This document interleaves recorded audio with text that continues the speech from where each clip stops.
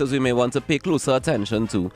We actually have some in-studio guests with us today. Let me say welcome and good afternoon to Sanjay Chase, the president of the TNT Chamber of Industry and Commerce. Now, Sanjay has over 25 years of experience in property law, conveyancing, commercial transactions, and she's also has extensive expertise in mineral title analysis and oil mining leases. Her previous roles included legal officer at the Trinidad and Tobago Chamber of Industry and Commerce and legal trade specialist at the Ministry of Trade and Industry. So good afternoon to you, Sanjay, and welcome.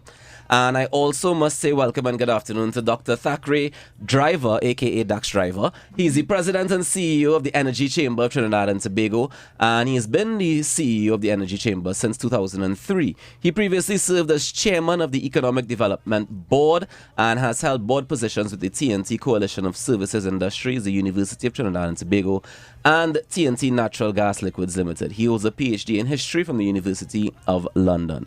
Good afternoon to you both and welcome. Thank you. Thank you. Just quickly, some housekeeping. We should be heading over to Karen Cozier Phillip live from the Red House just after 1 p.m. after the NLCB draws. So that is also something to look out for. But let's get into the conversation at hand. We're getting ready for the budget 2026 to be read today. What do you expect the budget to say? Let me start with you, Sanjay, about the state of the nation as it is now. Our expectation is that after 6 months assessment, the government will have the information at hand to determine where the revenue streams are. Right. So there would be some focus on the improvement of these revenue streams because the information that has been coming out in the public domain is that we are constrained in our revenue. Yeah. And it's not unknown that our expenditure has been exceeding our revenue for the past few years. Mm-hmm. So the expectation is that there would be some measured assessment as to how we can realistically look at our revenue generation. I would not get into energy. That's what Dax to talk about. So it really for us, it'll be focusing on the non-energy sectors. And I think there would be adequate focus by the Minister of Finance on that discussion this afternoon. Oftentimes when we talk about diversification, we talk about getting away from the energy sector and go into the non-energy sectors. Do you expect that in this budget we would see some more of that? Most definitely. I thought it was going to be overshadowed by the Dragon gas deal, right. But I don't think it will take away from the government's intention to focus on the energy sector. It is the sector that is probably going to drive economic growth. We can't put our eggs in one basket anymore. Yeah. We have been doing that in the past and we've realized it just wasn't working out for us. So I don't like to use the word diversification, Rokas. I always like to say non-energy sector growth because that D word is just battered and abused. So I like to say let's focus on driving the non-energy sector. As in everything? As in everything. Okay. Outside of the energy. Let me jump across to you, Dax. So how do you feel about it in terms of we currently, I think we set at somewhere between 30 and 40% of our GDP is based on energy, right? So we still definitely depend a lot on energy. Very much so, yeah. I mean, Trinidad and Tobago still is very much a hydrocarbon-based economy. We rely upon the energy sector for the vast majority of our exports, so that's where we earn our forex as well. And the sector has been under a lot of strain over the last decade, really since 2015. So, yeah, and that is continuing, but we are seeing a lot of positive things happening as well. I mean, the key in the energy sector is you need the investment to happen upstream. So the production of oil and gas, that's where you need the investment dollars to flow. They have been, and there's been a lot of positive announcements recently. The Exxon re-entry to Trinidad, I mean, that was a big announcement. It's big, having them coming back into Trinidad and Tobago. Hopefully, these things are not happening straight away. These are not things in the next fiscal year are going to change things, but they are down the line positive things which should be happening. Exxon coming back in. We've seen CNOOC, the Chinese national oil company, taking acreage as well in the most recent bid round, and there's a lot of investment taking place. So looking for those investment decisions in Trinidad and Tobago, I think, is the key upstream, because we need that natural gas to flow to Point Lisas into Atlantic. That's where it earns our export dollars for methanol and ammonia and LNG. Oil as well, I think, is also a lot of potential in oil. We don't have the refinery operating now, but we're exporting crude oil, and so there's a lot of opportunity to increase crude oil production. Crude oil production actually is an area where we think there can be some sort of nearer shorter-term increases in crude oil production from the mature acreage. It's close to existing infrastructure, but it just needs the investment dollars to flow there. All right. We think that should be an important focus for the government. And if we were to put that focus there, is that short-term returns as well? Yes, I mean that is something which is happening within a couple of years rather than sort of 4 or 5 years, is where you're looking for major offshore big projects like an Exxon project. Right. But there's potential to increase production from our existing infrastructure. Yeah, a lot of it's with Heritage, the state oil company, and then all the small lease operators. Then there's other small producers off the East Coast, and they've got opportunities. They're difficult for them to make money at the moment. Oil prices are quite low right now. Right. So getting the investment dollars to flow there it needs some changes, particularly the tax regime. That's something which we've talked about a lot with the government, and hopefully we'll see some changes today to encourage the investment dollars to flow into those projects. One of the nice things with the traditional oil sector, onshore Trinidad, is that quite a lot of the investment is in TT dollars. So anything that's nice. Yeah, that's good, because if you can invest in TT dollars and produce US dollars, that's what the country needs to do. Okay. So reason I say that the investment is like with local companies, and it's sort of rebuilding roads and bridges to get to the oil fields, and it's transport contractors and small businesses in South Trinidad. So a lot of that investment takes place in Trinidad and Tobago dollars. So it's also investing in the community as well. Yeah, exactly. Yes. Yeah. So, and the actual infrastructure that exists within. Yeah. But you mentioned, of course, some of the investments is the long-term investments. Which one does Dragon Gas Steel fall under? Well, that's a longer-term investment. Right. I mean, Dragon.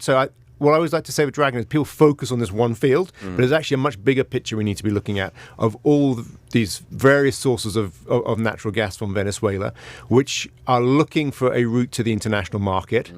There's no route through Venezuela at the moment, just because they're not able to attract the international investment into Venezuela to build things like LNG facilities or methanol plants. We have spare capacity in Trinidad. So the whole story is really, I think we get very focused on this one field, but I think there's a much bigger story there which we need to be looking at, where Trinidad becomes a location where Venezuela is willing to export its natural gas to by pipeline, and we process it and send it to the international markets. Okay. So I think that we need to put Dragon in that bigger context. The Dragon field itself, I think, part of the reason why it's sort of attractive and had a lot of attention is because that can move faster, because it was actually developed by PDVSA, the state oil company of Venezuela, a few years ago. So there's actually some infrastructure there very close to existing Trinidad infrastructure. So that could actually sort of be fast-tracked. Yeah. But beyond that, there's a lot of other natural gas in Venezuela. Venezuela has massive reserves of natural gas, which has not been able to develop.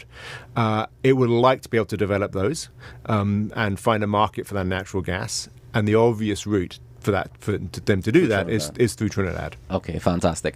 I want to jump across a bit because, of course, energy, as we mentioned, is not the only thing that we want to discuss today. But I do want to know how the role of AI is expected to impact the economy of Trinidad and Tobago, because we have a whole new Ministry of Public Administration and Artificial Intelligence. Sanji, let me jump back across to you to see how do you think, or what would you look for in the budget to be able to say we'll have this impact on the economy of Trinidad and Tobago? Indeed, good question. I mean, we were really heartened when the present administration decided to enlarge the Ministry of Public Admin. So we had public admin before, but they added artificial intelligence to that ministry. And it showed a serious and focused direction that artificial intelligence has to play a role in government policy at that level, because government just creates a facilitative environment for business. Right.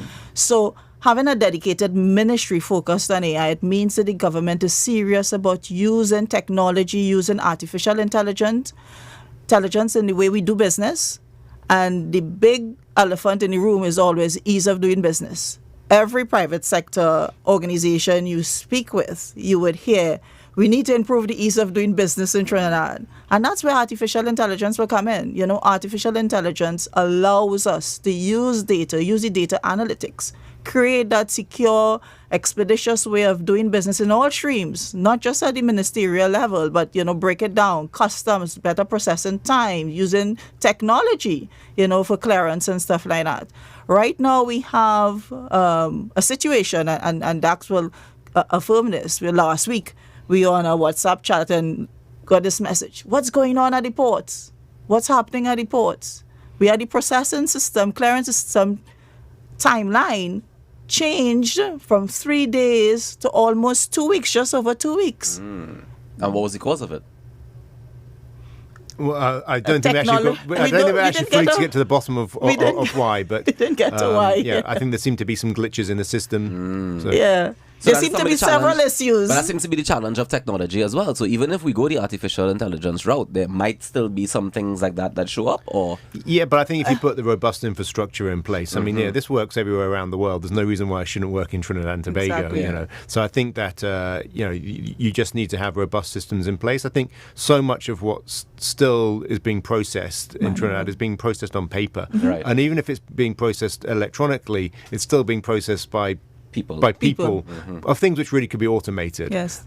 So I think that is where we just need some big improvements. Be speaking about that and balancing what was said during the election campaign on your manifesto versus what's about to be read in the budget this afternoon is a balancing act that I know that every government would have to struggle with, right? One of the things that was mentioned in terms of most likely to need immediate funding is some of the things that we're talking about here as it relates to AI in terms of digitizing medical records and things of that nature.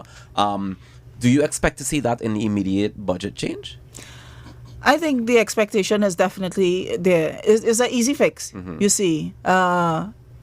We have been putting systems in place. It's just the speed at which it has been done in the past has not been accelerated as we imagined. Now with a focused ministry, I expect there will be a lot of digitization going on in various ministries. The ministry had launched its Anansi platform, which was one aspect to getting us there. So you have this, at a touch of a button, access to government information, but that's just part of it.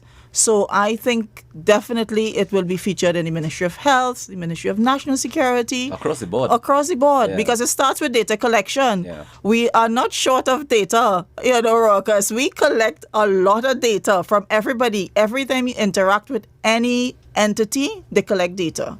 So it's not really scrubbing that data and putting it to useful means, and digitizing it. So definitely. I just want to jump back quickly to you mentioned ease of business. Can you break down for me in terms of AI, what does that mean from the business perspective?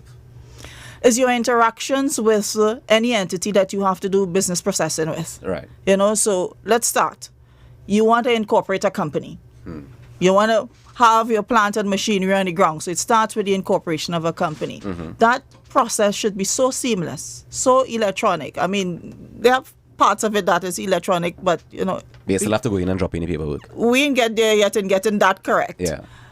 And your banking system, when you have set up your bank accounts, then establishing your right of establishment on the ground, all the different agencies, the regulators that you have to interface with, all of that should be electronic. You should not have to be in 2025 walking into any ministry or any regulator with a stack of paper in your hand, going from door to door. We should move to a system where it's all electronic, all seamless. And that is how you improve the ease of doing business. And that's what they're going to attract foreign investors. That's what foreign investors, which is Dak's point. You want foreign investors to come in, but then coming in into a system where it's too convoluted. Exactly. All right. Well, we are going to take a pause right now because, of course, you have the NLCB draws coming up at 1 o'clock. And we'll be right back to continue the conversation. So please, all you have to do is stay tuned right here at TTT and Talk City 91.1 FM.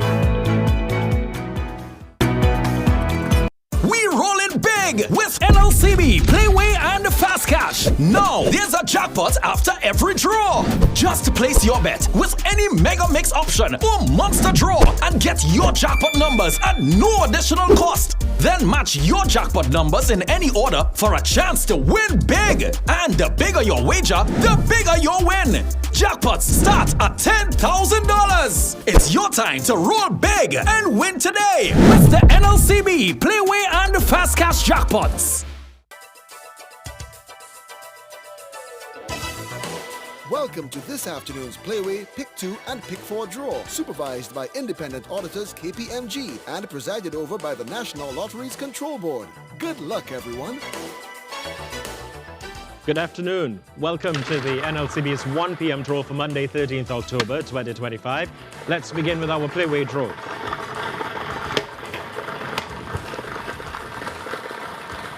And this afternoon's 1 p.m. winning playway number is 26. The lucky mark is foul. That number is 26, the lucky mark foul.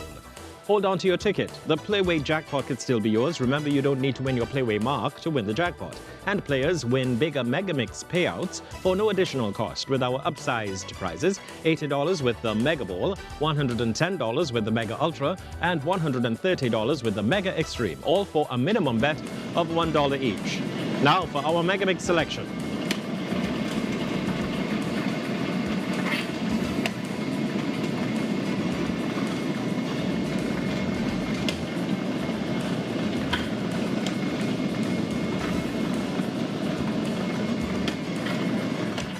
Playway number 26, the mark foul has called with all three white balls. Keep on playing. You've won the base payout of $26 for every $1 played.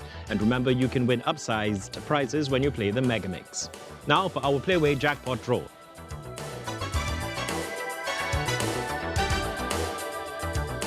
Once you play your mark with at least one Megamix option, you have a chance to win your share of the playway jackpot. With each Megamix option played, you receive a set of 5 jackpot numbers. Match all 5 numbers in any order and win. The bigger your mega wager, the bigger share you win. This afternoon's playway jackpot is $97,227.38. And the first number is 35. The second is 19. The third is 15. The fourth is 10. And the fifth and final number is 2. Repeating this afternoon's playway jackpot numbers in any order are 35, 19, 15, 10 and 2. Play now, don't miss out on your chance to roll big with the playway jackpot. At Friday's 1 p.m. draw, the winning playway number 36, the mark donkey, called with the Mega Ultra Ball and the Mega Extreme Ball. Players won over $1,200,000. Congratulations to those lucky winners. Don't miss out on today's Megamix winnings. Next, we'll draw our winning Pick 2 numbers.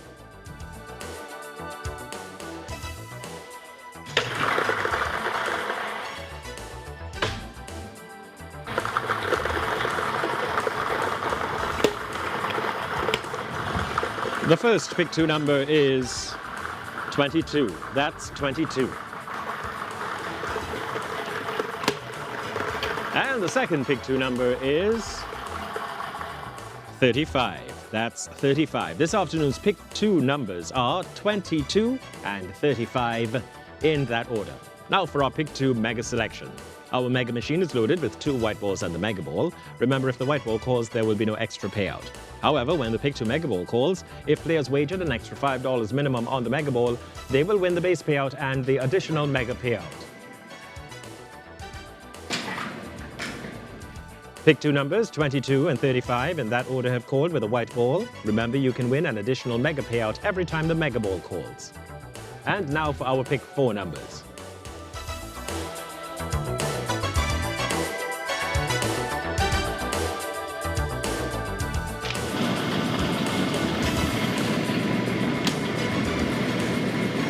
The first Pick 4 number is 2. That number again is 2.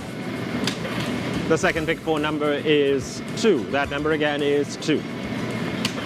The third Pick 4 number is 4. That number again is 4. The fourth and final Pick 4 number is 5. That's 5. Repeating this afternoon's winning Pick 4 numbers are 2, 2, 4, and 5 in that order. Congratulations to all winners. Players, get ready for the boom, bang, and blitz of NLCB Scratch Game Cash Blitz with 45 chances to match your winning numbers and over $12 million in total prizes. Play the $10, $20, and $50 games for your shot at an explosive $800,000 in top prizes. Scratch, match, and win.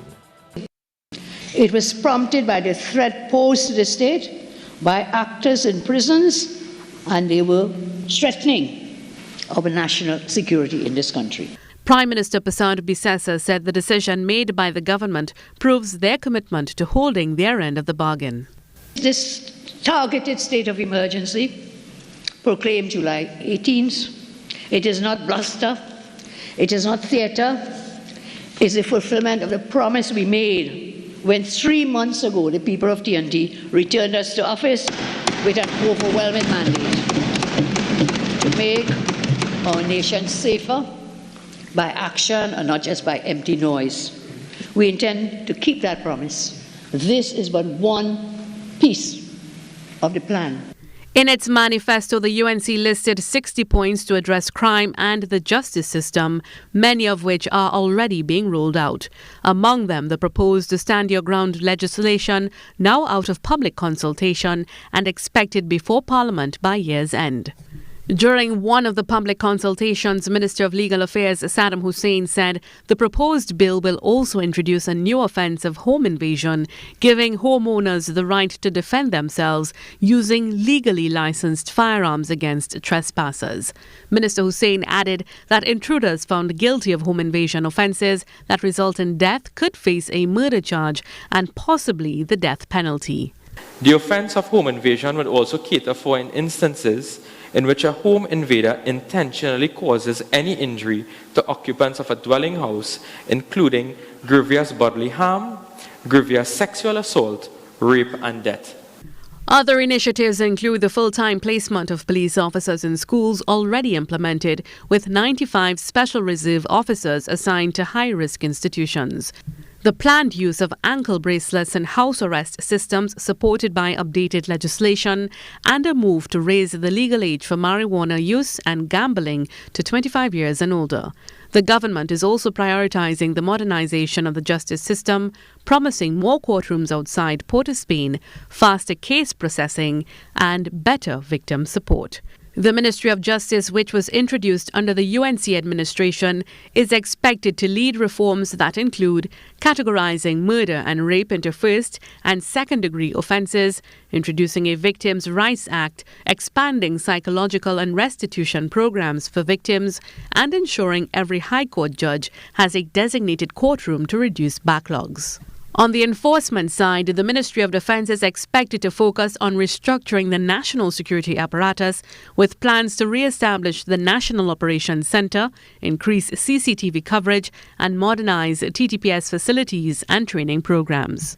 The government has pledged to modernise the Forensic Science Centre to improve evidence processing and reduce case backlogs. Plans also include expanding forensic training and establishing a new national forensic complex at the UE Debe campus. Security, justice and law enforcement are expected to remain among the top 3 national priorities. Mahalia Joseph Wharton, TDT News.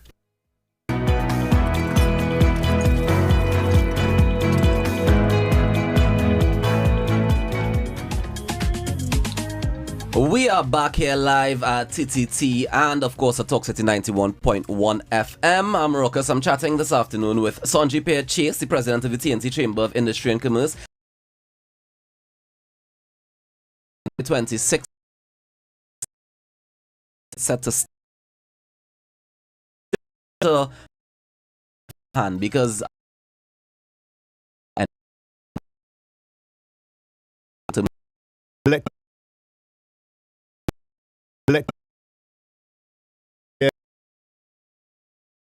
in Trinidad, not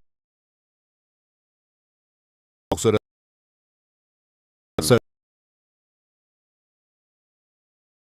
as with renewables, it actually even if you leave don't even think about the climate change parts of this, which we should be thinking about. I'm not saying we shouldn't be doing that, but even if you're going to discount anything to do with climate change, even if you were to do all that, there's still a very good argument for increasing the amount of electricity from renewables, because it generates foreign exchange if we do that, because the natural gas then is used in petchem and LNG.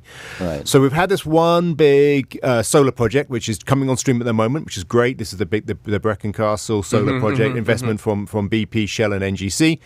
We need more of those. So we need other big projects like that. But there's also, and then wind. We've been doing some studies on wind. The country's been doing studies on wind power.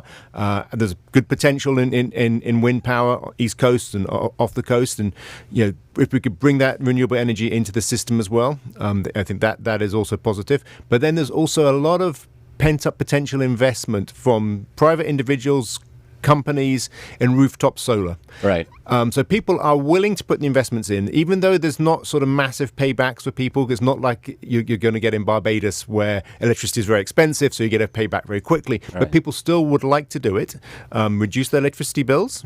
But you need the legislation in place to do that. So we've been looking for that legislation. It's essentially a feedback tariff type system where you can feed in your electricity onto the grid and right. get a reduction in your bill based on it. That doesn't exist at the moment in Trinidad in an easy way. You can sort of do it, but each one has to be negotiated separately with TNTech, so which then becomes, from an easy doing business point of view, very, very difficult. So we would love to see some progress on that. We think that is important. The wind power, I think, also has great potential if we're able to generate large amounts of renewable energy. There's something you can do with that, with the green electrons, to bring it into the petrochemical sector through green hydrogen. Something people may have heard about. So you take water to make hydrogen instead of natural gas, right? And you can supplement that into the stream going to petrochemicals, and produce low carbon petrochemicals, of which there is a good potential market for those globally, because people are looking for low carbon, particularly of ammonia. That's where the big potential opportunity is. So we think that that's also a big opportunity. That's, again, not a short-term opportunity, but it's something which we certainly should have a strategy towards, using wind power for those things. Can I ask, though, you mentioned those things, and I can't help but wonder, if it is that we're going to go that route and decide, all right, let's use the renewable energy, what's stopping the people who are buying the products from us to say the same thing? Well, everyone can, but Trinidad has a good opportunity in the green hydrogen ammonia space, because we have the existing ammonia plants in the country which are crying out for raw materials. Right. So in the moment they get that natural gas, they don't have enough natural gas coming to them. If you can then substitute that or add in green hydrogen, because they use the natural gas to produce hydrogen, basically. Okay. So that's the sort of the idea you have to have. They use natural gas now as a raw material to produce hydrogen. Okay. But instead you can actually use water as to produce the hydrogen from water. But you need large amounts of renewable energy to do that. Right. To split the hydrogen and the oxygen. Okay. So, and you have the existing ammonia facilities here, which are demanding that. So other places in the world where they can develop renewables to make hydrogen, they don't have an ammonia facility to put it into. Okay. So something like Chile, they're looking at green hydrogen, but there's nowhere the hydrogen to go. Okay. But we have that demand for it. And we already have the facilities more or less set up for it. Yeah. All right, let me jump across to agriculture. We keep talking about non-energy sector, right? Agriculture is one of those that we've been seeing different investments in over the years. What can we hope for in this budget? I suspect there would be a strong focus on agriculture. And it is in two respects. CARICOM had set this agenda for themselves, very ambitious, 25 by 25. It did not materialize, which was, their intention was to reduce their respective food import bill by 25% in the year 2025. Right. None of the CARICOM countries achieved it. So they pushed forward to 2030. Trinidad is worse off than anybody. So when you look at the data, as I say, we're not short of data, you would see our food import bill currently stands at over 7 billion.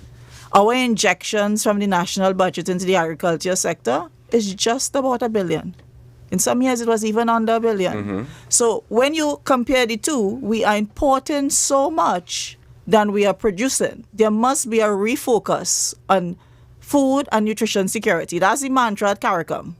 CARICOM needs to get focused on its food and nutrition security. How you do that? You have to invest in agriculture. And I believe the government intention is clear. They're going to put some efforts into the agriculture sector, and not just talk efforts, significant measures to show that we can in fact achieve the goal set by CARICOM, because we have to. We can't be using the very scarce foreign exchange we have to satisfy our very fancy palates and be continuing on the trajectory where we are carrying up our food import bills. We cannot afford it anymore. And it's ironic because, Dax, you were talking about finding ways for us to earn more money, but this seems like a way that we can save some money. Yes. Yeah, and that also is very, very important going forward as well, because we do have to watch it. You mentioned earlier to me off air, of course, the orange economy as one of the things that we can be looking out as a means to generate income. How do you propose we do that? The Chamber recognized the viability of the orange economy, not just because we are a creative country outside of Carnival, Yeah. 365 days a year, you can see the creativity in Trinidad and Tobago. Our music, our culture, our talk, our dance, everything is creative. We have established at the Chamber an Orange Economy Committee just for that, to really focus on the development of the orange sector. So it was instructive for us when there was a merging or bringing together, probably that's the better word, of all of the different bodies. So you had Film TT, Music TT, Okay. Creative TT, and they all came under one umbrella now. So it's now Global TT. Yeah. So it shows that there is a recognition that the orange economy is not dissected, it's connected. And if we have a significant national focus on the sector, we can drive the growth in it. And informatively, the Minister of Trade, Investment and Tourism, because tourism is now under his ministry, and investment, his focus is driving that sector because he sees that sector as a primary non-energy sector for economic growth in Trinidad and Tobago. So what we were discussing off here is how you drive the sector. That's the million And I was saying to you, it's not limited to rebates, which has been the thinking in all past budget. Give them rebates, give them the processing time for the rebates, ridiculously long. And even the rebate, when you eventually get it, it makes no sense. So it's really looking at it at a national strategy level and putting in the policies and procedure and the infrastructure in place for creatives to really explore and grow and see the viability in it. A lot of people are getting into the creative sector. They're not really into the traditional 8-to-4 job anymore. Yeah. They want to explore their talent, and the creative sector is where they're exploring their talent, and that's where the orange economy comes in. How does the policy makers, how do the policymakers get that infrastructure set up to be able to earn from the orange economy? It starts with recognition. So that's why I said Global TT was their first recognition of bringing all of the sectors together. Then it is putting in the institutional regulatory framework in place where you can tap into it. So, we were talking about unregulated aspect of it. How do you capture who really is operating in that space and who isn't for tax purposes? Yeah. So it's not just limited for the tax purposes, but just creating national standard operating procedures for all of the creatives. So we operating at a certain standard. So when we say this is a product of Trinidad and Tobago creative sector, it is produced at a certain standard. So we have the legislative and infrastructural framework in place. That's the government that said that. The players will then come into the mix. But we've tried it. We've tried it with the artist registry, for example, right? It's one of the things that we've tried and said, all right, this is the framework, this is the structure, you register and be a part of this. And then this is supposed to, you get a certificate and everything that says, yes, I am valid as a member of the creative arts. And you're supposed to be able to take that to the embassies to get your visa, to travel, to do work. You're supposed to be able to take it to the bank to get a loan. But we realize that sometimes there's a gap between when the policy is made versus implementation. How do we get over that gap? Because it's oftentimes the same struggle, like no matter the industry. Once the policy is made, trickling down to get it to have that positive effect seems to be a challenge. And that's why I was talking about looking at it holistically. Right. Because in the past, it's operating in silos. So you have the policymakers doing one thing, you have the financiers, you have the producers, they're doing their own thing. There was no cohesion. Global TT, because Global TT also has Invest TT under their umbrella. So they have all of the creative sectors plus Invest TT. It is a measured attempt to bring all of the players together. So there should be no more silos where we set policy, the financiers are unaware of it, the embassies are unaware of it. We look into export services, you travel to a CARICOM country, you have some challenges to be able to explore your talent because there's a level of ignorance or unawareness. So that global effect that we're trying to create by looking at it holistically, I think is where the change is going to happen. Yeah, and it also takes me back to the role of the Ministry of Public Administration and AI in terms of communicating that to everybody and making sure everybody can access it in one place. I want to jump back across to you, Dax, to talk about youth development and skills training. Is there anything we should be looking for in the budget as it pertains to that? Well, I think that there needs to be a real clear focus on technical and vocational education. We've seen with this government coming back, create a separate Ministry of Tertiary Education, and we know that TechVoc is a big part of that. Right. So we see that as very positive.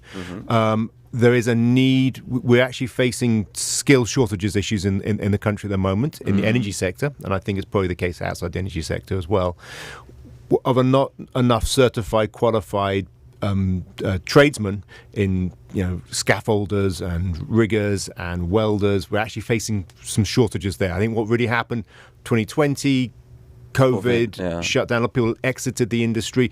A lot of people left. A lot of people are in Guyana. There's a lot of Trinidadians working in Guyana now. Guyana economy is booming. Fastest growing economy in the world. So people have gone across to Guyana and are working there, which is great, and that's good. And I think we need to encourage that. That's a good thing. But then we need to replenish having more people being trained in the country.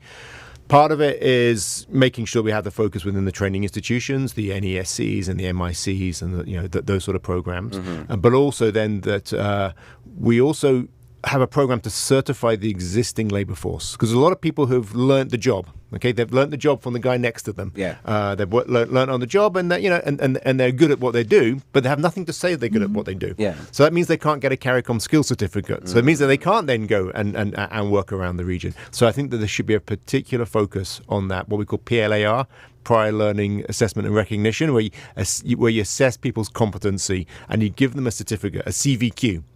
The idea we should be trying to get Caribbean vocational qualifications into the hands of as many people as we possibly can who've got skills, and that it transforms people's lives. It means that they can then get a better job. They can access an opportunity in Suriname if it's there, or in Guyana, where it happens to be. Or in the energy sector. In the energy sector in Trinidad. We actually are facing times now where we actually have skill shortages in the energy sector. Not something we've had traditionally, for a good few decades now.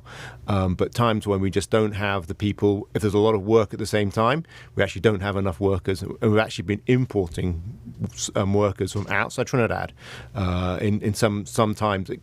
It's not throughout the year. There'll be a key 2 weeks where there's 3 different turnarounds, big maintenance programs going on in Point Lisas, and you actually have to bring people in from Colombia or Mexico or elsewhere.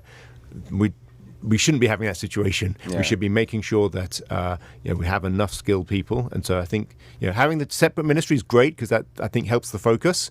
But that focus on technical and vocational education, and those are jobs which are not going to be replaced by AI. You so can't. That's another concern. You can't. AI is not going to do plumbing and electric and the work of an electrician. Okay, that's going to come at the end. Actually, that manual work, machines are very bad at doing that. Robots are very bad at doing that difficult, complicated manual work, and the arts as well. They can't do that. So those are actually skill areas where we should bring a lot of emphasis behind. I mean, accountancy, engineering, and law. A lot of that can be replaced by AI. Okay, but a plumber. You can't get a robot going into a house and finding, and finding where all the pipes are and fixing that. So those are jobs which I think there's a real need for us to put some focus behind. Another job that can be replaced by AI would be sports. Sure. How do you propose that we focus our budget for sporting and sports infrastructure? Trinidad has been a sporting industry. I mean, our sportsmen and sportswomen have done us proud, internationally. And it's just to piggyback on Dak's conversation with the youth involvement and skill training, there are some youths who the education thing is not for them, but sport the academic is. Thing, the sport is, and they're really good. So it's harnessing that. And that's a lesson we could really learn from Jamaica. They start at the elementary age, and they groom their sportsmen and sportswomen from toddlers go right up. So let me just pause you there a quick second, Sanji. We have live shots on screen right now of the Honorable Kamala Prasad Bisasa arriving at the Red House. We're seeing her, we could kind of see her through the phone, but of course lots of people around, and she's greeting some of the supporters, some of the fans who are there. So we are just carrying some of that footage live as we continue our pre-budget conversations here on Talk City 91.1 FM and on TTT Live Online. Thank you so much for being here with us. We're seeing people clamoring to meet with the Prime Minister, and of course she's taking time to make sure that she says hi to as many people as she possibly can. And we're going to continue that coverage right here on TTT and on Talk City 91.1 FM. We're here chatting this afternoon with Sonji Chase, the president of the TNT Chamber of Industry and Commerce, and Dr. Dax Driver, the president and CEO of the Energy Chamber of Trinidad and Tobago. Sonji, we were talking sports, and we're talking sport infrastructure. Is it something that we need to have a lot more focus on? We've been seeing the successes. We saw the giving of the national awards to the TNT Knight Riders team. We saw the recent success of the national football team, the World Championships with Akeem Stewart, and the Para Championships and the World Championships with Jareem, and both Akeem and Jareem. So we've been seeing success of our sports athletes even without that added infrastructural boost. What will it do for us if we were to able to get more? Certainly, it will take us on a different level. Our athletes, our sportsmen and sportswomen are really ambassadors of our country. I mean, they bring the recognition and spotlight Trinidad and Tobago when they do well and they excel. So we have to invest in them. And that's the point I was making earlier. You know, that's what Jamaica has been doing, investing in them from toddlers. You know, when they recognize that potential, their focus is on creating that great Usain Bolt, that next Usain Bolt, that next Shelley Ann Fraser Prize. And we haven't gotten there as yet in terms of our serious dedication to sports. Although we've had Ministry of Sports and Youth Development, you know, spending some time, but a great effort is required. Dax, can I jump back across to you to ask, where do you foresee we'll be spending the biggest chunks of the budget? I know every time we read a national budget, everybody looks to see which industries get the big pie, big pieces of the pie. Are we looking forward to that? Normally it's national security gets the biggest of it. Can we expect that again, you think? I suspect, I think that is just an inevitability that national security will get a big chunk. I think education will get significant funding as well. And I think that those are obviously that those are areas where we'll continue. I mean, I think energy sector, our job is to try to create the revenue to fund those other things. So that's what our focus really is on. And it's always very interesting because we talk about, the word you don't like, the diversification word, right? But we still rely so much on energy to be able to fund a lot of these things that happen. In terms of public-private partnerships with the energy sector, how beneficial is that to reduction of crime, to improving sport infrastructure, to improving culture, AI, all of it? Well, I think the energy sector has always played a big role in sponsoring. There's a lot of corporate sponsorship which comes from the energy sector. So, if we're talking about creativity and culture, I think that you've got some fantastic examples of really long-term brilliant partnerships between energy companies and some of the steel pan sides. I think that's something which the country, is actually extremely unusual that you have that sort of partnership going on for so long. If you're anywhere else in the world, the partnerships between some of the companies and some of the pan sides, and I think that that's really a positive thing. So I think that the energy sector does have those roles to play. Fence line communities, in Point Fortin, Mayaro, there's also a lot of. All right, let me just pause you. Let me just pause you for a second there, Dax, because we have the Honourable Prime Minister live. She is down at the Parliament at Red House. We're going to throw across to her and see what she's chatting about. Very fair budget. I thank you all. God bless. Will there be sittings over the weekend to facilitate? Possibly. Let's see how it goes. I take one day at a time with the grace of God. One day at a time. God bless you all. Thank you. Thank you. Go ahead. This one. Go ahead. Mike's. Well, it seems she's heading inside, so we just got the tail end of what she was talking to the media about, and I'm sure she's getting ready for the budget presentation 2025-2026 fiscal year, as we all are waiting patiently to be able to see what's about to happen. And of course, every time we're about to read a budget, for some reason people decide they're going to go to the gas station. What I imagine it's because they're afraid of the gas prices being increased. Do you think we have anything to be afraid of in this budget? I don't think there would be an increase. Dax probably might be in a better position to answer that, but I don't think so. Global oil prices are fairly low at the moment. So actually there's really very limited subsidy right now being paid. In fact, probably no subsidy being paid actually at the moment on gasoline. There is still some on diesel. Okay. So that's possible, but I suspect we won't see any change there. It will be interesting to see if there's any announcements around fully liberalising fuel prices, which has been discussed in the past. I mean, there actually was a decision taken by the previous government. They never implemented it. They said they were going to, but then they never actually did. And what that means is that prices will go up and down, as it does in most CARICOM countries, as prices go up and down. Right now, they would be low because global prices are low. Yeah. So I don't think we'll see any increase there in fuel prices. I doubt that. All right. Tell me in terms of what you think will happen to things that we consume, like food. Can we expect to see prices go up, down? I know people have been clamoring for prices to go down when it comes to food.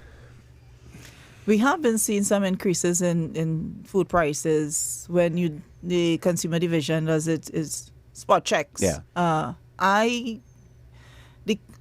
Maybe I should answer it this way. The cost of food, because we import so much, the cost of food is affected by the logistics in bringing what we consume to this country. All right. So if you have changes in shipping prices, supply chains issues, all of that will impact the cost and what cost eventually hits our shelves. Yeah. So there is really very little control the government will have on that part of it because those are external factors. But where they have attempted in the past is zero rating more goods, right. Moving some consumer products from that vatable category to the non-vatable category and zero rating it to make it more affordable for the consumer.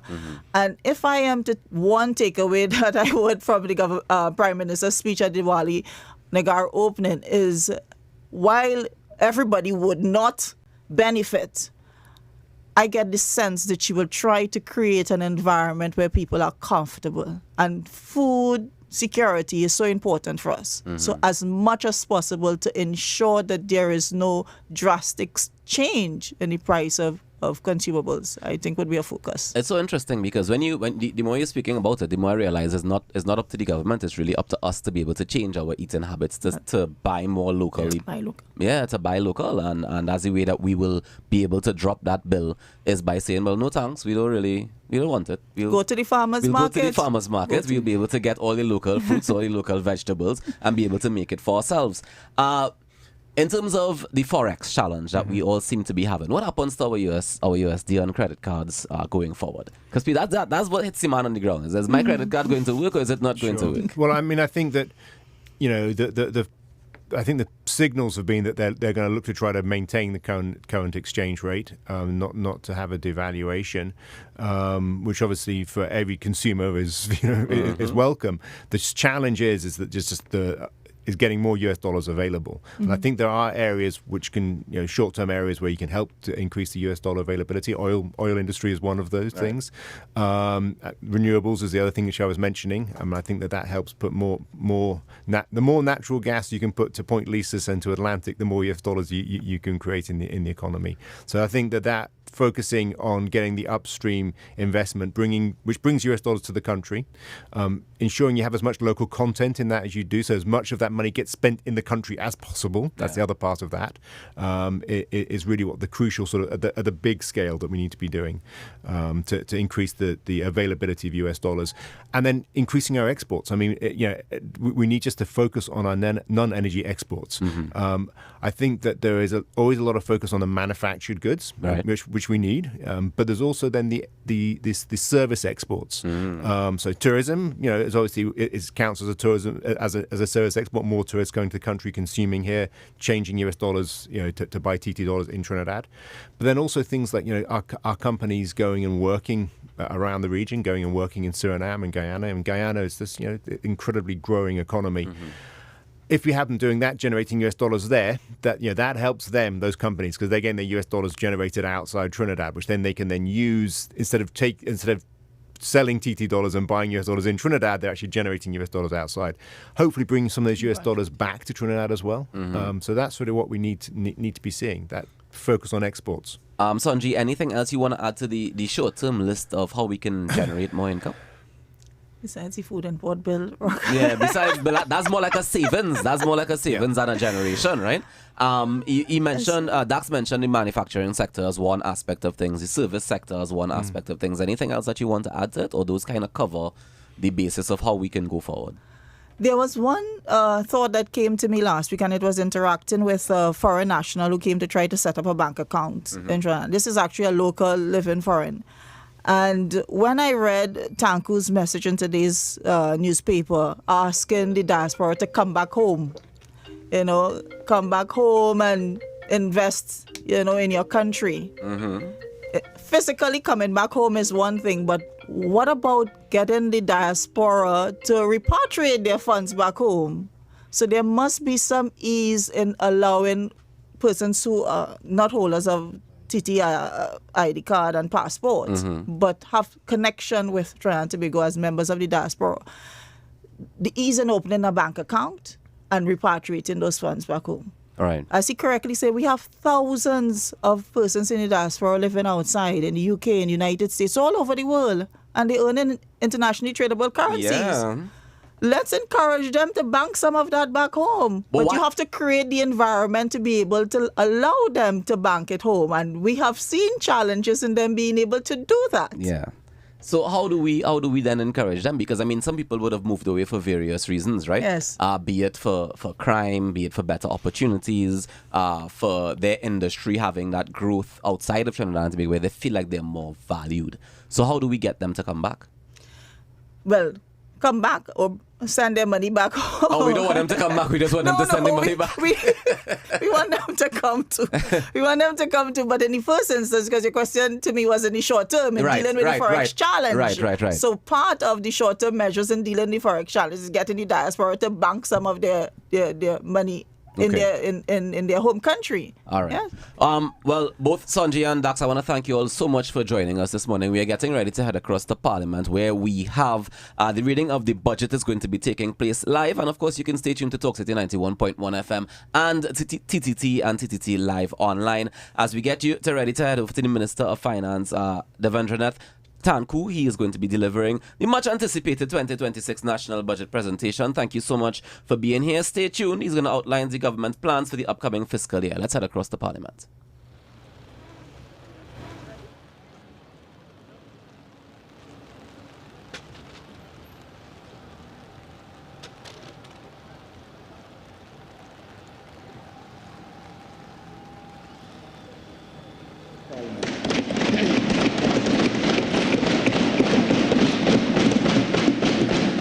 The entire country knows that the PNM left our country in financial difficulties and economic ruin. But none of us could have guessed how far this country had fallen. Our assessment of the national fiscal position has revealed the severe magnitude of our economic distress and the resultant challenges that lie ahead. Deep structural imbalances that trap us in a low growth cycle. A broken and demoralized tax administration that prevents us from maximizing our revenue potential. Persistent deficits, rising debts, an empty treasury, infrastructure in decay, escalating crime, and a population feeling very despondent. These are the legacies of the PNM decade of destruction.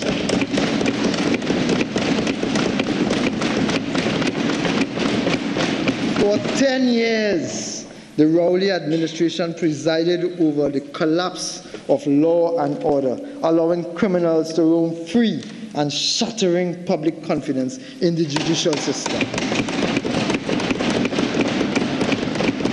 Our children suffered as the Couva Children's Hospital was mothballed out of spite. Financial support for children with special needs was cut and gate funding was slashed.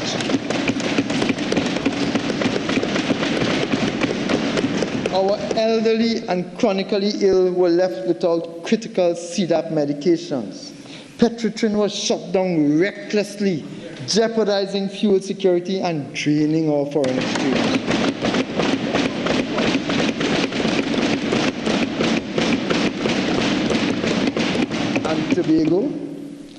Tobago, our sister isle, was abandoned. Its tourism sector crippled by the Sea Bridge fiasco and the PNM's laissez-faire response to the worst oil spill in the island's history. This is the shameful legacy of almost 10 long years.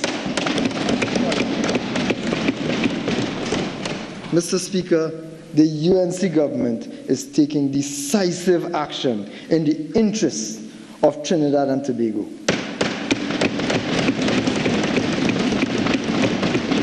This 2026 budget is a realignment of objectives towards a Trinidad and Tobago first policy. This budget is underpinned by clarity of purpose and anchored by 5 strategic pillars, each a critical dimension of national development designed to deliver tangible and sustainable outcomes for the people of Trinidad and Tobago. These 5 are: 1. The first pillar is restoring confidence and fiscal stability. The second pillar is on unlocking productive investments and jobs. The third pillar is commercializing and optimizing public assets. The fourth pillar is modernizing infrastructure, transport, and digital services. And the fifth pillar is protecting the people through social investments and safety nets. Mr. Speaker, immediately following our victory in the last election, we set out to work with urgency, discipline, and an unshakable commitment to deliver.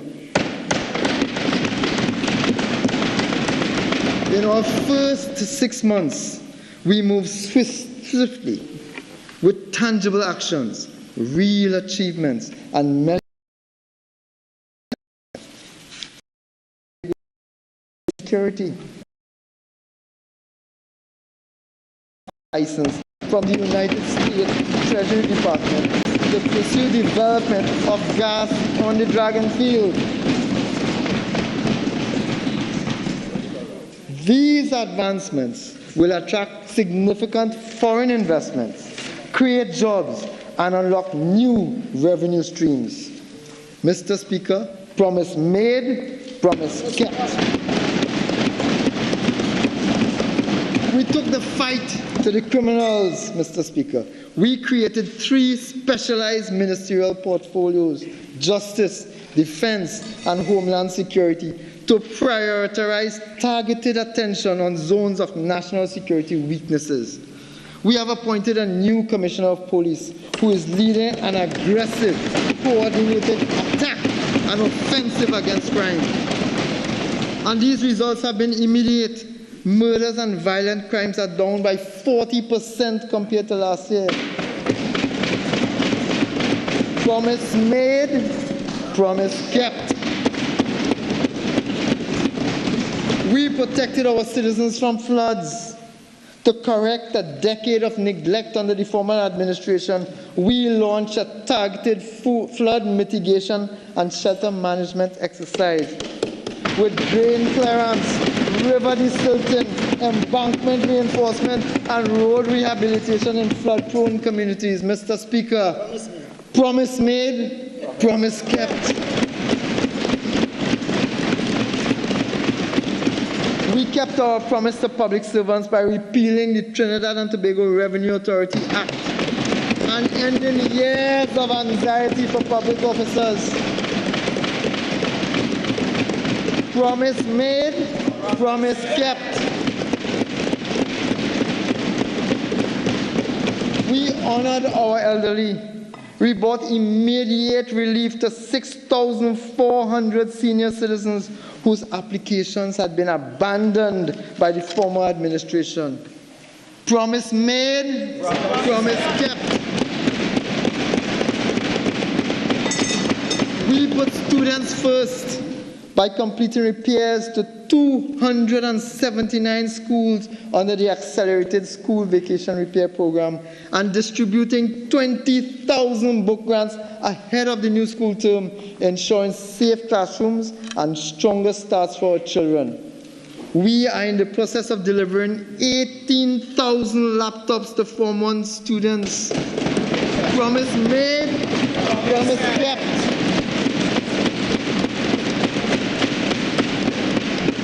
save lives of children.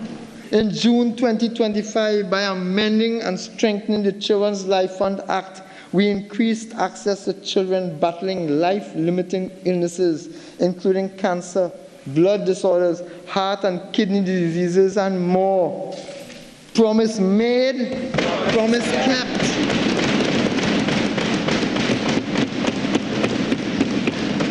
We are reviving neglected facilities by initiating the rehabilitation and full operationalization of the abandoned Cougar Children's Hospital, the National Therapeutic Resource Center at Carson Field, and the UWI Debe campus, left to rot by the last government. Promise made, promise kept.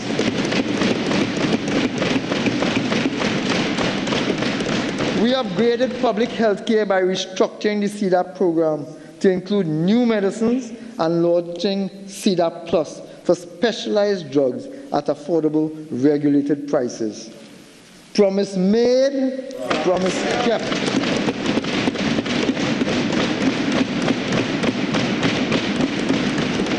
And we are not finished yet, Mr. Speaker. We stood up for law-abiding citizens by bringing stand-your-ground legislation via the Home Invasion, Self-Defense and Defense of Property Bill 2025. This bill is now out for public comment, Mr. Speaker. Promise made, promise kept. We halted the property tax that created anxiety for thousands of persons, including the elderly, retired, and low-income persons. Mr. Speaker, promise made, promise kept. We honored the outstanding wage settlement for NIB workers by immediately authorizing the payment for the period 2014 to 2016, which the former government had inexplicably withheld. This is the first step in engaging with the wider public service. Mr. Speaker, promise made, promise kept. This is the record. This is the record of a UNC government that performs. The first 150 days have proven one thing for sure. When you put the UNC in charge, progress is inevitable.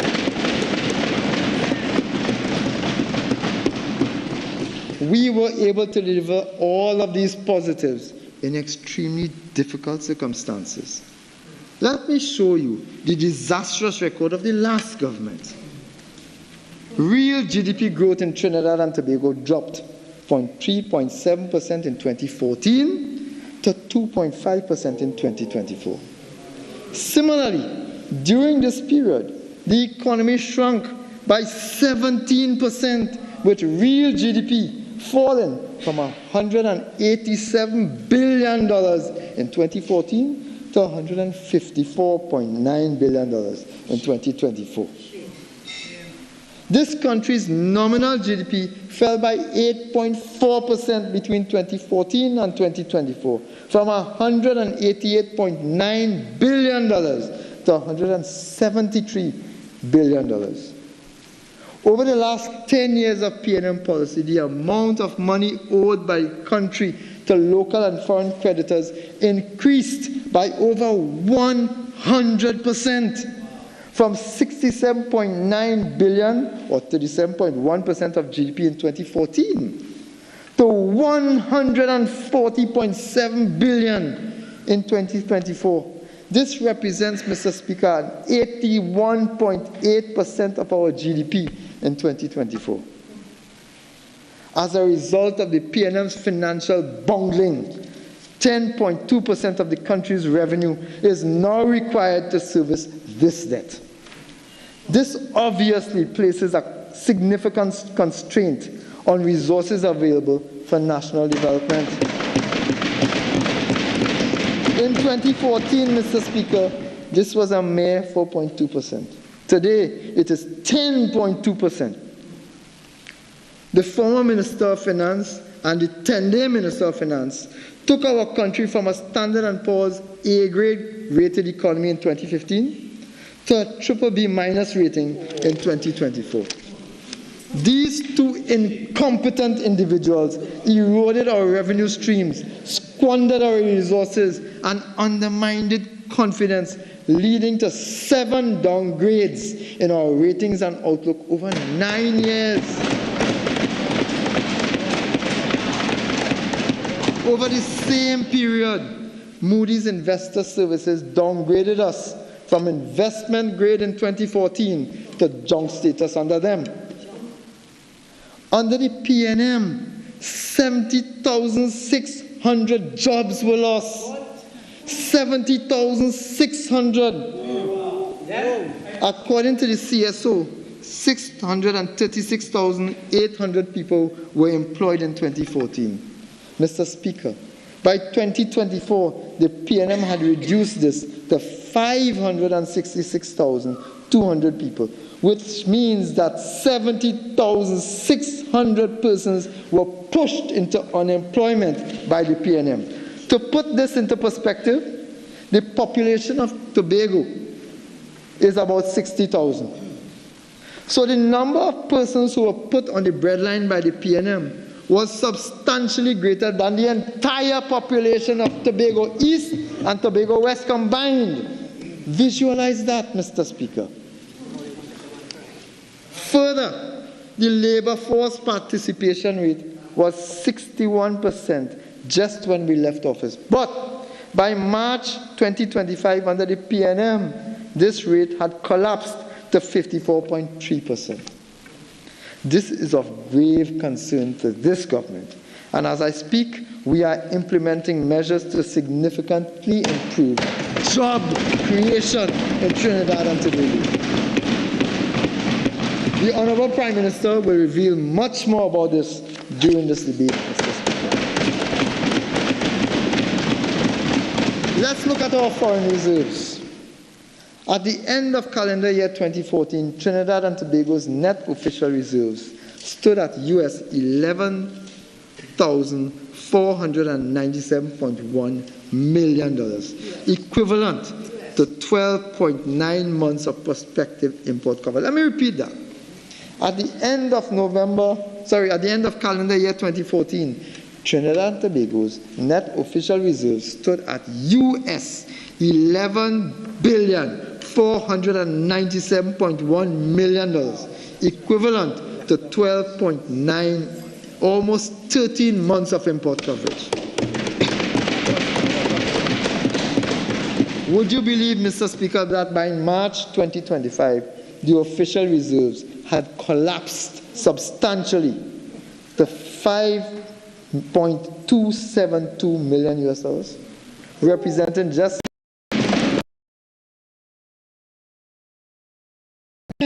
and again, Mr. Speaker, while citizens suffered in pain and frustration as the cost of living skyrocketed, the PNM and government continued to pile pressure on the backs of those least able to afford.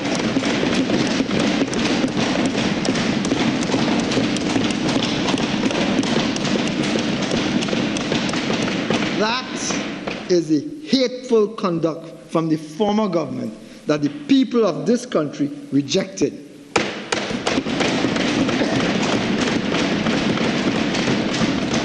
So let me announce the first measure of this caring government in this budget that will benefit every single citizen of Trinidad and Tobago. Today, Mr. Speaker, today, look at the glee on my face as I make this announcement. The previous PNM government has been unfairly overcharging citizens for super gasoline. On behalf of this UNC government, Mr. Speaker, I wish to announce that in our bid to build economic fairness, the Honorable Kamla Prasad Bisasa has instructed that effective immediately, the price of super gasoline at the gas station pump will be reduced by $1 per liter.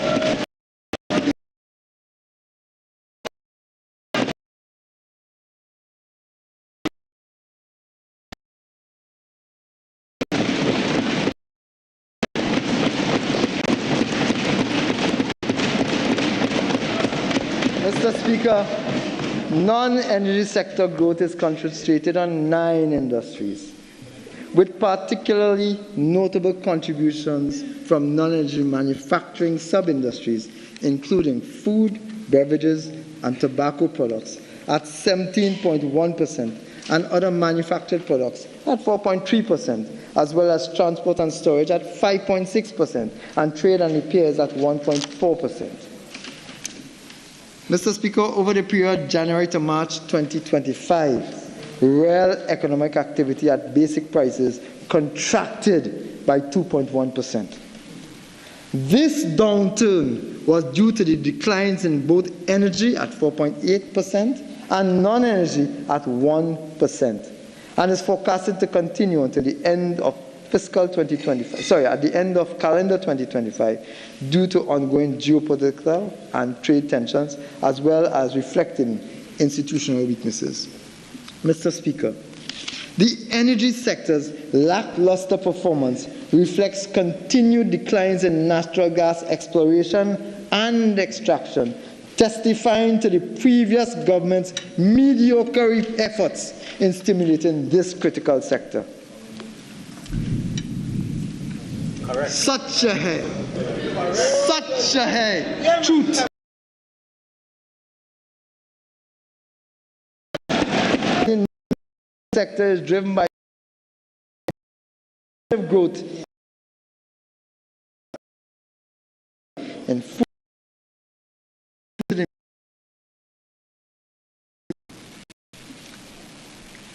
This government has adopted the UNC Manifesto 2025 as official government policy to guide the initiatives that will be implemented over the next 5 years. As a result, we expect stabilization and positive growth in fiscal 2026. Let me repeat that, Mr. Speaker. As a result, we expect stabilization and positive growth in 2026 as we roll out our development plans and initiate the rebuilding of Trinidad and Tobago.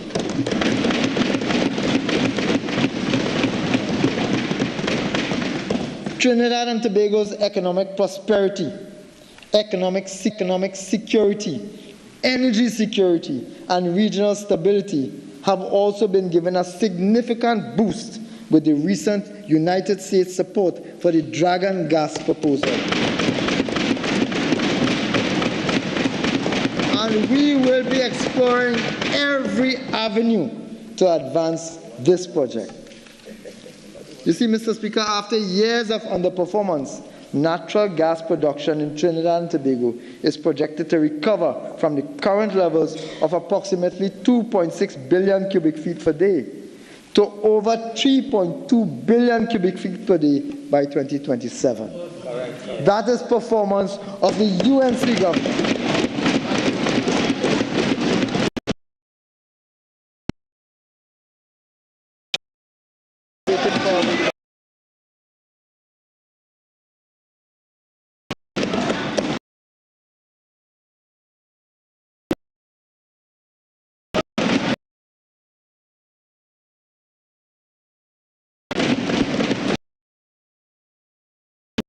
Part of tourism and the service industry, amongst others.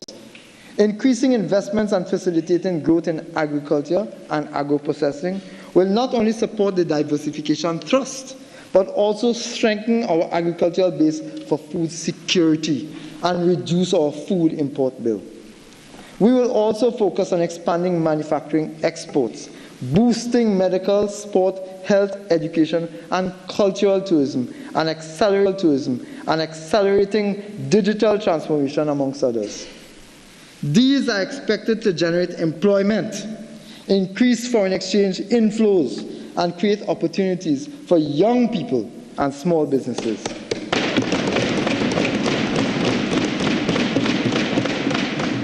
Foreign exchange shortages remain a challenge for businesses, limiting access to raw materials and production. The unfair practices at major commercial banks and the Exim Bank have exacerbated these shortages. This administration will act decisively to stabilize the external position by restoring energy production and creating an enabling environment for business and investment, we will increase foreign currency inflow. We will ensure that productive sectors have access to foreign exchange. We have already installed new boards at the First Citizens Bank and the Exim Bank, and we will move to install a majority of directors at Republic Bank Limited. I am proud, Mr. Speaker, to announce that in our effort to build economic fairness, Tobago's interests will be represented on all 3 boards, with the Tobago Union being present on each board.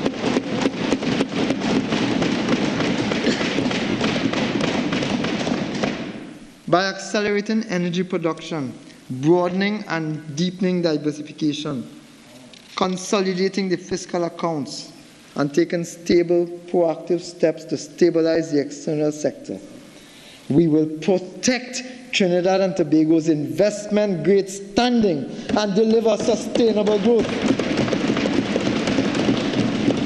Above all, our medium-term plan is about restoring confidence, protecting livelihoods, and creating diverse opportunities for every citizen.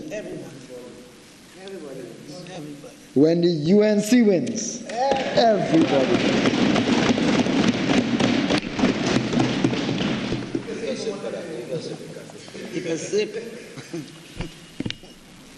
The former PNM government sabotaged the integrity and performance of our very critical institutions.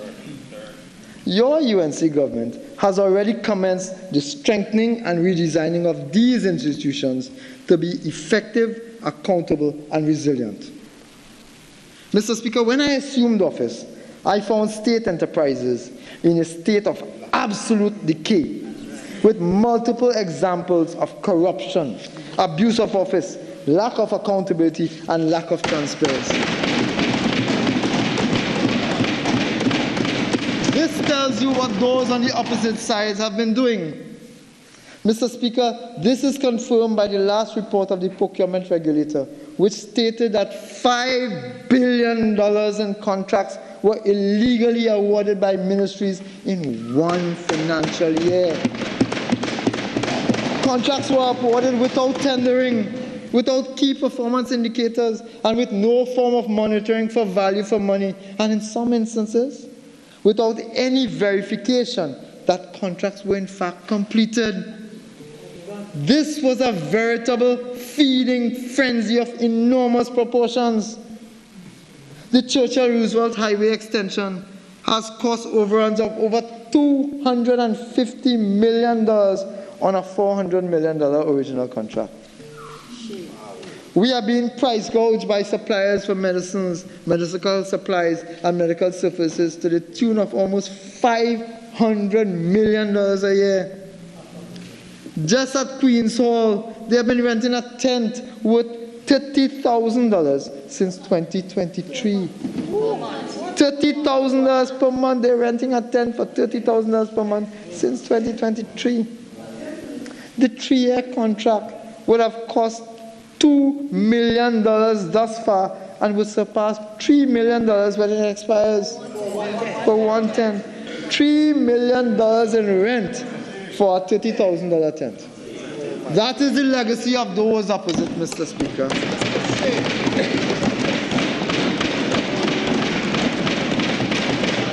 The population of Trinidad and Tobago was robbed of billions of dollars that could have been spent on medicine, crime-fighting equipment for the police, school supplies and school grants for the vulnerable, infrastructure works to prevent flooding, and much, much more. All of this happened under the former regime.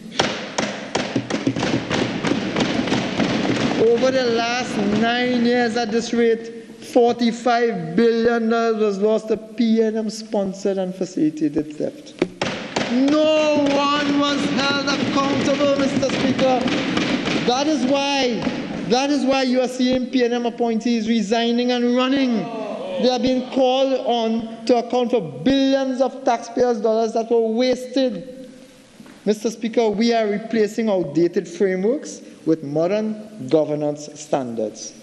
The Ministry of Finance is updating the obsolete State Enterprise Performance Monitoring Manual. This will ensure the best international practices concerning corporate governance, accountability, transparency, and delivering value for taxpayers' money.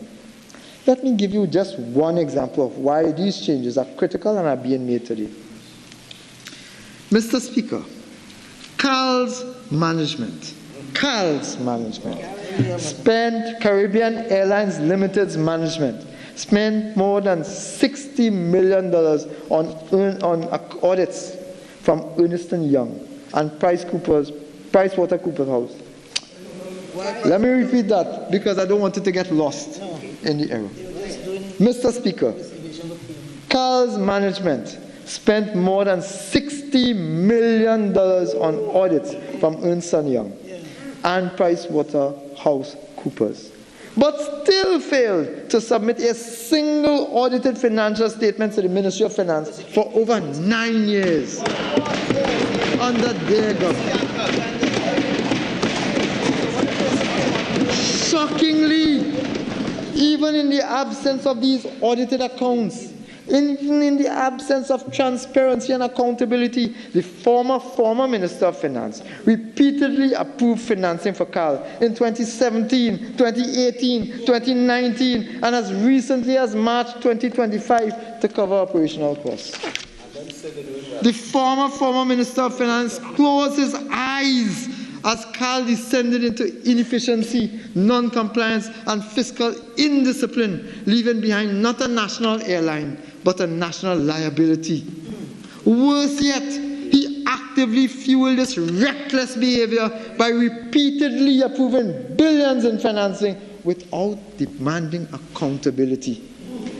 In so doing, Mr. Speaker, the Member of Parliament for Diego Martin Northeast facilitated mismanagement, normalized waste and corruption, and abandoned his responsibility of fiduciary oversight. This is nothing short of criminal negligence.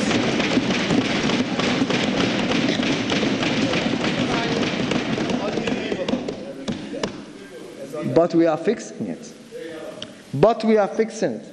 We have now installed a strong board of directors who are making the hard decisions required to fix our national airline. This, Mr. Speaker, this is your government working to ensure accountable fiscal policies. One of our first actions upon taking office was to repeal the Revenue Authority Act, the Trinidad and Tobago Revenue Authority, and to move quickly and decisively to strengthen and equip the Inland Revenue Division and Customs and Excise Division with technology, skills, and legal authority.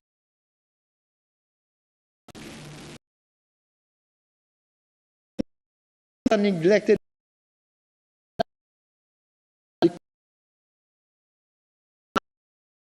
business unit.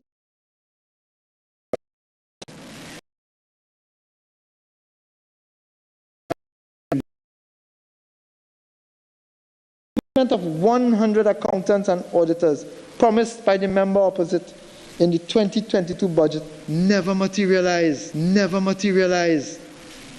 They deliberately and repeatedly sabotage the country's largest revenue collectors, Mr. Speaker.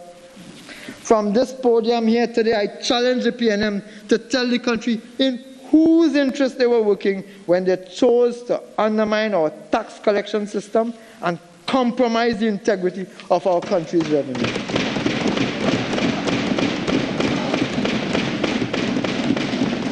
But we are fixing it, Mr. Speaker. We are fixing it. The modernization of the Inland Revenue Division is being rolled out. For well over a decade, the Inland Revenue Division has operated under severe human resource constraints. In contrast, Mr. Speaker, its approved establishment allows for 1,054 posts.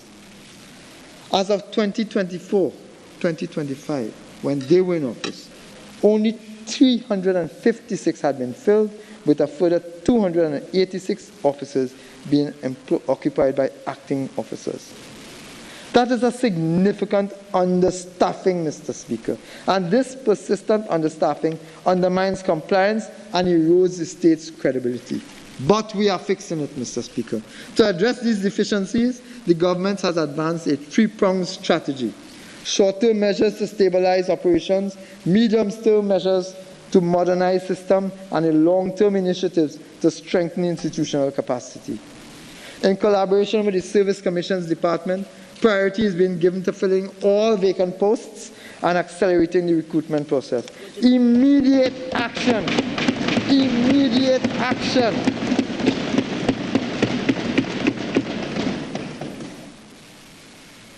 Immediate action will focus on the appointment of 58 field officers 1, 50 tax officers 1, 33 revenue officers 1, and critical clerical and manipulative staff. In addition, real, good, sustainable paid jobs. But in addition, 64 tax auditors, 60 tax monitors, 5 criminal tax investigation officers, and 48 ICT officers will be engaged on contract to expand audit coverage, arrears collection, and return processing and taxpayer services. Mr. Speaker, real jobs for real people.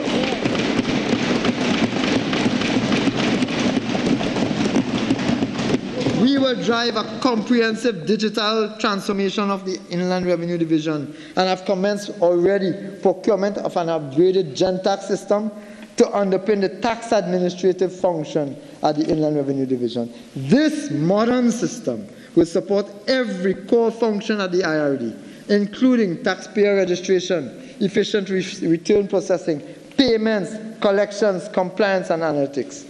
The IRD has already achieved 100% electronic tax filing, and this government will utilize and expand on the advanced features of GenTax to create a seamless end-to-end digital tax ecosystem that promotes voluntary compliance, fair enforcement, risk-based segmentation, and high-quality service delivery. Your government working for you, Mr. Speaker. Further, the Tax Administration Improvement Unit will be expanded to address the evolving needs of taxpayers. The immediate priority of the Inland Revenue Division is to stabilize its operational capacity through targeted staffing interventions. It is anticipated that with this coordinated approach with the Service Commissions Department, the promotion of all officers acting in vacant posts and the filling of all vacant entry-level positions will be completed, Mr. Speaker, by February 2026. Obviously, this will result in increased revenue collection. The Customs Administration, Mr. Speaker, Customs and Excise Division. Customs administrations across the world strike a balance between border protection and trade facilitation. In our context, where customs duties, VAT, and motor vehicle taxes constitute a significant share of tax revenue, the Customs and Excise Division is central to both national security and economic management. Furthermore, the Customs and Excise Division is charged with deterring the illegal movement of firearms, narcotics, counterfeit goods, hazardous substances, and undocumented persons. Despite its mandate, the Customs and Excise Division has suffered severe constraints over the past 9.5 years, including outdated legislation, outdated ICT systems and infrastructure, such as the automated system for customs data, the ASICUDA, understaffing at the division, and limited capacity for electronic screening and enforcement at transit sheds and ports. But this government is fixing it, Mr. Speaker. To address these challenges, this administration has commenced concerted initiatives to drive the modernization of the Customs and Excise Division. We are moving swiftly to fill all vacancies in the Customs and Excise Division. We have already adopted targeted intervention by recommending to the Director of Personnel Administration individuals currently acting in key roles for promotion. The recruitment process for Customs Guards 1, Customs and Excise 1, and the key information technology to support the recently upgraded Asecura system is at a way advanced stage. Real jobs for real people doing real work. In parallel with staffing, we will roll out a comprehensive training program. Hand in hand with our concerted drive to fill these vacancies, we will roll out an all-inclusive training program. The division will conduct more frequent risk-based assessments and audits of establishments. Audit teams, which are part of the division's regulatory unit, will be trained in digital audit techniques, equipped with modern tools created by the World Customs Organization and guided by annual schedules and surprise spot checks of importers and brokers. This combined approach, led by this government, Mr. Speaker, will ensure greater compliance, quicker processing, and more consistent enforcement, thereby safeguarding government revenue and promoting fairness in the excise system. We aim to deploy preventative officers to excise establishments to boost enforcement and reduce revenue leakages. To enhance efficiency at transit ports, staff will be reassigned to critical units such as valuations, post audits, and transit sheds. Retired officers will be engaged to mentor recruits, while additional cashiers will be employed to extend payment hours at customs location. Mr. Speaker, over the next 24 months, the Customs Training School will be upgraded with modern facilities, simulation labs, online learning capacity, and a structured curriculum aligned to the World Customs Organization standards.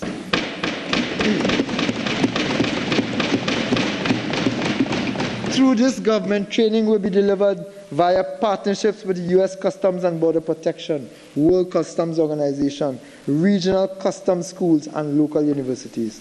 Training will cover all officer levels, from induction for recruits to continuous professional development and nationwide e-learning. Leadership programs already launched with U.S. Customs and Border Protection support will also be expanded to build the next generation of supervisors and managers through targeted training, mentorship, and rotational exposure. To improve the ease of doing business, the Customs and Excise Division, despite and after urging the previous government that refused to implement electronic payments, Customs and Excise will now be able to finally do so by the end of 2025. We are fixing the problems, Mr. Speaker.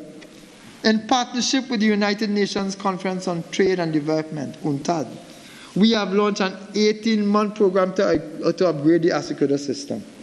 Under this arrangement, our trade and customs operations will be modernized through extended digitization of customs using Asecura World and Ashub platforms by streamlining processes, reducing manual interventions, and strengthening risk management. These processes will significantly reduce clearance times, aiming to transfer between private bonded warehouses within 24 hours, and will obviously lower costs associated with international trade. They will also enhance revenue collection and provide reliable, real-time information on imports and exports. The upgraded Asecura system will support full valuation capabilities, electronic declarations, updated trade protocols, and integration within the community port system. To achieve this, Mr. Speaker, in collaboration with the UNCTAD team, we have formed a partner project team within the Customs and Excise Division and the Ministry of Finance. This team will be supported by a broad-based steering committee comprising all relevant private and public stakeholders to ensure that the project is completed within the targeted 18-month timeline. Mr. Speaker, I am happy to inform this Honourable House that on October 17, 2025, on October 7, 2025, just one day after my birthday, Mr. Speaker, the Asecura agreement was signed between the Ministry of Finance and UNCTAD to deepen our long-standing partnership through extending upgrades to the world's customs management system.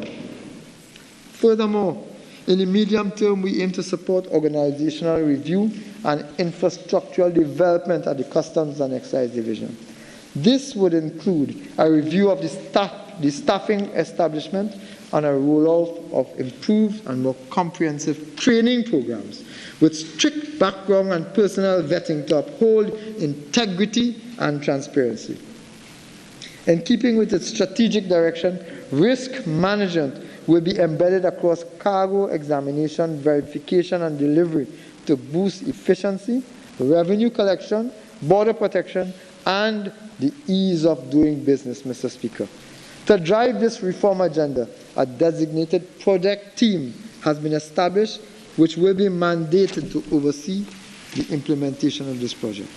To strengthen preventative and enforcement capabilities, the Customs and Excise Division will expand its specialized units over the next 15 to 24 months, enhancing capability and capacity in marine interdiction, canine detection, drone surveillance, and intelligence analysis. These efforts will be supported by the acquisition of patrol vessels, scanners, vehicles, communication systems, and modern surveillance tools to improve rapid response and non-intrusive inspections. Operations will also be better integrated through a centralized command center, joint task forces, and standardized protocols for intelligence sharing and coordinating action. This institutional strengthening of Customs and Excise Division is a matter of national survival. For too long, our borders were left unsecured, our systems outdated, and our enforcement capacity weakened. Under this new administration, through strong oversight, we will build a more robust and accountable Inland Revenue Division and Customs and Excise Division. Mr. Speaker, when the UNC wins, trade, business, small and medium-sized businesses also win. The international financial system increasingly countries adhere to operation, and failure to do so carries real costs in terms of borrowing, investments, and reputation. Since assuming office, this government has acted with urgency and focus to finalize the outstanding requirements. Again, Mr. Speaker, I am pleased to announce that Trinidad and Tobago, under the guidance and management of the Prime Minister Kamla Persad-Bissessar, is on course to be removed from the European Union's list of non-cooperative jurisdictions for tax purposes in February 2026. Currently, 2 criteria is left to be met before we can be formally removed from the list. The first criteria, 1.1, concerning the automatic exchange of financial account information. Trinidad and Tobago is scheduled to be cleared in the upcoming AEOI Peer Review Committee update, which will be published in December 2025. The second criteria, 3.2, related to the base erosion and profit shifting country-by-country reporting standard. This was confirmed by the OECD's peer review compilation report released in 2025, which concluded that Trinidad and Tobago's domestic and exchange of information frameworks now meet the minimum international standards. Released in September 2025, paving the way for our delisting in February 2026. We expect that such delisting will lower our borrowing costs, deepen our capital market, enhance revenue, and strengthen foreign exchange inflows.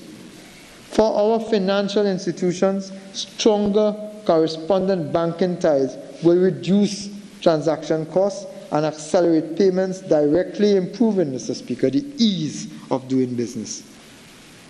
Diplomatically, delisting will remove a significant barrier that has constrained relations with EU member states. With this obstacle lifted, Trinidad and Tobago will be able to unlock greater cooperation in climate, finance, security,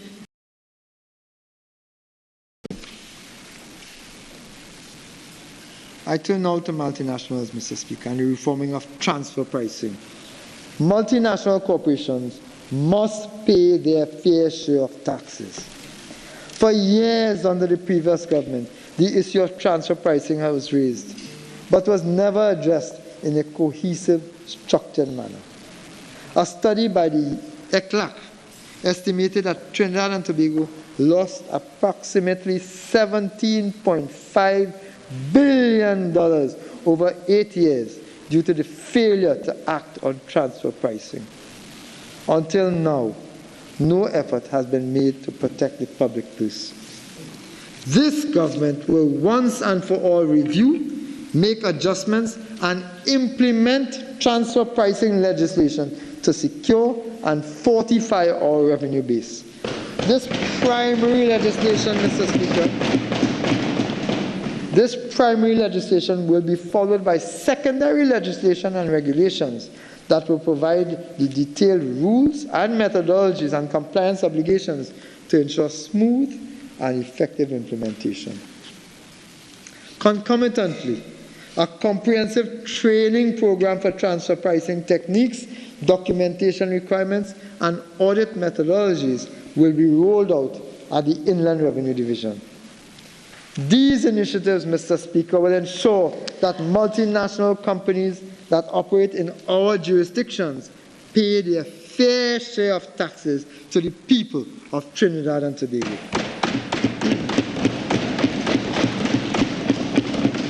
What those opposite failed or refused to do in 10 years, we will do in 2 years in the interest of the taxpaying citizens of Trinidad and Tobago.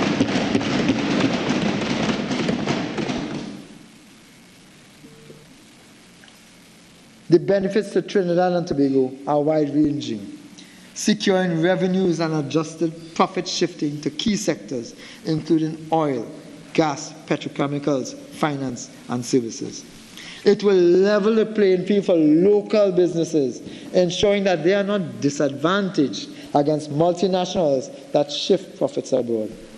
It will provide certainty for investors who will know that Trinidad and Tobago applies rules that are transparent, predictable, and consistent with global practice. It will enhance our negotiating positions with both multinational companies and treaty partners, allowing us to defend our taxing rights with confidence backed by international standards. Very soon, I will bring draft legislation before this Honorable House, engage with stakeholders, commence officer training, and finalize the regulations and guidance needed to make this reform a reality.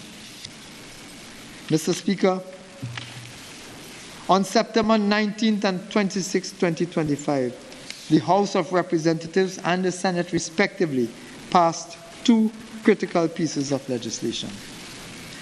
The Miscellaneous FATF Compliance Act 2025 and the Counter-Proliferation Financing Act 2025. These measures represent decisive steps in strengthening Trinidad and Tobago's legislative and regulatory framework against money laundering, corruption, terrorism financing, and proliferation financing.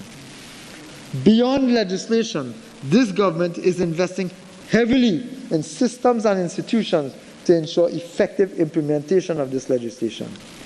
The National Anti-Money Laundering and Counter-Financing of Terrorism Committee, NAMLAC, has been strengthened under the leadership of the Attorney General to drive national coordination.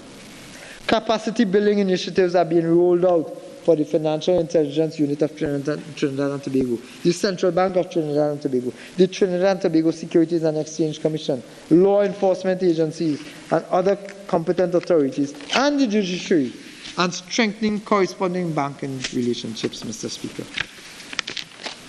This ensures that every arm of the system is prepared to demonstrate effectiveness during the assessment. Public education and industry sensitization programs are also being advanced to support compliance by financial institutions, listed businesses, and non-profit organizations. Trinidad and Tobago also continues to demonstrate its commitment to strengthening anti-money laundering, counter-financing of terrorism and counter-proliferation financing framework through the conduct of its second National Risk Assessment, which was published in June this year, as well as the development of the National AML CFT CPF policy and strategy, which this government approved in July 2025. This country is now updating its second National Risk Assessment to ensure we keep abreast with the ever-evolving landscape. The importance of this work cannot be overstated, Mr. Speaker. Securing favorable ratings in the 5th round mutual evaluation will assist Trinidad and Tobago to exit the European Union's list of high-risk third countries, thereby improving access to international financial markets and strengthening corresponding banking relationships. Mr. Speaker, under this government, Trinidad and Tobago will meet the highest international standards in financial integrity. Mr. Speaker, this government is committed to ending the state of funding of criminal gangs by eliminating the CPEP and URP and replacing them with providing full-time, better paid jobs.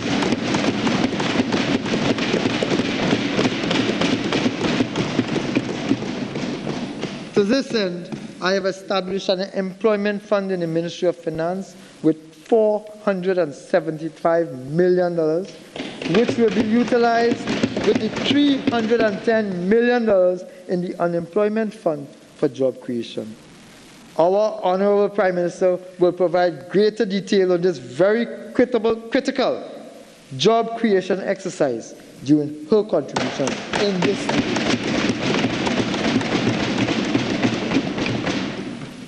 NLCB. The NLCB, the National Lotteries Control Board, is a major contributor of revenue to the government, with annual gross revenues close to $3 billion. However, illegal lotteries comprising bets and payouts formatted by third parties, on the NLCB's legal lottery games continue to impair the NLCB's profit margin.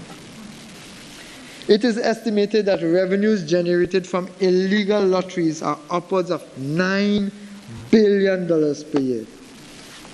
Additionally, these illicit activities also rob the government of income tax, corporation tax, windfall tax, and direct revenues from NLCB's available surpluses. Furthermore, these illegal operators are reportedly also involved in other forms of illegal activity, including money laundering, black market activities, and human trafficking. To combat illegal lotteries, I propose to increase existing penalties under Section 19, 20, and 21 of the Gambling and Betting Act. As an example, under Section 19, this penalty will be a fine of $250,000 and to imprisonment for 3 years, or B, conviction on indictment to a fine of $3 million and to imprisonment for 7 years. This is consistent with the new penalties that will be implemented as soon as the Gambling, Gaming and Betting Control Act is proclaimed. Notwithstanding the illegality of lotteries operating under the Gambling and Betting Act at this present, it is essential to highlight that current illegal lotteries may not be captured under those offenses. Modern illegal lotteries are not conducted independently, but instead use the results of NLCB's online lottery draws. In this regard, tickets are issued to players, usually resembling a receipt from a grocery store. Consequently, to combat this new mode of illegal lottery, the following is proposed. The introduction of a new criminal offense under the National Lotteries Act, which mirrors Section 19 of the Gambling and Betting Act, but which criminalizes the receipt of a bet, the issuance of a ticket, or payout of any monies pursuant to the results of an NLCB online draw, where the persons are not agents of the NLCB, or where the person is an agent, the monies are returned to the NLCB. This offense should be heavily criminalized and carry a fine of $250,000 and imprisonment for 3 years, or conviction or indictment of a fine of $3 million and imprisonment for 7 years. Mr. Speaker, the NLCB's evidence of the results and who are authorized or agents will be prima facie case and evidence for these matters, therefore allowing the NLCB to give evidence to the police that can support criminal prosecutions. This will enable more NLCB input in fighting against illegal lotteries, and moreover, the offense will define a ticket broadly to ensure that grocery tickets receipts are covered. Mr. Speaker, owing to a lack of audits and the broad interpretation of Section 23 of the NLCB Act, NLCB has been allowed to retain tens of millions of dollars accumulated over the years. To combat this phenomenon and allow government to better access NLCB revenues, it is proposed that NLCB make quarterly payments to the Consolidated Fund as opposed to annual, and that NLCB be subjected to financial limits expressed by the Ministry of Finance in relation to various items of expenditure. This will ensure that a hard and fast budget by the NLCB would be in place, resulting in better control of revenue retention by the NLCB. Finally, pursuant to Section 23A of the National Lotteries Act, instant lottery surplus is paid into the Sport and Culture Fund. However, over the years, the instant lottery has not been profitable, resulting in some years having no deposits into the Sports and Culture Fund. To combat this, deposits into the Sports and Culture Fund will be set and approved by the Minister of Finance and will not be subject only to instant lottery surplus.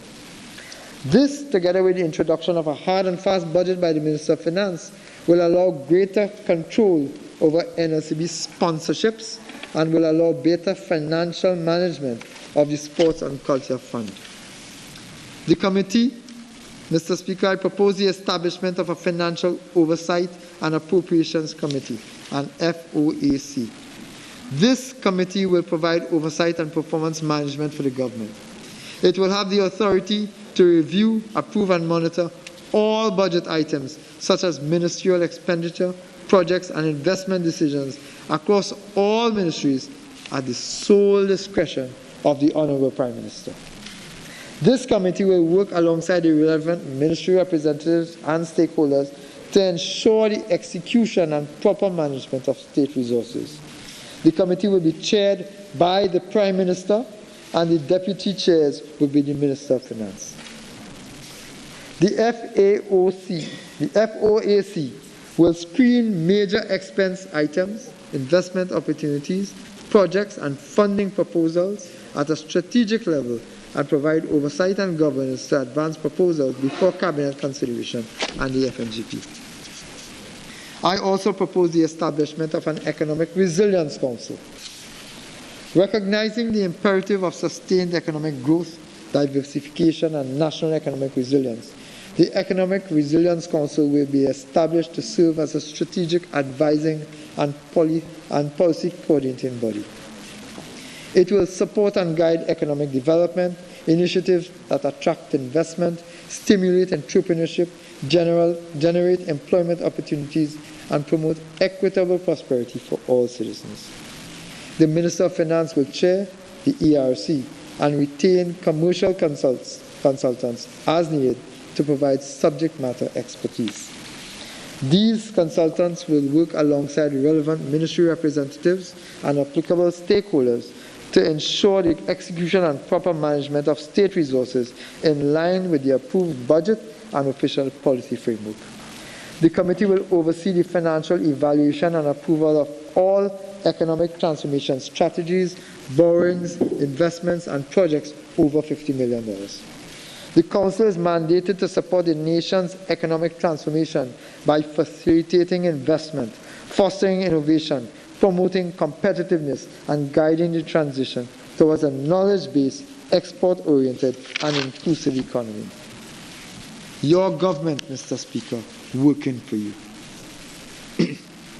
I turn now to our campaign promise to address the outstanding negotiations for the Public Service Association.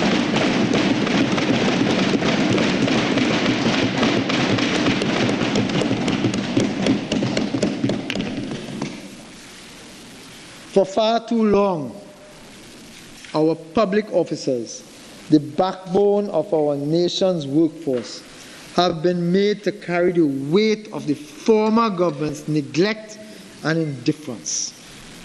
This government is taking this bold and historic step to restore justice, dignity, and respect to the hard-working men and women of the public service. After 9 long years of stagnation, we are committed to finally bringing all parties back to the bargaining table to address this long overdue injustice.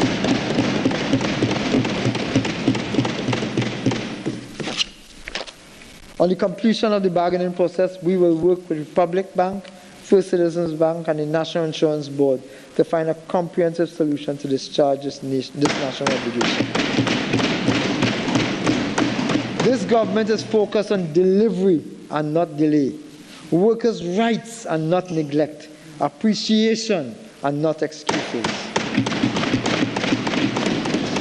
In furtherance of the conclusion of negotiations for the civil service, statutory authorities, and the Tobago House of Assemblies for the periods 2014 to 2016 and 2017 to 2019. The Honorable Prime Minister has instructed me to advise the Chief Personnel Officer to submit a revised offer of 10%.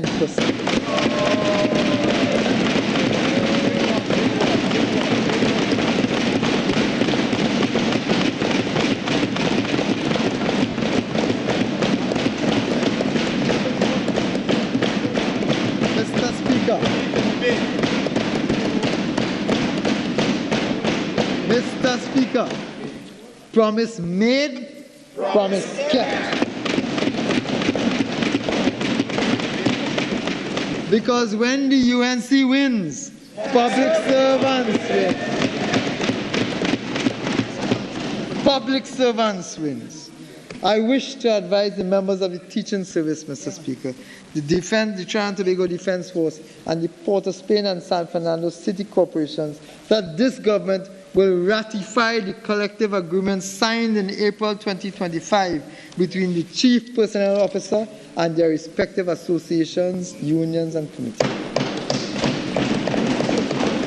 The recurrent cost of implementing these agreements is estimated at $214 million annually, with arrears of $730 million as of December 2025.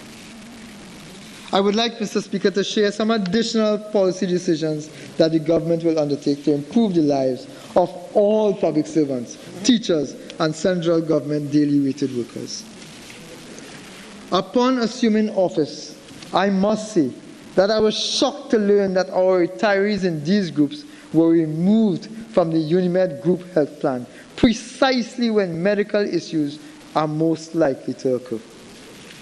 The need for health insurance then becomes more critical. Accordingly, with my Prime Minister's guidance, I have instructed that an appropriate request for proposals be prepared and issued to seek proposals from the market for an option that allows our retirees and their families to maintain membership in the public sector health plan.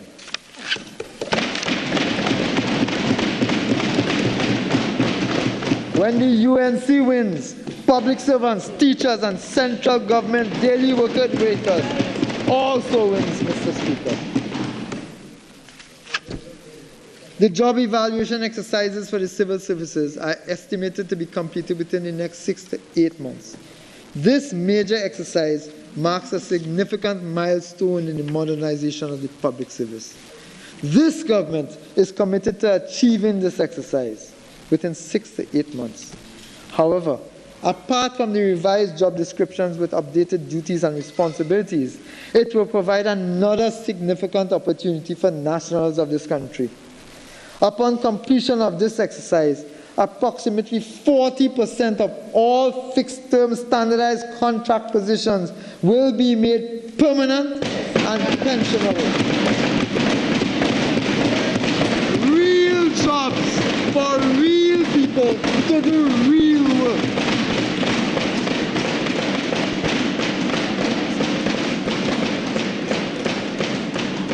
When UNC wins, workers win.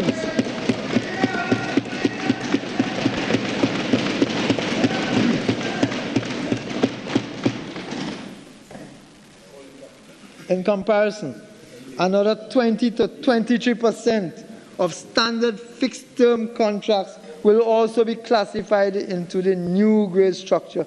This exercise will result in the reduction of fixed-term contract employment by as much as 63% and bring these contract officers within the ambit of public service, Mr. Speaker.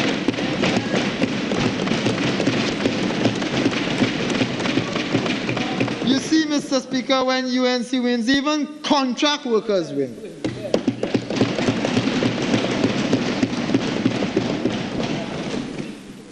I turn now to a review of the VAT system. All stakeholders are aware that the value-added tax has become increasingly onerous to administer. Businesses are required to file returns and reconcile credits every 2 months, while the Inland Revenue Division, which has been short-staffed for the last 9.5 years, must constantly process and verify refund claims. This cycle has led to a build-up of refund arrears, which in turn undermines business confidence and strains fiscal management. This is yet another untenable situation that the previous government allowed to fester. Accordingly, this government is today signaling its intention to review the existing VAT regime and, if feasible, replace it with a simplified, more efficient sales tax applied at the point of final transaction.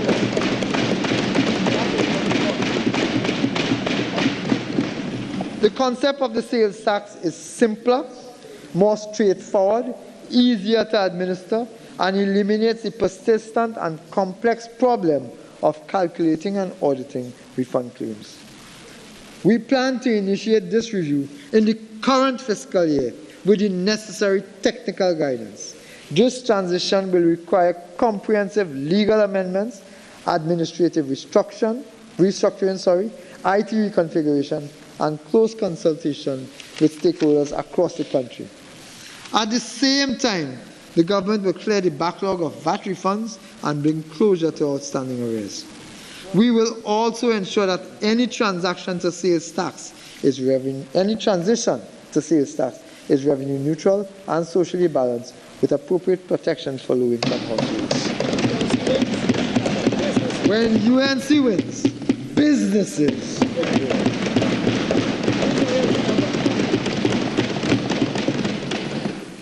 Mr. Speaker, in July 2025, we had the distinct honor of hosting Prime Minister of India, Sri Narendra Modi ji.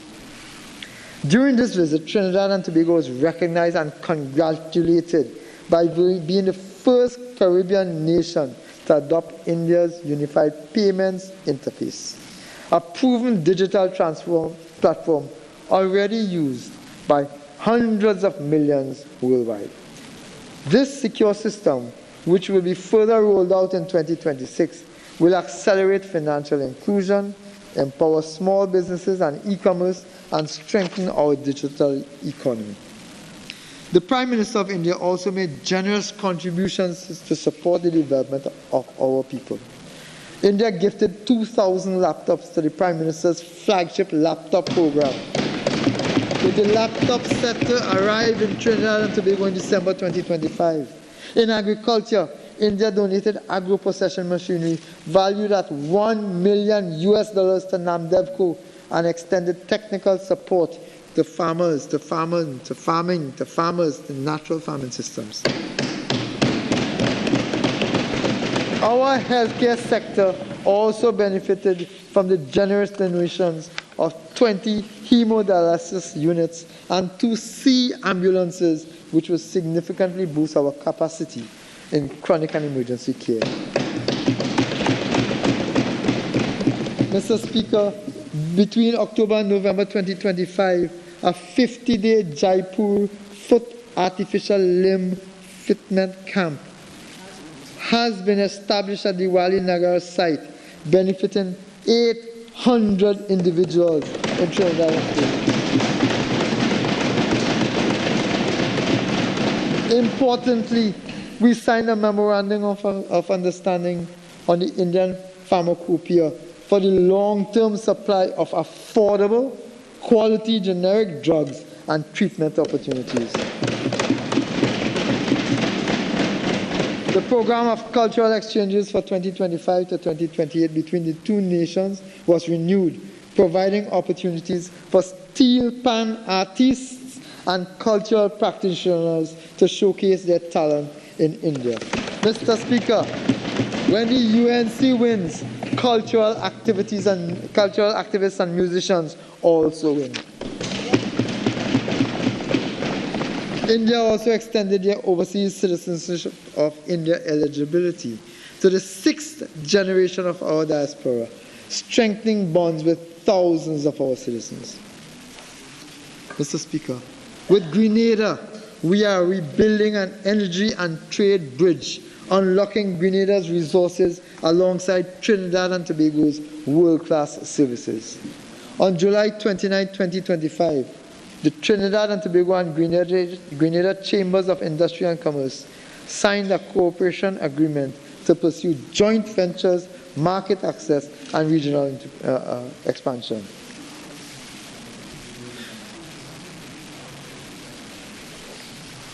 I turn to the United States, our arrangements and relationship with the United States with regards to security and energy cooperation.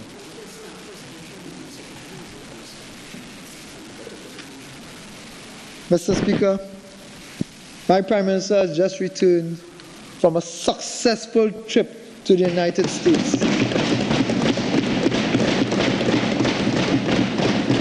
I wish to use this platform on behalf of the government of Trinidad and Tobago to thank President Trump and the people and government of the United States of America, Secretary Rubio, and others who we would have met, when the Prime Minister would have met when she traversed to the United States, for their support, for their committed support, for their commitment to continued support, to support Trinidad and Tobago in our national development, specifically and continuously in security and energy cooperation.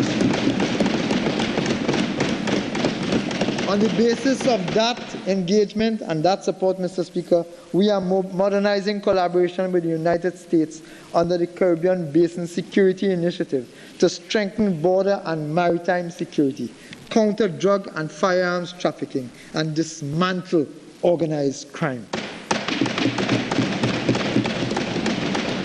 This partnership has already produced tangible benefits, including donated hospital equipment and the U.S. Naval Ship Comfort mission, which provided free medical, dental, and eye care services to nearly 2,000 citizens of Trinidad and Tobago.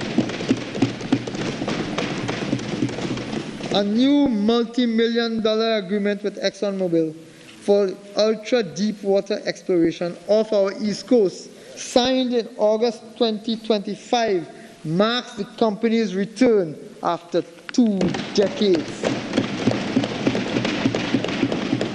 Confidence in this government, Mr. Speaker.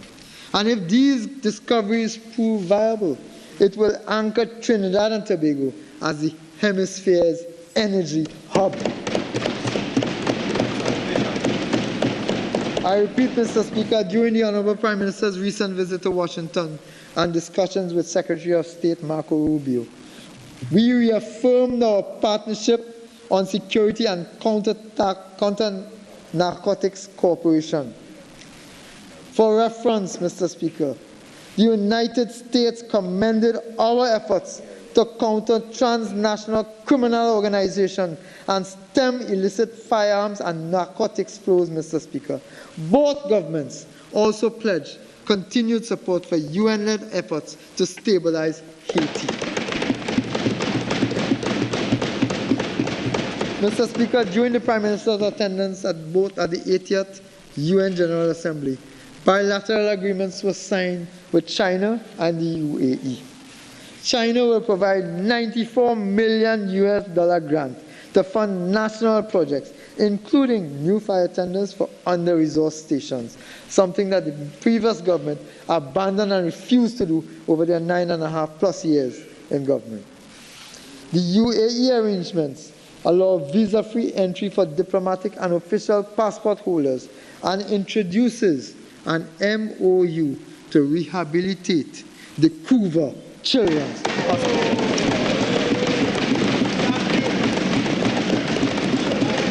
These partnerships are practical, not ceremonial. They are practical, Mr. Speaker. You see, when UNC wins, children win. When UNC win, firemen win. Mr. Speaker, these partnerships are practical, not ceremonial. They expand foreign exchange earnings. They attract investment. They strengthen border security and open new opportunities for business and people alike. We will drive them with urgency so that diplomacy delivers jobs, competitiveness, and prosperity.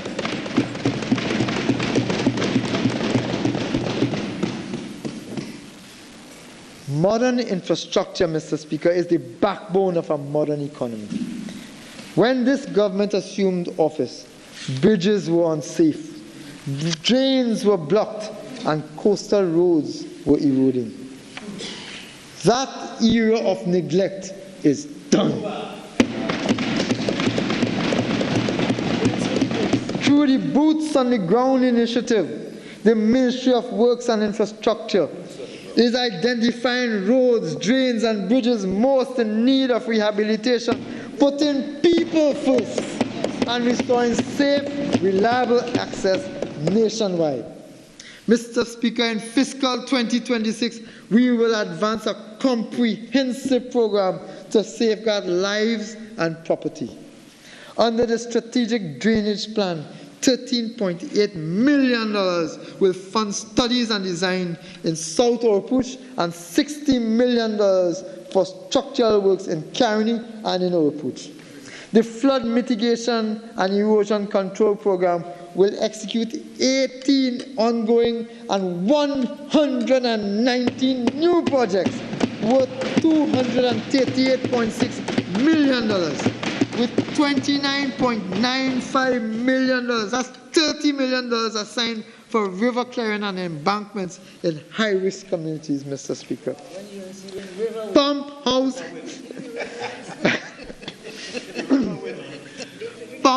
upgrades and the near completion of the Caroni River Rehabilitation Project will reinforce defensives and protect farmlands and homes. These 566 projects will bring lasting solutions and more climate resilience communities across Trinidad and Tobago. Mr. Speaker, when UNC wins, everybody wins.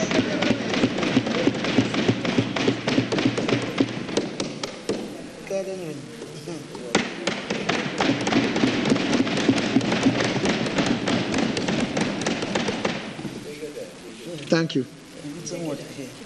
Approximately $1.1 billion will be spent to modernize roadways and improve safety. The Port of Spain to East-West corridor works include an overpass at the Churchill-Roosevelt and Southern Main Road Junction and Macoya interchange designs. $126 million. Upgrades continue on Saddle Road, Ricing Road, Uriah Butler, and the South Trong highways. Major highways include the CRH extension to Manzanilla, $155 million. The Valencia-Toco Road, $248.7 million. The Solomon Hochoy extension to Point Fortin, $351 million. 93 projects will repair landslides, bridges, and rural roads, including the rehabilitation of the Naparima Maya Road. new highways information system will enable real-time monitoring and planning, supported by the upgraded operations of the Agua Santa asphalt plant. We are investing in bridges, Mr. Speaker. The bridge rehabilitation program continues with 7 major projects. Colonial and Papuri Road bridges are under construction. New bridges in Caripichaima, in Mayaro, in Williamsville, in Valencia, and Cuba North will begin before the end of this calendar year, Mr. Speaker. We are developing and delivering a modern and connected transportation network through the Ministry of Transport and Civil Aviation, through the Ministry of Transport. We'll get to civil aviation just now. Through the Ministry of Transport. We will implement an ambitious program to modernize public transport, traffic management, and aviation, Mr. Speaker. We will finally operationalize the Motor Vehicle Accident Fund. Mr. Speaker, would you believe that this fund was first approved in 2015, but was never enacted over the last 9+ years, almost a decade, which this fund was designed to provide relief to victims of uninsured drivers. At the same time, Mr. Speaker, we are rolling out the National Transportation Policy to cut travel times and reduce collisions through better signal equipment, backup power, and a modern traffic management center. The PTSC will introduce electric buses under a leasing pilot of 30 projects by mid-2026 and expand routes through a PPP with maxi-taxi operators to ensure rural connectivity. The intelligent public sector transport solution will feature a computer app, e-ticketing, e-ticketing, and real-time schedules. The A&R Robinson International Airport will be fully operationalized by the second quarter of fiscal 2026. We are not talking about practical opening. We are not talking about practical opening. The A&R Robinson International Airport will be fully operationalized by the second quarter of fiscal 2026, strengthening Tobago's tourism and positioning Trinidad and Tobago as a regional air hub with new bilateral air services agreements across the Americas and Africa. Mr. Speaker, $298.9 million is allocated to protect communities from coastal erosion. Work will commence at the Lady Hills shoreline, at Granville and Otaheite with new projects in Salibia, Macarip and Maracas Bay, which will safeguard tourist and fishing sites. Mr. Speaker, it's not yet done. There's much more we are going to do. The Port Authority will procure a third ship-to-shore crane and refurbish the CARICOM wharf to boost regional trade. The removal of shipwrecks in Chagaramas, Claxton Bay and San Fernando, abandoned by those opposite, will improve navigation and safety and will be undertaken by this government. Mr. Speaker, better health care is central to our agenda. The Couva Medical and Multi-Training Facility will finally open, refocusing on children's health. This Couva Medical and Multi-Training Facility, Mr. Speaker, was renamed by those opposite. We propose to return it to its original mandate. This was designed to be the Couva Children's Hospital, a vision of the Honorable Prime Minister. We return that hospital to its original mandate, Mr. Speaker. When UNC wins, children win, Mr. Speaker.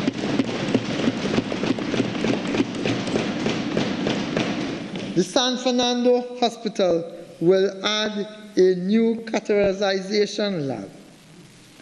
The Port of Spain General Hospital Central Block will be operationalized by March 2026. When it's ready. and the Sangre Grande Hospital, commissioned this year. This is not practical completion, Mr. Speaker. This is real completion. A $35 million refurbishment program and a $45 million in facility upgrades will modernize wards and systems. $60 million will procure critical equipment, including CT scanners, X-ray units, and surgical towers. To cut surgical wait times, $20 million is earmarked for cardiac care, $100 million for dialysis, and $10 million for orthopedic and eye surgery. Dental services will be revived through new equipment in 37 clinics, Mr. Speaker. Mr. Speaker, we will cut wait times for life-saving procedures because faster care saves lives, Mr. Speaker. The Minister of Health, in his presentation, will expand and provide even more details on these activities. Mr. Speaker, I turn to public utilities. Access to reliable utilities is a fundamental right, Mr. Speaker. Between May and July 2025, over $150 million was invested in projects that improve services to households nationwide. Through the Utilities Assistance Program, $7.2 million in water and electricity bill relief reached more than 12,000 families, and $1.8 million was allocated for tanks and solar panels for rural households.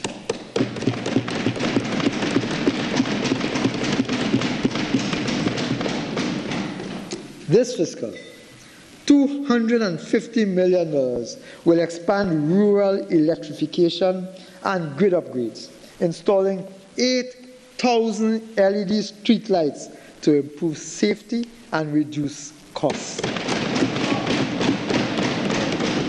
Promise made, promise kept.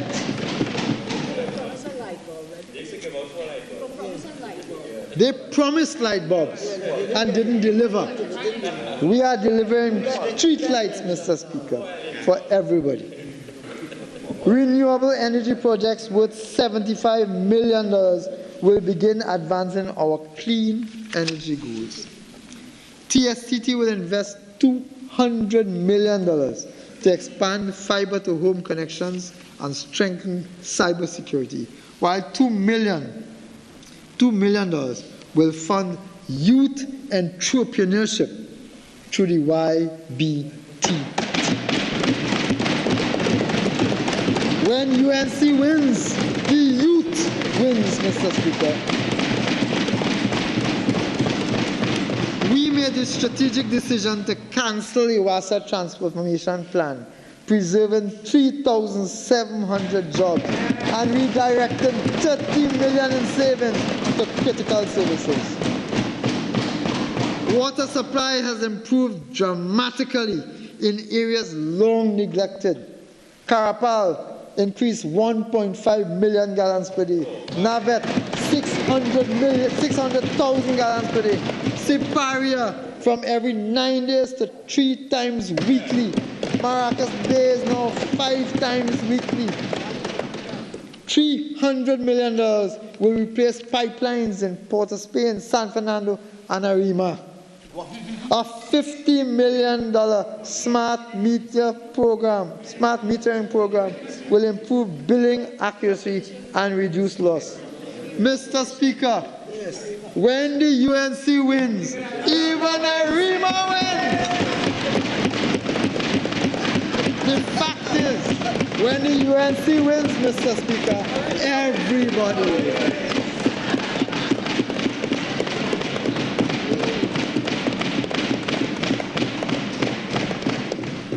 Mr. Speaker, local government is the face of the state in communities.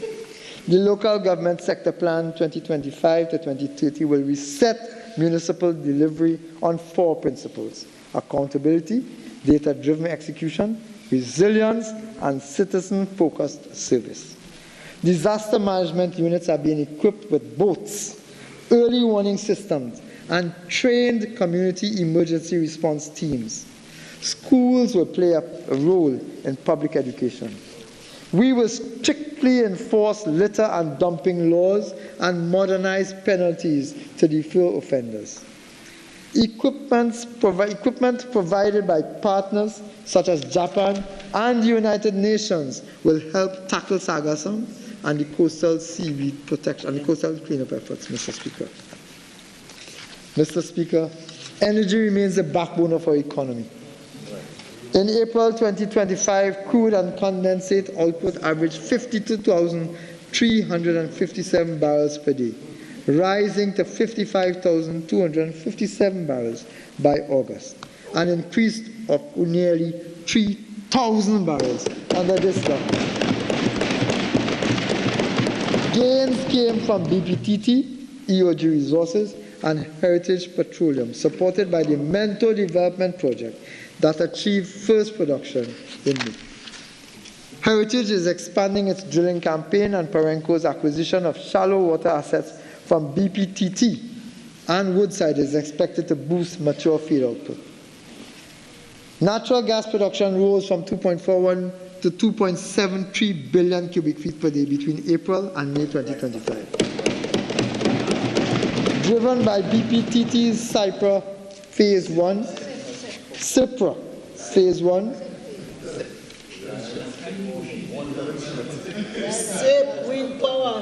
gas production increased between April and May 2025, under our May 2025.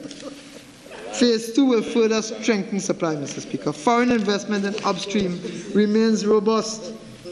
2.2 billion projected in 2025, rising to 2.5 billion in 2026. Foreign investment in upstream industries, Mr. Speaker. The deepwater bid round offering 26 blocks closed with 4 bids, and a US $42.5 million PSC was signed with ExxonMobil for TTUD-1, marking renewed international confidence and confidence in this government, Mr. Speaker. We are advancing energy cooperation with Grenada, Suriname, and Guyana on exploration, renewable energy, and capacity building. Negotiations with the Trinidad and Tobago Steel Company for a new gas contract will restart steel production, creating jobs and reviving exports. Mr. Speaker, as we maximize oil and gas returns, we remain committed to renewables. Our goal is a 15% emissions reduction by 2030. A 92.2 megawatt Brecon Castle solar plant began delivering green power in July 2025 and will be the largest in the English-speaking Caribbean when completed. We are finalizing a renewable energy policy and progressing towards wind development, with 2.75 gigawatts onshore and 32 gigawatts offshore already identified. The Offshore Wind Resource Assessment Program, expanded in July 2025, will provide bankable data by 2026. We are also laying the foundation for a green hydrogen economy, aiming to scale to 25 gigawatts of offshore wind and 1.5 million tons of hydrogen by 2024, reaching 4 million tons by 2065. This government, Mr. Speaker, is not merely managing the sector, we are shaping its future. Mr. Speaker, agriculture is central to diversification and food security. It currently contributes less than 1% of GDP, a strategic vulnerability we propose to reduce. We will align CARICOM's 25 by 25 initiative to reduce food imports by at least 25% by 2030 while promoting agro-exports.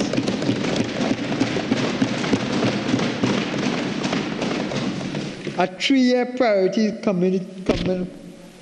let me repeat that, perhaps. A 3-year priority communities program for 15 high-demand products with annual focus on 3 crops and 1 livestock category. Climate-resilient farming and crop insurance, greenhouse incentives, and farmer and water harvesting systems, Mr. Speaker. integration of agriculture into schools and youth entrepreneurship through Youth Agricultural Fund, export growth in fine flavor cocoa, moringa pepper, and aquaculture, doubling agro exports by 2020. $793.7 million TT dollars will be invested in infrastructure, irrigation, fisheries, land development, and agri-tech initiatives. Smart agriculture and AI farming will increase efficiency and self-sufficiency, targeting $1 billion in exports over the next fiscal year. We are distributing long promises land leases to former Caroni workers and developing residual lots at Caroni and Orange Grove. When the UNC wins, Mr. Speaker, former Caroni workers. Diversification depends on competitive businesses. A new export academy in partnership with the TT Chamber and the IDB will train SMEs in trade facilitation, financing, e-commerce, and global marketing, building 100 export-ready firms every year. The Exim Bank will return to its proper mandate of supporting exporters through foreign currency loans. For the first year, repayments will be made in TT dollars and then in currency of the loan. Transparent eligibility criteria and public reporting will ensure fairness, especially for SMEs, Mr. Speaker. We will launch a national registry of exporters and a patriotic buy local, build Trinbago campaign to keep wealth at home. Partial scope agreements are currently being advanced with India and West Africa. Trinidad and Tobago's maritime sector has not been left out. It will be repositioned as the Southern Caribbean Yachting and Marine Services hub. Simplified immigration and customs procedures, digital clearances, and PPP-driven marinas and super yacht facilities will expand tourism and investment. Our investment targets are clear. $3 billion over 2 years and $9 billion in 5 years, aimed at creating, Mr. Speaker, 3,000 jobs. Standardized investor documentation, stronger interagency coordination, and better aftercare will ensure delivery.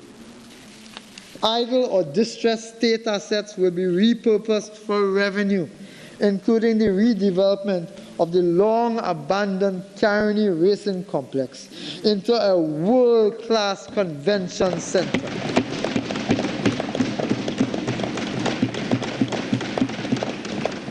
This is being done in partnership with the Trinidad and Tobago Manufacturers Association, Mr. Speaker. You see, Mr. Speaker, when UNC wins, manufacturers. Trinidad and Tobago planning will be re-engineered for end-to-end digital processing within 30 working days with national eKYC for easy verification. Mr. Speaker, we cannot build growth without partnership. The new private sector organization of Trinidad and Tobago, the PSOT, will unite chambers and associations to coordinate investment and drive innovation. In fiscal 2026, stakeholder consultations will inform sectoral export strategies. We will implement the National E-Commerce Strategy 2025 to 2030, finalize the National Consumer Policy, and operationalize the TT Chile Partial Scope Trade Agreement, granting duty-free access for 213 products immediately and 54 more within 3 years, Mr. Speaker. We will expand our cultural industries through a creative value chain fund supporting film, fashion, design, and music. Enhanced IP protection and duty concession will empower creatives and generate thousands of jobs, Mr. Speaker. $2 Tourism remains a high-growth sector. We will develop new products in the medical, sport, and cultural tourism sector, facilitate the completion of hotels, including 4 Points, Hampton Inn, and Maracas Bay, and advance Tobago's Marriott and Elephant Tree resorts. The visitor experience will be modernized through secure, cashless payments and improved connectivity. A year-round Carnival City and the Turtle Tourism Capital Initiative will integrate culture, conservation, and community benefit. Direct U.S. flights to Tobago will strengthen access and incentives for global hotel brands and will spur foreign investment and, again, job creation in Trinidad. This government, Mr. Speaker, recognizes a nation's wealth lies in its people. Growth means little if it does not improve the lives and expand opportunity to citizens of this country. Through our people-centered development framework, we are restoring dignity, equity, and hope by investing in sport, education, housing, and healthcare so that every citizen can rise. Working with the World Bank, we are reforming social protection to ensure that assistance reaches those who are most in need. Beneficiary data are being integrated, payments digitized, and compliance strengthened. Between May and July 2025, senior citizens' pensions supported 115,252 persons at a cost of $1.12 billion. Public assistance grants were supported to 14,000 persons at a cost of $65 million. Food support under this government, Mr. Speaker, food support reached 12,700 homes, and disability grants served 25,600 citizens. Another 46 million was channeled through NGOs to deliver specialized services to those most in need. Mr. Speaker, youth development. Our youth are the engine of national renewal. Programs such as UTech have trained hundreds in cosmetology, events, and culinary arts, granting CVQ certification. Healthcare, drilling, rig, plumbing, and technical training have created new career pathways. The refurbishment of the youth development centers in Chatham, Presto, El Dorado, and Chaguanas will expand the capacity for 250 residential trainees. The Retiree Adolescent Partnership and the National Youth Policy 2026 to 2030 will guide future initiatives in training, entrepreneurship, and leadership. A new construction sector skills program will certify 250 young people for employment and small business creation in this vital industry. Mr. Speaker, housing is both a social necessity and an economic driver. We have reformed the home improvement grant, digitizing applications and doubling the number of grants delivered to 1,200 in fiscal 2026. Since taking office 6 months ago, 208 home improvement grants and 28 home construction grants totaling $8.2 million have been approved. 1,461 units are under construction in Arima, Dabadi, and Couva, while 35 HVIP projects are completed and 44 are underway. Quarterly HGC performance reports will now be published.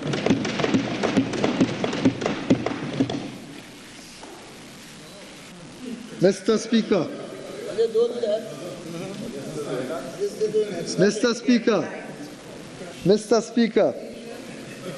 have no fear.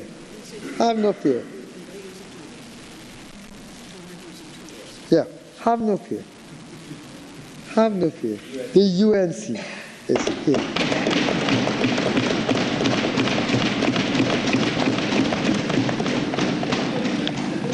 Mr. Speaker, our ambitious target is to provide 20,000 affordable homes through PPPs and innovative designs.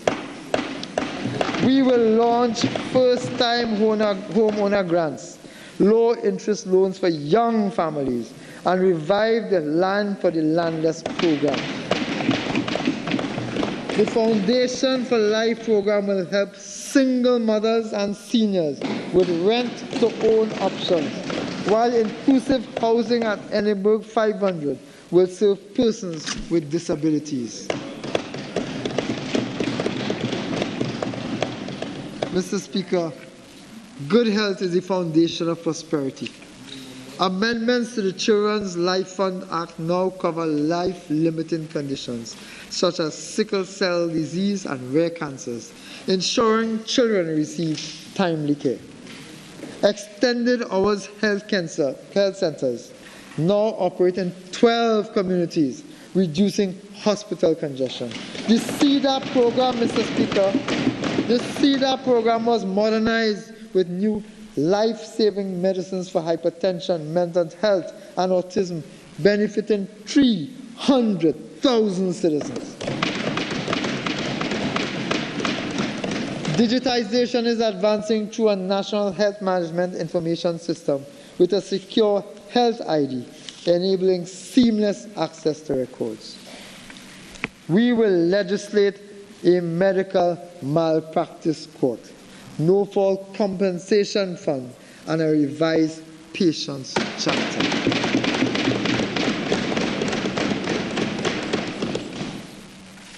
Mr. Speaker, education must prepare every child for a digital, inclusive future. Special needs children, special needs students now receive dedicated exam concessions.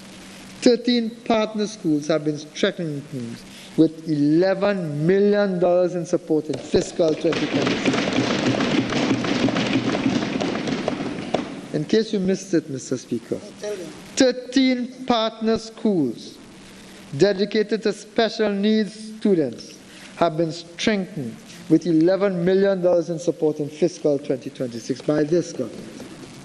With UNICEF, we launched universal screening for children aged 4 to 6 to detect early learning challenges. Mr. Speaker, 18,000 devices are being distributed to Form 1 students at a cost of $146 million, accompanied by AI training for 10,800 teachers.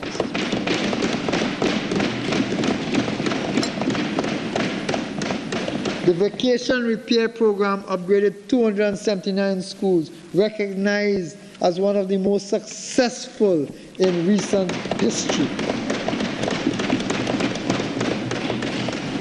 Another UNC incentive, Mr. Speaker, another UNC initiative to tackle violence in schools. 95 Special Reserve Police officers are now stationed in 50 high-risk schools. Vision and physical screening programs will continue nationwide. A new literacy and numeracy series in 2026 will address learning gaps, while $10 million in fiscal 26 has been assigned to modernize networks in 456 primary schools. The GATE and higher education loan programs, Mr. Speaker, remain central to access, with 345 bursaries awarded this year. Mr. Speaker, the UWI Debe campus will be operationalized for law, forensics, IT, and AI training, reviving South Trinidad's academic potential, Mr. Speaker.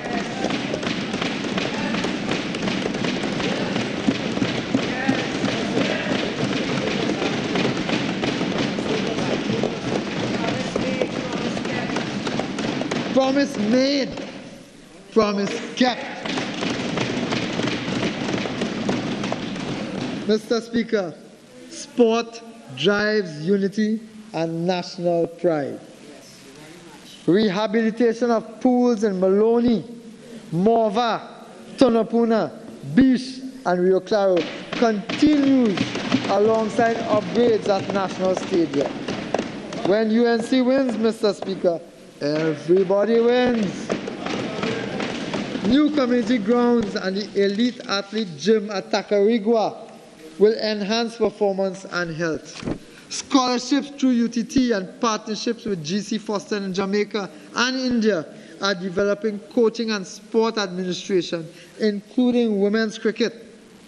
The Samuel Badri Cricket Academy facility at the UTT San Fernando will serve as a national training base. Programs such as Java Cricket that serves 2,000 youths with these hands and Boss Lady equipped communities with practical and entrepreneurial skills, Mr. Speaker. 10 new community centers. 10 new community centers with full accessibility features will open in fiscal 2020.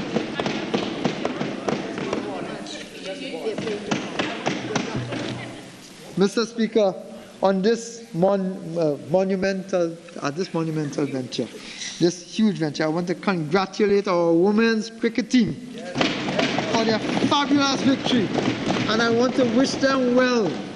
I want to wish them well, and they must be heartened with the news that they are getting, that this government is making sport a priority in Trinidad. I also want to use the opportunity, as I'm reminded by my Honourable Prime Minister, to also wish the Trinidad and Tobago football team the best of luck as they represent our country tomorrow in their match, Mr. Speaker. Mr. Speaker, citizens deserve safety and peace. After a decade of record crime and neglect, we are taking decisive action through a national safety strategy based on intelligence, technology, and community engagement. The Ministry of Justice has been re-established to coordinate the justice chain. The Home Invasion, Self-Defense, and Defense of Property Bill 2025 will criminalize home invasion and affirm citizens' rights to defend themselves. A judiciary chancellor will manage case flow, freeing the Chief Justice to focus on jurisprudence. We will expand courtrooms in Chaguanas, Rio Claro, Sangre Grande, and Diego Martin, and enshrine a constitutional right to a timely trial.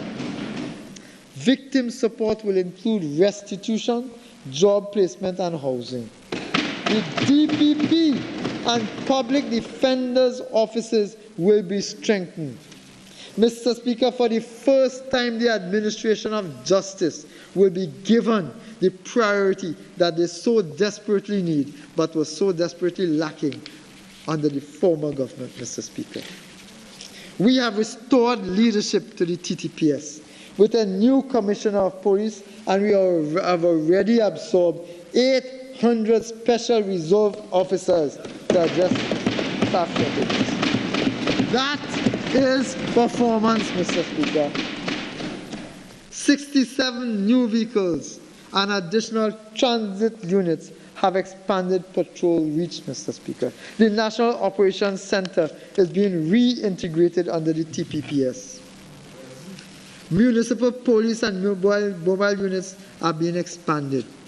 Updated E999 systems and intelligence-led operations will improve responsiveness, Mr. Speaker. We are building as well a better prison system. 500 new officers are being recruited. Real jobs for real people, Mr. Speaker. Facilities are receiving sanitation, transport, and security upgrades, including anti-drone technology and cell jammers. The 268-year-old Port of Spain prison is being decommissioned, replaced by a modern correctional facility focused on rehabilitation. Mr. Speaker, the fire service is being reinforced with 2 180 auxiliary officers, 225 new breathing apparatuses, and station upgrades in Savanetta, Santa Cruz, and Sangre Grande, Mr. Speaker. New vehicles and thermal imaging equipment will boost readiness. We will reform firearm laws for responsible ownership, promote rehabilitation over incarceration for non-violent offenders, expand CCTV coverage, strengthen port security, and Mr. Speaker, establish a forensic science complex and a national security training center at the UE Debe campus.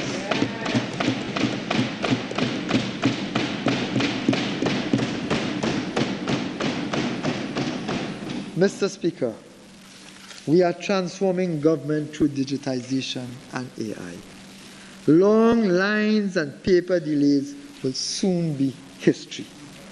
Our National Digital Assistant, Anansi, it now delivers instant guidance on public services 24/7. Every citizen will soon receive a secure digital ID for simple login access to government portals, allowing taxes, licenses, and business registrations to be completed online and in minutes. That is performance. Electronic health records will unify patient data across facilities.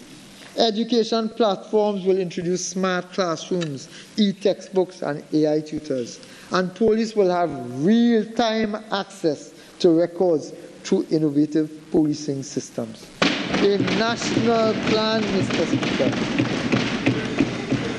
A national AI research and innovation hub will train youth in data science, software engineering, and content creation, enabling citizens to earn from the digital and creative economies, Mr. Speaker. Real jobs for real people. Perhaps the single most transformative initiative of this administration is the National Payment and Innovation Company of Trinidad and Tobago. For decades, citizens have had to walk from ministry to ministry, stand in lines, and pay cash to conduct routine government business. Billions in transactions were fragmented across hundreds of accounts, prone to delay, error, and leakage. That inefficient era is coming to an end. The National Payment and Innovation Company introduces a unified platform that will handle all government collections and disbursement, from licensing fees and taxes to social grants and pension payment. Every ministry, every agency, and every statutory body will connect to this single payment backbone. Mr. Speaker, this is not just a technology upgrade. It is a revolution in public financial management. With this system, every cent collected or paid by the state can be tracked in real time. This means faster reconciliation, strong oversight, and the near elimination of fraud, pilferage, and bureaucratic delay. Citizens will have multiple ways to pay: online, on their phones, at self-service kiosks, or over-the-counter terminals, using debit cards, credit cards, vouchers, or digital wallets. Every transaction will be instant, secure, and recorded. It will no longer matter whether a citizen lives in Moruga, Togo, or Tobago. Every service will be at their fingertips, available. This is a historic shift towards convenience, equity, and accountability. The NPIC-TT will not only save millions in administrative costs, but will also expand government revenue through better compliance and audit trails. It will make life easier for the public, strengthen confidence in government, and build a transparent bridge between the citizens and the state. It is also an enabler of our broader national agenda, linking ministries, banks, and service providers, integrating e-government services and creating a foundation for innovation. With the NPICTT, the state itself becomes digital, efficient, responsive, and people-centered. Mr. Speaker, I now turn to Tobago.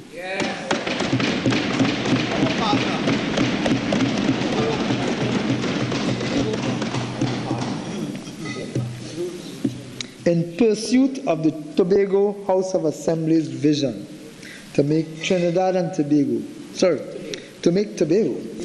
and by extension Trinidad, in pursuit of the THA's vision to make Tobago the greatest little island on the planet Earth, the THA developed and implemented a strategic development planning pathway for 2025 to 2045. This new development architecture will guide Tobago's socio-economic and political transformation, informing the island's development plans and projects. The institutional strategy, known as strategic selectivity, will direct social and economic development, program, and capital investments, ensuring that efforts are both targeted and effective. The fiscal 2026 budget statement presented by the THA identifies the goal of placing Tobago on a fast track to socio-economic prosperity while securing the island's financial stability. The Targeted Economic Growth Program for fiscal 26 is specifically designed to foster sustainable job creation, boost GDP, enhance public infrastructure, improve public service delivery, and increase living standards. To achieve these goals, the THA has proposed targeted capital investments in the following critical areas.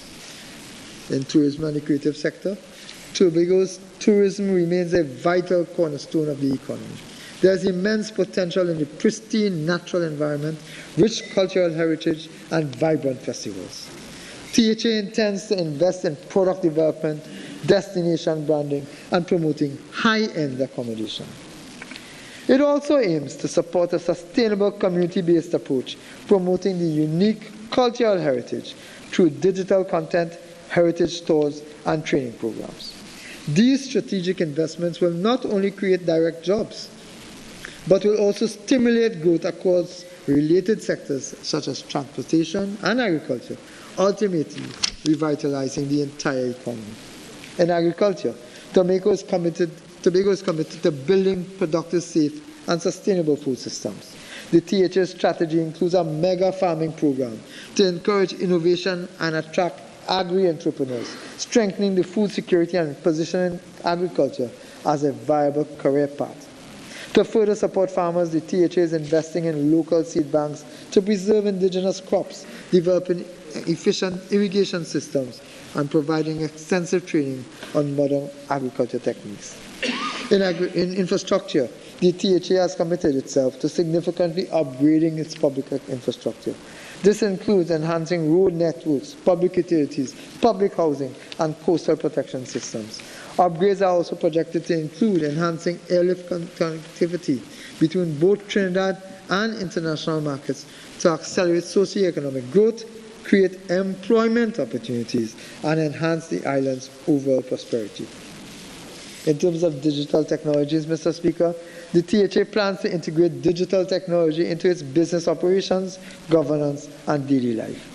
This investment will not only enhance productivity through automation and AI, but also break down geographic barriers, unlock new avenues for innovation, and improve resource allocation.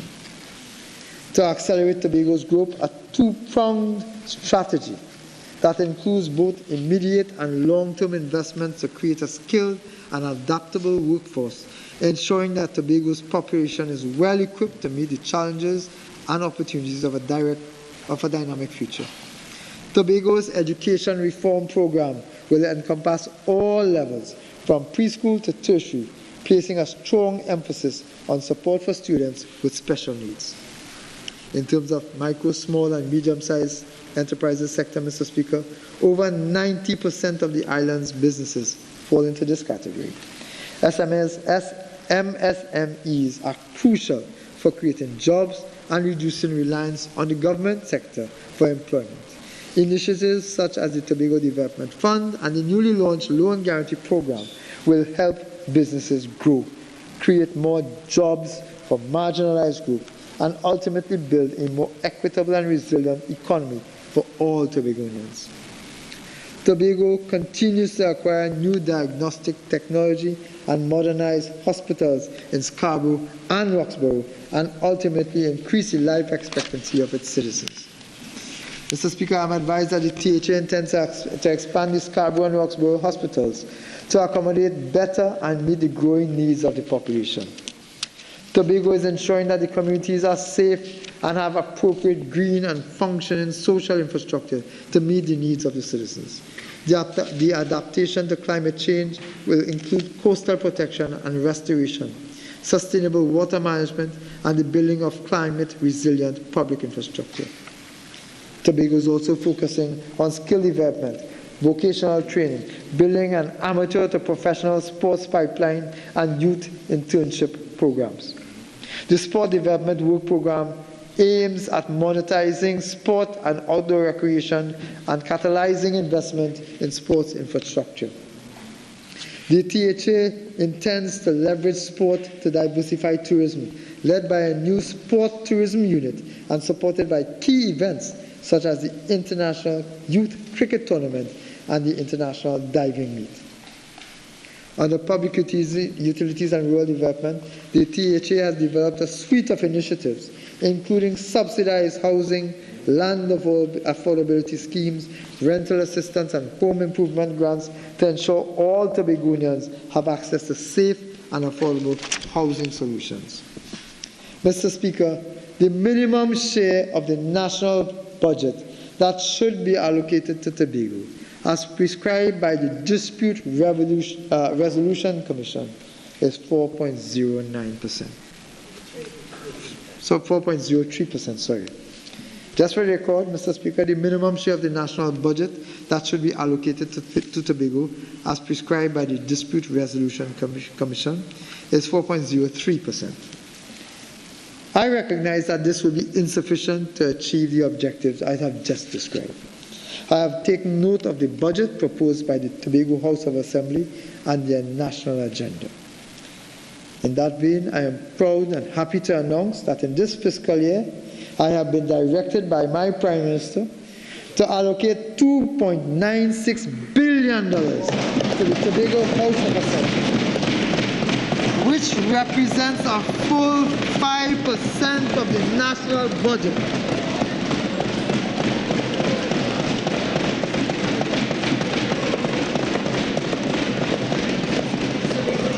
However, that is not all.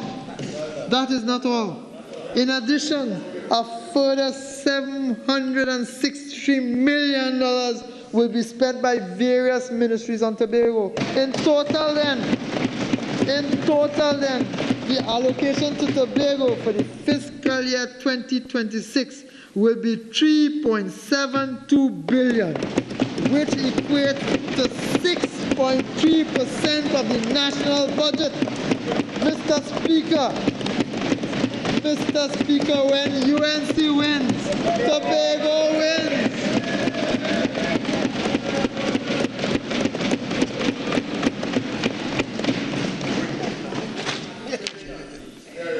Mr. Speaker, I turn now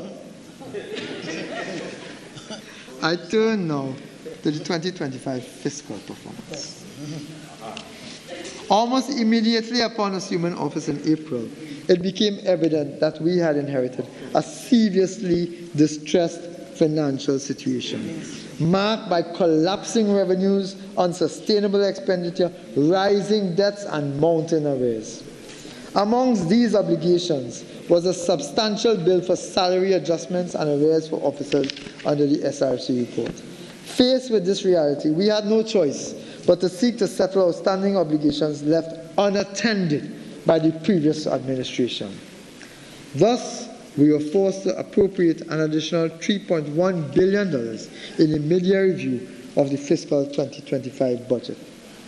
The preliminary outturn for fiscal 2025 is for a deficit of $8.7 billion, with a revenue of $50.6 billion and an expenditure of $59.3 billion. This is their deficit.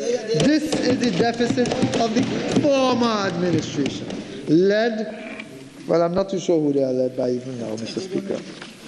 This shortfall could have been even worse. It could have been far greater had we not acted swiftly and decisively to continue spending and strengthen revenue streams. In the future, Mr. Speaker, over the next 5 years and beyond, we will pursue a path of fiscal consolidation and structural reform to break us free from the cycle of low growth, anemic revenues, and high expenditure that has constrained our economy for far too long. In light of the crisis that we met on assumption of office, Mr. Speaker, we immediately set out to put policies and programs in place to mitigate the economic situation. This is clearly demonstrated in our first 150 days in office. Mr. Speaker, I have already reported on our first 150 days in office. Mr. Speaker, our country has faced the recurrent challenge of navigating fluctuations in global energy markets. Variability in oil and gas prices has consistently created uncertainty around government revenues, requiring careful and responsive policy making. We recognize the risks of over-reliance on the energy sector and are taking steps towards broader economic reform. We maintain close oversight of international energy trends to help guide our fiscal strategy. Consequently, Mr. Speaker, our oil price assumption for 2026 will be US $73.25 per barrel, compared to US $77.80 per barrel in 2025. And our natural gas assumption will be US $4.25 per MMBTU compared to $3.59 per MMBTU in 2025. As a result of these commodity price estimates, we expect total revenue of $55.367 billion, total expenditure of $59.232 billion, with a fiscal deficit of $3.865 billion. Nothing close to the 1920 and whatever figure goes opposite have been telling the population.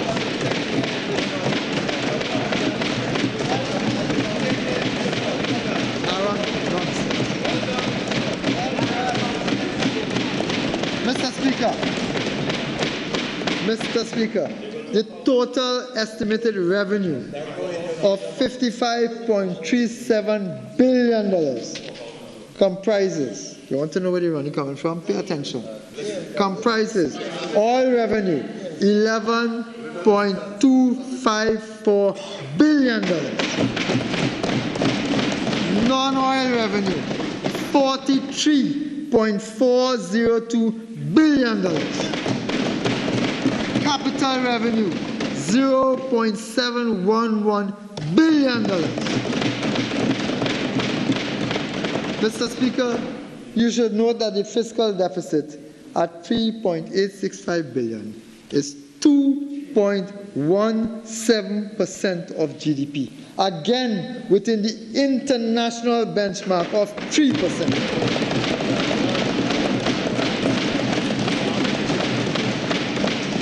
We have said it a long time ago, Mr. Speaker, performance beats old talk every time. Pursuant to our public policy agenda, the central fiscal 2026 allocations are as follows. Education and training, $8.766 Mr. Speaker, billion. Standing Order 53-1. I know my colleagues opposite are in shell shock. Yes. But please, if we can rein them in places, we can hear the Minister of Finance.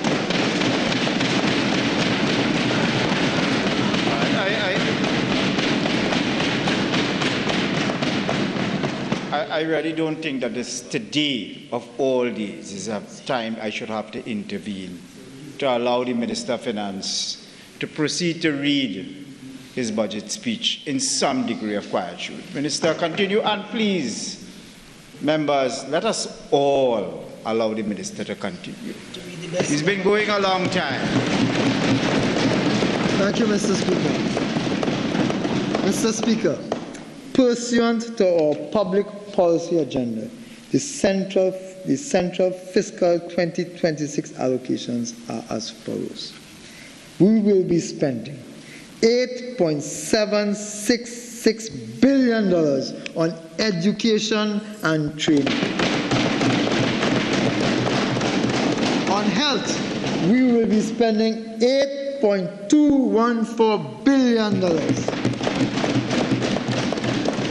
On national security, $6.366 billion. On public utilities, $3.395 billion. On infrastructure, $1.943 billion. On rural development and local government, $1.807 billion. On transport, $1.840 billion. On agriculture, Mr. Speaker, $1.13 billion. On housing, $0.662 billion. That's $662 million, Mr. Speaker. Mr. Speaker, I am proud to have shared those numbers as to where we are going to spend money for the national benefit, Mr. Speaker. When the UNC wins, Mr. Speaker, everybody wins.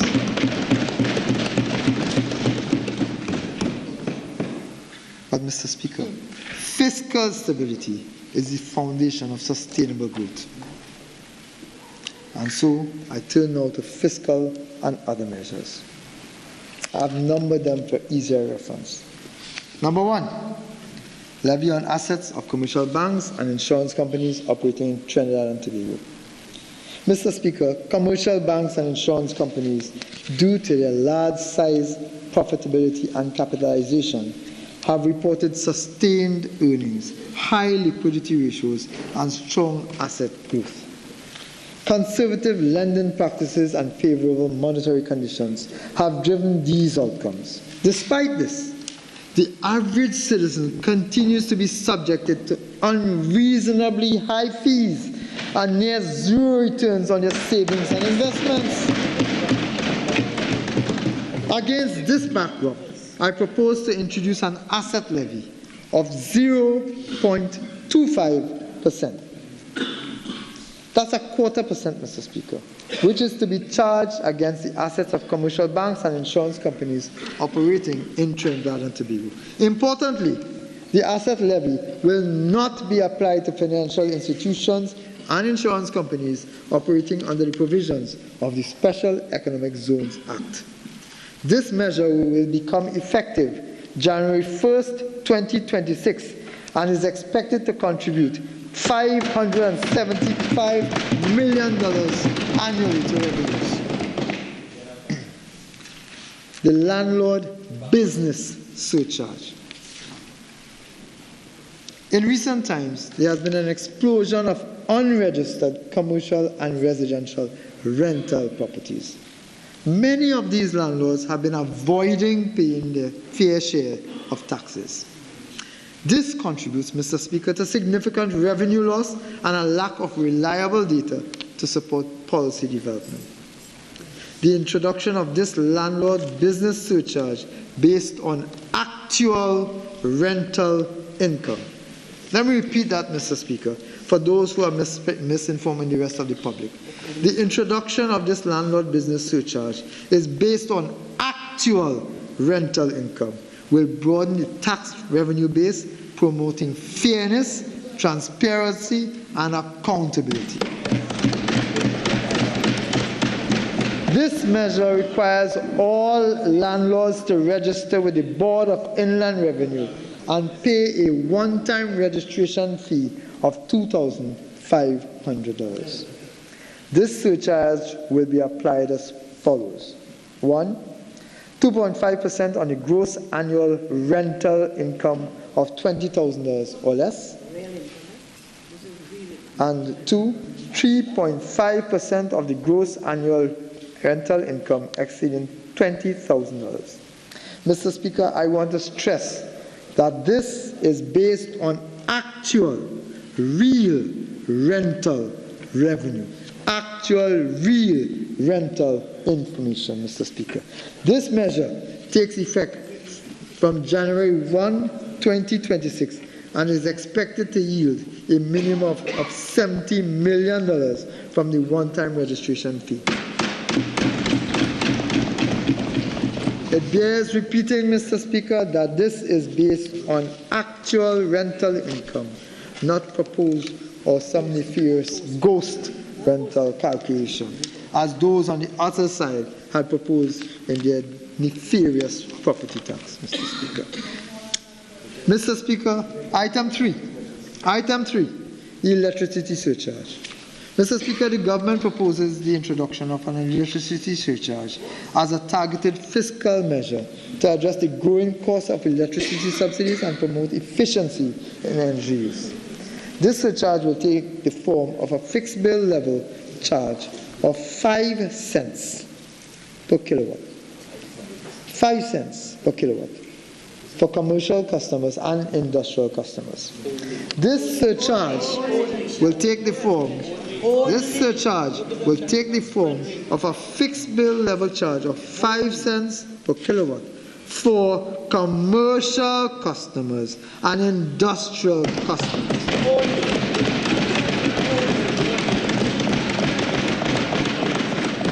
Commercial customers and industrial customers. Pay attention. Not residential customers.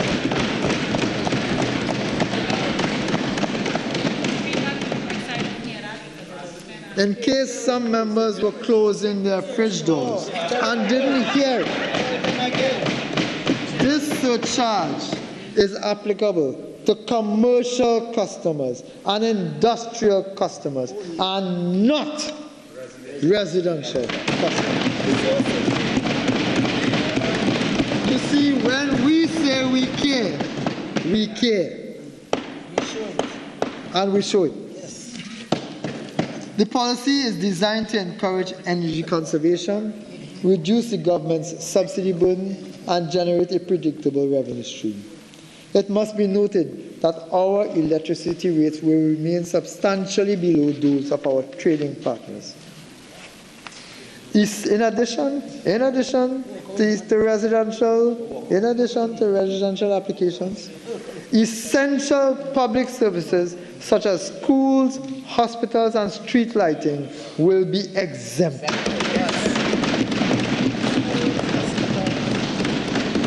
Essential public services such as schools, hospitals, and street lighting, in addition to residential, will be exempted. Churches, mosques, temples, schools, hospitals, residential communities, all exempted. All. At current consumption level, this initiative is estimated to contribute an additional $269 million to revenues. This measure takes effect on January 1st, 2026. Item 4. Mr. Speaker, the cost of administering and offering public services in Trinidad and Tobago has risen significantly across ministries, departments, and agencies. Notwithstanding, many administrative charges, including license and permit fees and processing charges, have remained unchanged in some cases for as much as 30 years. This places additional pressure on the Consolidated Fund. Updating the fee structures in line with the current cost of doing business is therefore necessary to ensure cost reflectivity, fairness, and sustainability, while also safeguarding service quality and enabling modernization. It is to be noted that 80% of the projected revenue increases are attributable to customs duties on rums and spirits, beer and tobacco products. Tobacco, my apologies, tobacco products. Again, for the record, it is important to note that 80% of the projected revenue increases are attributable to customs duties on rum and spirits, beer and tobacco products. Therefore, the amended duties are proposed. The following amended duties are proposed. Rum and spirits, by percent of alcohol, the existing is $79.25 by percent of alcohol. That is existing. The new proposed is $158.50. Beer, by gravity of beer, the existing duties, $5.14, proposed $10.28. Cigarettes per pack of 20, existing $5.26, proposed $10.52. Included in the list of fees to be amended are container processing fees, which were moved from $525 to $1,050. Customs declaration transaction user fee from $40 to $80. Environmental tire tax from $20 to $40. Wild animals and birds from $100 to $200. Mr. Speaker, these measures will contribute an additional $1 billion to revenue.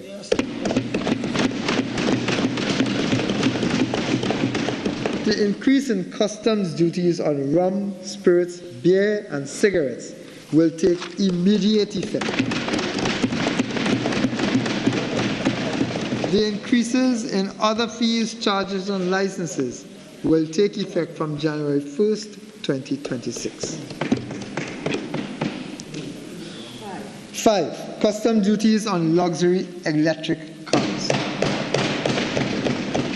Mr. Speaker, the concession for electric vehicles has been abused.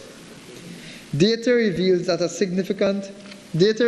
significant foreign exchange has been used to import high-end electric vehicles which attract no customs duty, no motor vehicle tax, and no value-added tax. We recognize the importance of electric vehicles in reducing carbon emissions and propose adjusting the applicable taxation regime to provide relief levels for mid to lower price vehicles. Accordingly, I propose the following on vehicles whose CIF values exceeds $400,000, Mr. Speaker. A rate of duty of 10%, VAT of 12.5%, and a tiered rate of motor vehicle tax applicable to the electric motor size will be applied on vehicles whose CIF value exceeds $400,000. At the current demand, this initiative will contribute an additional $40 million to revenues. This measure takes effect on January 1st, 2026. Mr. Speaker, 6. Taxation on single-use plastics. This government is committed to protecting the environment. Single-use plastics contribute heavily to clogged waterways, land and marine pollution, and overburdened waste management systems, ultimately harming public health, biodiversity, and the economy. I propose to introduce a 5% tax on the CIF value of these products at the point of importation. The proceeds will be earmarked to support national recycling programs, waste management initiatives, and the public environmental education. Mr. Speaker, the proceeds of this tax will be earmarked to support national recycling programs, waste management initiatives, and public environmental education. This measure will take effect from January 1st, 2026. 7. The establishment of a real estate investment fund, in Trinidad, a REIT. Mr. Speaker, in fiscal 2026, we will establish a state-sponsored real estate investment trust a landmark initiative to democratize state-owned assets, strengthen and diversify our capital market, and broaden public participation in national wealth creation. This is another bold step to unlock new avenues of non-debt financing. Through this vehicle, high-value income-generating properties such as land, office buildings, and commercial infrastructure will be transferred into a professionally managed REIT. Shares will be listed on the Trinidad and Tobago Stock Exchange, allowing both ordinary and institutional investors to earn regular dividends from the real estate. At the same time, the state retains a strategic stake in these assets. A high-level technical committee will be appointed to guide this process for greater transparency and accountability. Mr. Speaker, this position puts Trinidad and Tobago as a regional pioneer in innovative financing and empowers our citizens to share directly in the prosperity of our nation. Given the healthy domestic investor appetite, this measure is expected to contribute significantly to the government's revenue stream. 8. NIF bond. Mr. Speaker, in fiscal 2026, the National Investment Fund Holding Company Limited will launch a $1 billion NIF bond. This is yet another opportunity provided by this government to afford ordinary citizens, small businesses, and institutions the opportunity to invest and build personal wealth in a safe, tax-free environment without increasing public debt. This bond will be backed by a 21% of the shareholding of the First Citizens Group Financial Holdings Limited, valued at approximately $2 billion, while the government retains indirect and beneficial ownership of the majority of FCGFHs at 60.11%. This bond will be issued in the second quarter of fiscal 2026. 9. Penalties on offences. To ensure stricter adherence to the law, we propose a more rigorous consequences for non-compliance. Consequently, the following is proposed. We propose to move the environmental tire tax from $3,000 to $5,000. An application for registration of a pesticide for $2,000 to $4,000. For brewers, $4,000 to $10,000. Driving while disqualified from holding or obtaining a driver's permit, no fee. As exists now, no fee. We propose a $5,000 fee. Careless driving, as exists now, no fee.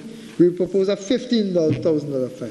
Driving or being in charge of a vehicle while blood alcohol exceeds prescribed limit, no fee. We propose a $15,000 fee. Mr. Speaker, this will ensure safety and accountability on our nation's roadways, Mr. Speaker. These increases in penalties will contribute an additional $180 million to revenues. These amendments will take effect from January 1st, 2026. 10. Removal of motor vehicle tax concessions for returning nationals.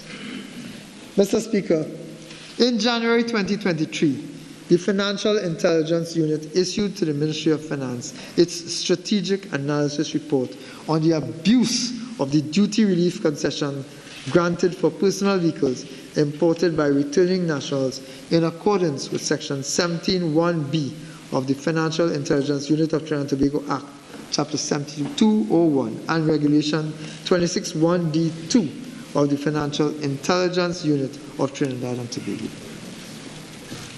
The report also cites statistics showing fraud and abuse of duty relief detected by persons claiming returning nationals exemptions October 26 to 2018. Yeah. The report also cites statistics showing fraud and abuse of duty relief detected by persons claiming returning national exemptions between October 2016 and September 2018. Mr. Speaker, despite knowing about this abuse, the then Minister of Finance sat on his hands, allowing this abuse and loss of revenue to continue. This Minister of Finance is committed to protecting the public purse and preventing tax avoidance, fraud, and abuse of concessions. To this end, I propose that the customs duty relief and related tax concessions of value-added tax and motor vehicle tax on motor vehicles imported by returning nationals be removed. This measure will take effect from January 1st, 2026. Mr. Speaker, the subsidy for LPG, the subsidy for LPG has been in place since 1926. The most recent adjustment to the retail price was made in 1998, over 25 years ago. While we must adjust the subsidies to reflect market forces, as a caring government, we must also protect those least able to afford a significant price increase. As such, I propose to amend the subsidy on LPG cylinders of £100 and above by 50 cents per pound. I wish to reiterate that the price of cylinders below £100, including the standard 20-pound cylinders, which we are all familiar with, will continue to be subsidized at the same rate and will not change. These amendments will take place on January 1st, 2026, Mr. Speaker, when UNC wins ordinary households. Mr. Speaker, 12, safeguarding our national insurance system. The national insurance system safeguards the dignity of retirees and provides income security for workers and their families. Today, annual benefit expenditure is well over $6 billion, an increase of more than 65% over the last 2 decades. After the last decade of neglect, this system is in absolute crisis today. To do nothing will be irresponsible. Since 2020, benefit payouts have consistently exceeded contributions, forcing the NIB to liquidate its assets to meet its obligations. The 11th actual review projects that if nothing is done, the fund will be depleted by 2023 or 2020. The fund will be depleted by 2033 to 2034. Mr. Speaker, for nearly a decade, the PNM sat idly by knowing this fact and did nothing, while warning bells sounded, kicking the proverbial can down the road. But you see, Mr. Speaker, we are not as reckless as they are. We will not allow this fund to collapse, jeopardizing the very benefits that over 200,000 of our most vulnerable citizens depend on. Let me be clear. This government will act decisively where the PNM refused to act. To save this critical institution from bankruptcy and to preserve the benefits for future generations, we must increase the contribution rate. To minimize the burdens on contributors, I propose a phased approach, implementing a 3% increase in the contribution rate effective January 5th, 2026, followed by another 3% increase from January 4th, 2027. Mr. Speaker, those opposite, the PNM, would have left this fund as it is to collapse, denying generations, present and future, from access to pension benefits. Let me explain, Mr. Speaker, if I may. Pension benefits, maternity benefits, accident benefits, all of these personal benefits to those least able to afford them, Mr. Speaker. All of those, the vulnerable population, would have been denied had that government continued in office. They would have done nothing. This government is saving the future of this country, Mr. Speaker. Additionally, Mr. Speaker, beginning in January 2028, the age at which a person can receive a full NIS retirement pension will gradually increase over a 10-year period. There will be no change for anyone who retires at age 60 before January 1st, 2028. Those retirees will continue to qualify for a full NIS pension with a minimum of $3,000 at age 60. There will be no change for anyone who retires at age 60 before January 1st, 2028. Furthermore, existing pensioners will not be affected by this change. If it were left to those opposite, this fund would have collapsed and existing pensioners will have no access to pensions, Mr. Speaker. Starting in January 2028, the age for a full NIS pension will increase by 1 year every 2 years until it reaches age 65 at 2036. That means to access the full minimum pension of $3,000 from January 1st, 2028 to December 31st, 2029, a retiree must be 61 years of age. From January 1st, 2030 to December 31st, 2031, a retiree must be 62 years of age. From January 1st, 2032 to December 31, 2033, a retiree must be 63 years of age. From January 1st, 2034 to December 31st, 2035, a retiree must be 64 years of age. Yeah. From January 1st, 2036 onward, a retiree must be 65 years of age. For clarification, these amendments mean that the retirement age for a full NIS pension will move from 60 to 65 over the next decade.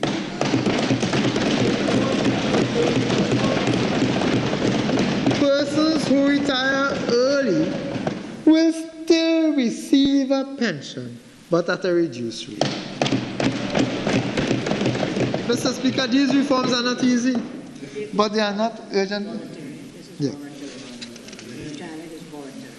These reforms are not easy, but they are now urgently required to give the years of inaction that was allowed these challenges to deepen under the last administration. These measures are projected to extend the life of the NIS fund, securing pension for today's workers and tomorrow's retirees. Let it be said, Mr. Speaker, that under this government, the NIS will not be allowed to fall. We will protect the rights and contributions of citizens who have contributed for all of their lives. We will protect the rights of them to access benefits when they retire, Mr. Speaker. I want to reiterate that there's no mandatory retirement. There's no mandatory retirement over the next decade. This system remains applicable and available for those who are volunteering. Mr. Speaker, the UNC continues to protect the interests of pensioners in this country, Mr. Speaker, because when UNC wins, workers and pensioners win. Mr. Speaker, innovation is a key driver of transformation, competitiveness, and resilience. The Research and Development Impact Fund at the University of the West Indies is a critical mechanism for advancing applied research, fostering partnerships, and generating solutions to national challenges. The fund has supported more than 47 projects, cultivated over 270 partnerships, attracted $124 million in external resources, and delivered new products and services that are already in use across the region. In keeping with the government's diversification agenda, an allocation of $10 million will be provided to the UE RDI Fund in fiscal 2026. This will encourage more of our researchers and innovators to focus on areas critical to national development, such as climate resilience, citizen security, sustainable agriculture, and health innovation. Mr. Speaker, the National Innovation and Incubator Program will strengthen the innovation ecosystem and entrepreneurship in Trinidad and Tobago. This program will provide 100 young graduates and aspiring entrepreneurs with the mentorship, financing, and structured support required to transform ideas into viable businesses and expand the base of small and micro enterprises towards economic diversification. That's quite a mouthful, Mr. Speaker. So let me say it again. This program will provide 100 young graduates per year and aspiring entrepreneurs with mentorship, financing, and structured support required to transform ideas into viable businesses and expand the base of small and micro enterprises towards economic diversification. In fiscal 2026, the government, through an allocation of $15.75 million, will partner with the Unit Trust Corporation and UE Ventures Limited. This underscores the government's determination to create an enabling environment where new entrepreneurs, young graduates, can emerge and participate in a modern, diversified economy. This program will commence in January 2026.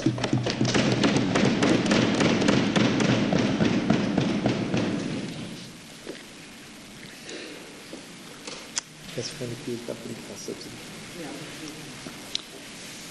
16, yeah. Period poverty.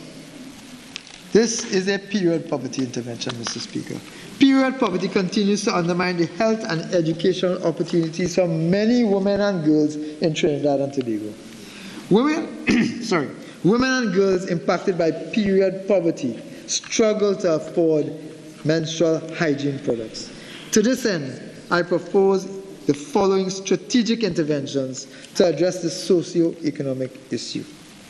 The Ministry of Finance and the Ministry of People, Social Development and Family Services will collaborate to establish a Women's Health Fund. This government will provide an initial seed capital of $5 million. We will also partner with other stakeholders to ensure the sustainability of this fund.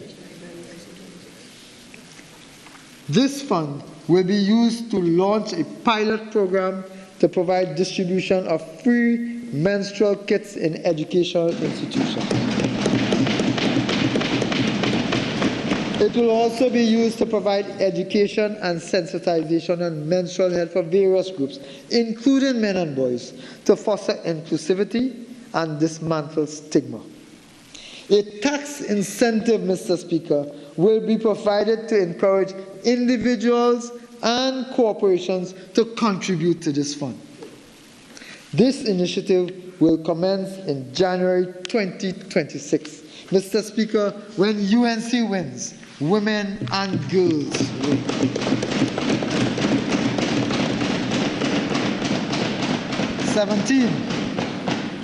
This government will introduce the Elevate program to upskill 15,000 educators, helping them incorporate and modernize their teaching methodologies using 21st century technologies.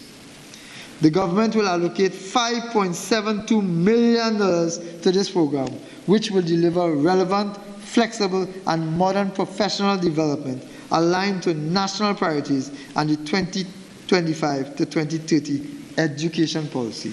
This program will commence in January 2026. Mr. Speaker, when the UNC wins, teachers win. 18. The Next Class program aims to create an AI-powered user interface platform that empowers teachers with the resources to enhance their teaching effectiveness and foster a more personalized learning environment. Every teacher will gain access to a single platform hosted by the Ministry of Education, featuring lesson planning, real-time student tracking, automated grading support, and professional development tools. This government will invest $4.64 million into this program. This program will commence in January 2026. Mr. Speaker, when the UNC wins, students win.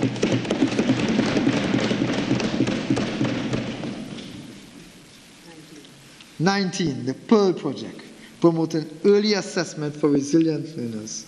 Access early, educate fully. Mr. Speaker, the Promoting Early Assessment for Resilient Learners initiative will touch the lives of thousands of children and their families by ensuring that challenges in vision, hearing, growth, and development are detected and addressed before they become barriers to learning.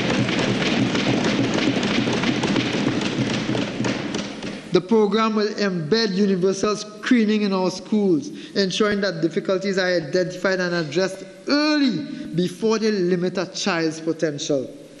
Through the alignment of the Ministry of Education, the Ministry of Health, and the Ministry of the People, Social Development and Family Services, Pearl will guarantee parents and students a seamless medium of care and attention.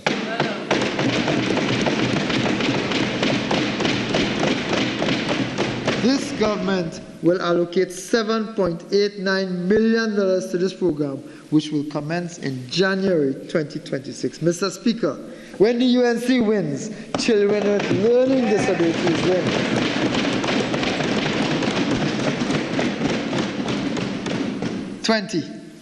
Tax concession for corporate and individual contributions to registered animal shelters. Mr. Speaker, this government recognizes the critical role that registered animal shelters play in controlling stray populations, promoted spaying and neutering, and advancing public health and environmental sanitation.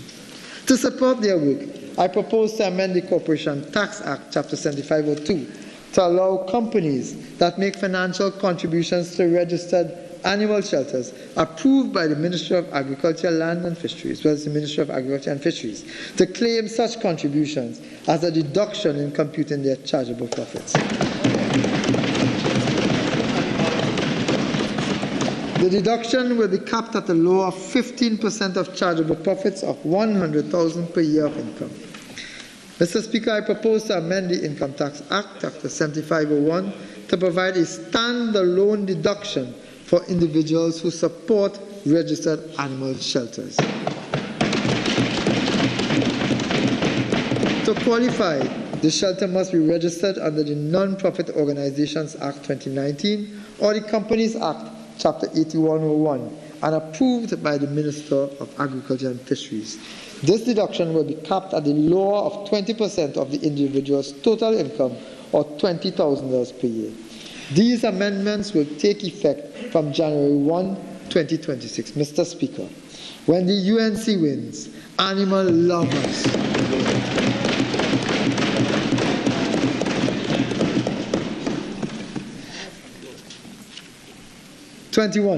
Agricultural incentives.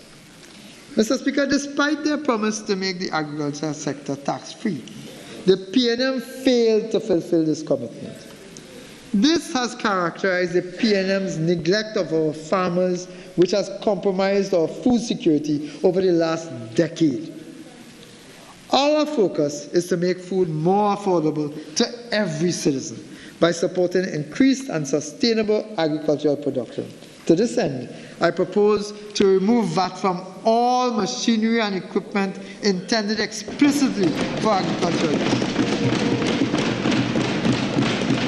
To remove VAT from all components used explicitly in hydroponic farming and greenhouse farming, if not already specified elsewhere. The review of paragraph 5 of Schedule 2 of the VAT Act to provide a comprehensive classification for zero-rated preparations and chemicals to ensure that farmers have access to a full range of cost-effective inputs for cultivation and animal health. and for the removal of customs duty from feed used for poultry, cattle, and pigs. These amendments will take effect from January 1st, 2026. Mr. Speaker, when the UNC wins, farmers win.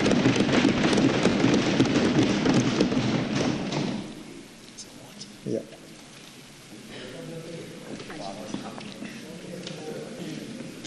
In the last Prasad-Bissessar-led administration, Mr. Speaker, we removed VAT from 70, sorry, let me say that again. I wish we had removed VAT from 70,000, but it was not 70,000, it was 7,000. In the last Prasad-Bissessar-led administration, Mr. Speaker, we removed VAT from 7,000 food items. A bold step back then. As soon as the PNM assumed office, they introduced VAT on these basic food items. And this had the immediate effect of directly raising the prices of food for every citizen, Mr. Speaker. Public pressure eventually forced them to remove VAT on some of these items. Today, I am proud to say that this Kamala Prasad-Bissessar-led administration will again be removing value-added tax from a multiplicity of basic food items. These items include table salt, morbi, coconut water, as well as locally produced pumpkin, watermelon, cucumber, lettuce, and tomatoes, amongst others. This is a government that cares about the average citizen, Mr. Speaker. You see, when the UNC wins, everybody wins. This effect will take effect. This measure will take effect from October 17, 2025. Item 23. Amendments to the policy on importation of foreign use vehicles, Mr. Speaker. A previous UNC administration had democratized access to vehicle ownership by introducing foreign use vehicles to the market, making vehicles accessible and available to every citizen. We have since noticed the increase in the cost of new and foreign use vehicles as a direct result of the restrictive policies of the PNM.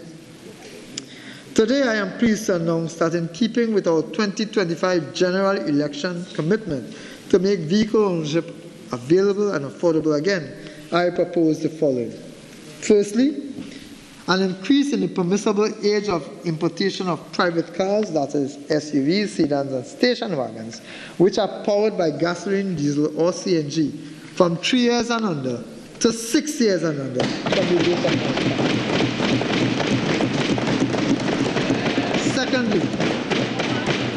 Secondly, an increase in the permissible age of importation of light commercial vehicles, that is pickups and panel vans, from 7 years and under to 10 years and under from the date of manufacture. This measure will take effect from January 1st, 2026. Mr. Speaker, when the UNC wins, every citizen wins.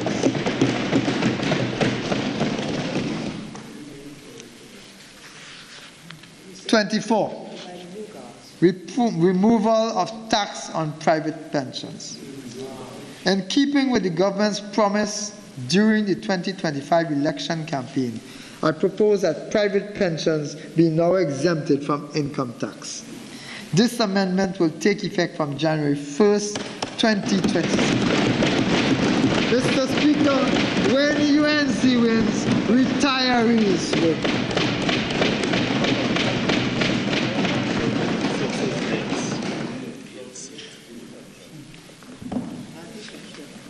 Yeah. Can you find it back in this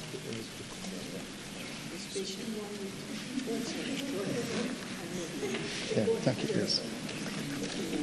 Item 25. Reducing the cost of construction materials. Mr. Speaker, over the last decade, the cost of construction materials has skyrocketed, making ownership an unfulfilled dream to many, particularly our young people.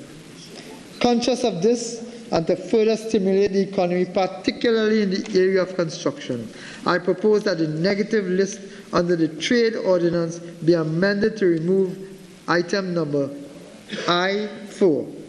Clays, crushed limestone, boulders, sand, gravel, plastering sand, porcelainite, agalite, oil sand, This will provide a much-needed impetus to the construction sector and is expected to reduce the cost of building materials and the cost of construction generally. This will boost employment in plumbing, electricals, tiling, masonry, carpentry, and fabrication industries, amongst others. Real jobs for real people, Mr. Speaker. These amendments will take effect on January 1st, 2026. Mr. Speaker, when the UNC wins, homeowners win. Mr. Speaker, when the UNC wins, tradesmen win.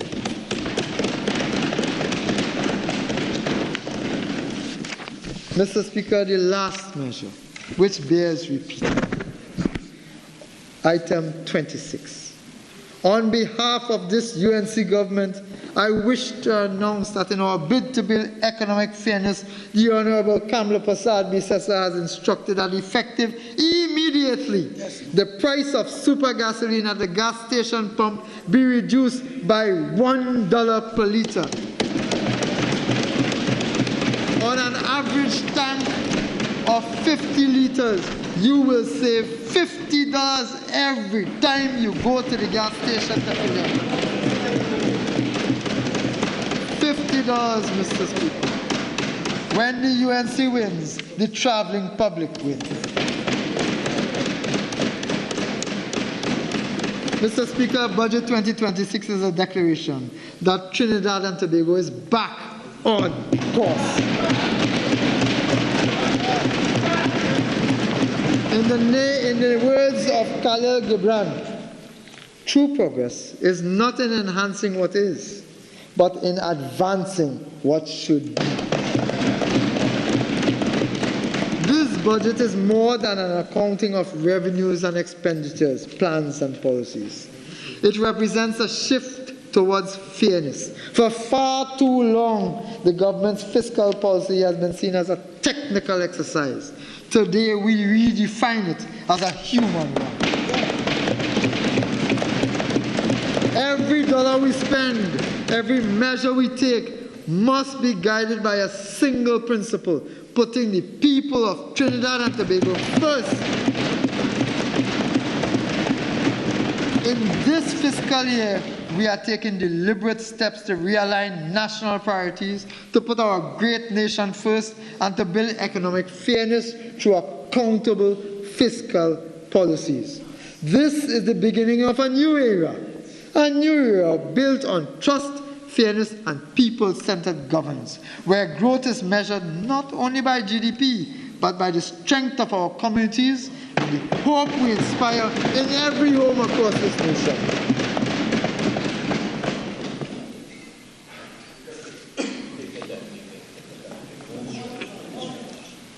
This budget, Mr. Speaker, is at its core a statement of the UNC's values. It reflects our belief that economic policy must begin and end with people, real men and women struggling each day to build better lives for themselves and their families. Our task, therefore, is not just to balance the nation's finances. Our task is not just to balance the nation's finances, but to restore balance to our society, to ensure that opportunity reaches every community, from Cedros to Charlottesville, from Moruga to Carinage, where equal access to the national patrimony is available to every single citizen. The days of promises without performance is over. This UNC government delivers. And as we close this sorry chapter of the last decade and look forward to the future, we cannot paper over, as was done before, the harsh realities that we face.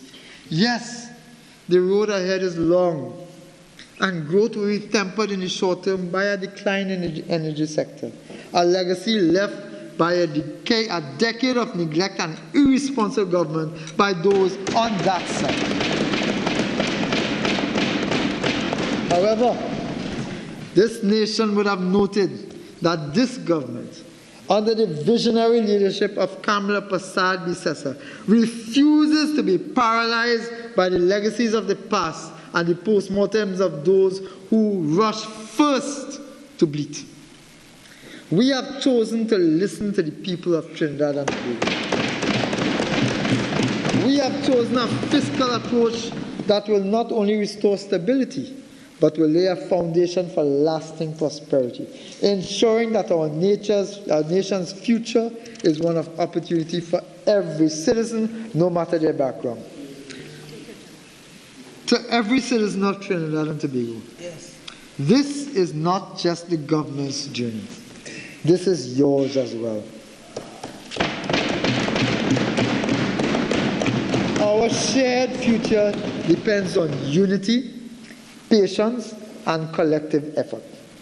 Let us move together with courage, with hope, and with the firm conviction that we will rebuild a stronger, fairer, and more prosperous Trinidad and Tobago.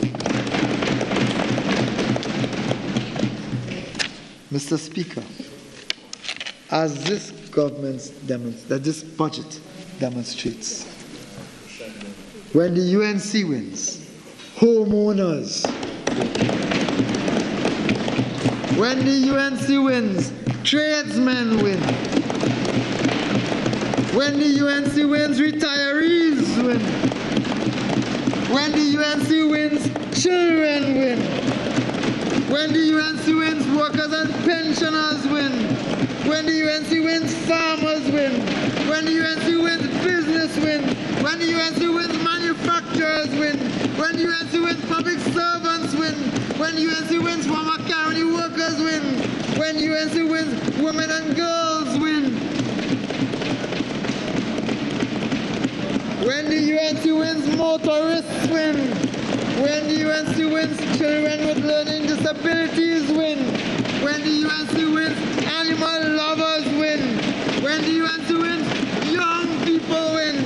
When the UNC wins, the vulnerable wins. Mr. Speaker, when the UNC wins, everybody wins. Mr. Speaker, I beg to move.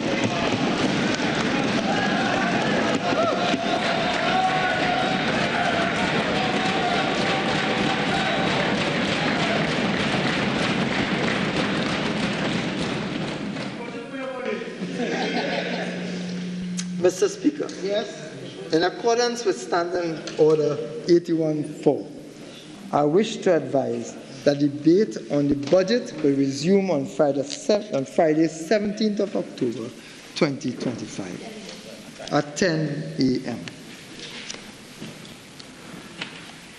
Leader of Government Business. Thank you, Mr. Speaker. Mr. Speaker, on behalf of the government bench and the people of Trinidad and Tobago, I'm certain I want to thank the Honourable Minister of Finance and the Honourable Prime Minister for a phenomenal budget presentation. Mr. Speaker, I beg to move that this House do now adjourn to Friday, October 17, 2025 at 10 a.m. Honourable members, before putting the question on the adjournment, I am to advise that your budget packages are available for collection at the Northern Colonnade Corridor distribution room next to the members' entrance on the Abercrombie Street side of the Red House. Honourable members, the question is that this House do now adjourn to Friday, October 17, 2025 at 10 a.m. All in favour say aye. Aye. Any against? The ayes have it. This House now stands adjourned to Friday, October 17, 2025 at 10 a.m.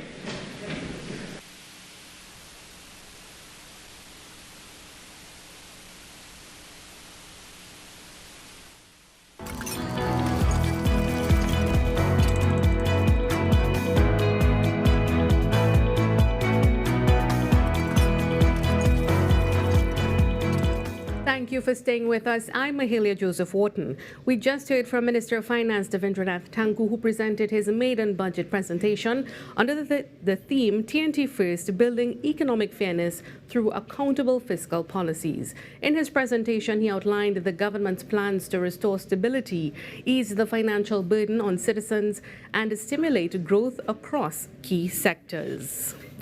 Before reading the 2026 budget, our reporter Karen Cozier-Phillip caught up with the Ministry of Housing,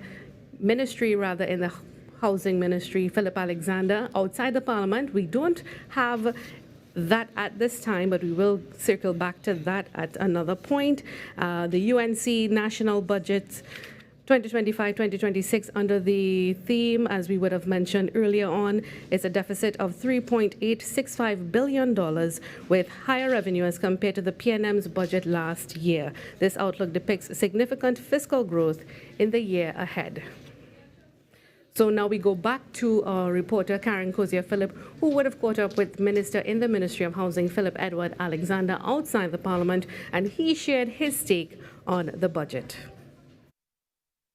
All right, Minister. Hi, good afternoon. How are you? I'm well, thank you. All right, and tell us what you were feeling here today, the atmosphere, a sea of yellow, blue, green supporters. Orange. Yes. Optimism. We are optimistic.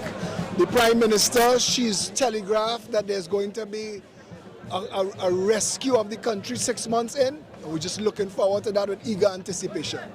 All right, and the Finance Minister has also said that the budget is going to be focus-driven. Very level-headed guy. Dave Tanko is a very level-headed guy. He has a serious responsibility to pull us back from the abyss that the last administration left us in. He's engaging in financial triage, and I think that we are going to be very well represented in that house today as a country. All right, and tell me about some of your what you have experienced in the Ministry of Housing and what you expect from the budgets as you prepare to go forward. I have to leave that to my line minister, Minister Lee, when he talks in the House on this budget. But we've seen some insane things that were done under the last administration. The Ministry of Housing was used as a feeding frenzy, and we've locked that down. We have a wonderful board, a good, strong chairman. We have a good line minister and 2 good junior ministers with him. We're going to fix it. Thank you very much. Thank you very much. And the National Budget 2025-2026 under the UNC government presented a fiscal deficit of $3.865 billion with higher revenue as compared to the PNM's budget last year. This outlook depicts significant fiscal growth in the year ahead. As a result of these commodity price estimates, we expect total revenue of $55.367 billion.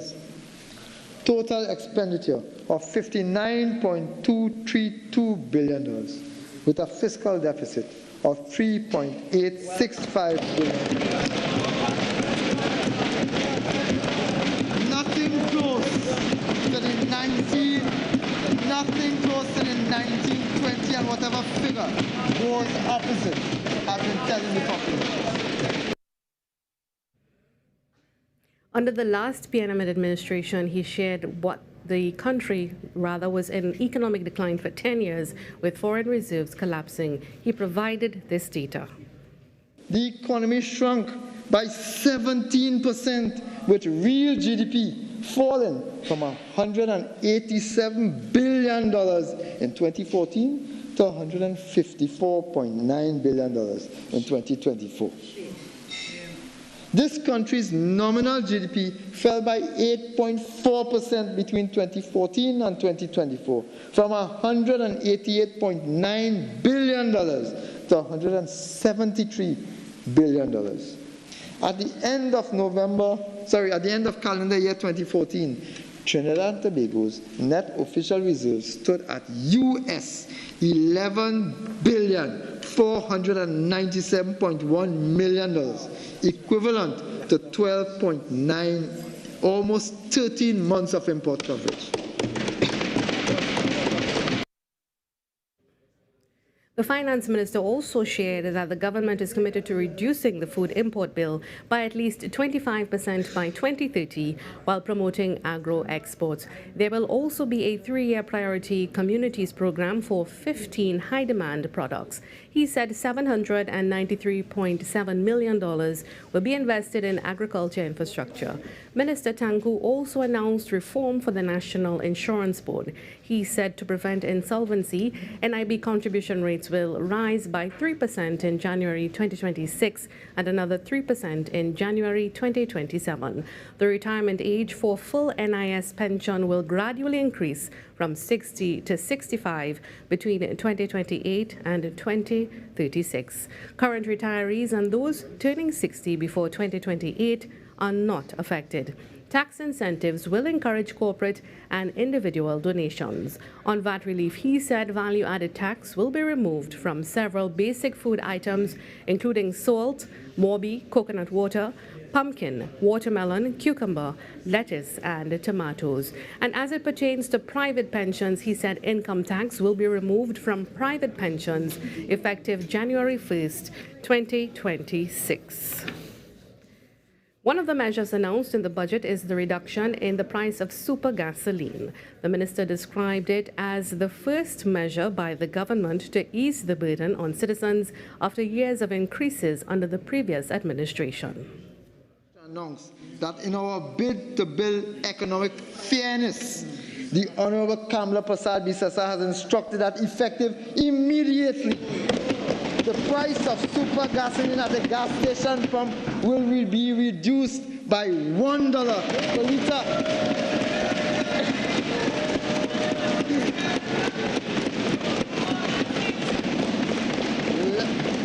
Lest it be lost on the minds of those opposite, the average fuel tank is about 50 liters. This means that every time you go to fill up your tank, you will be saving $50 thanks to this reduction.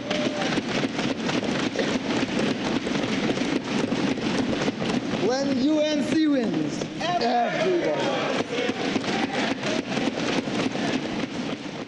And crime has been a key priority for the government since they assumed office, with the proposed Stand Your Ground legislation under the Home Invasion Bill 2025.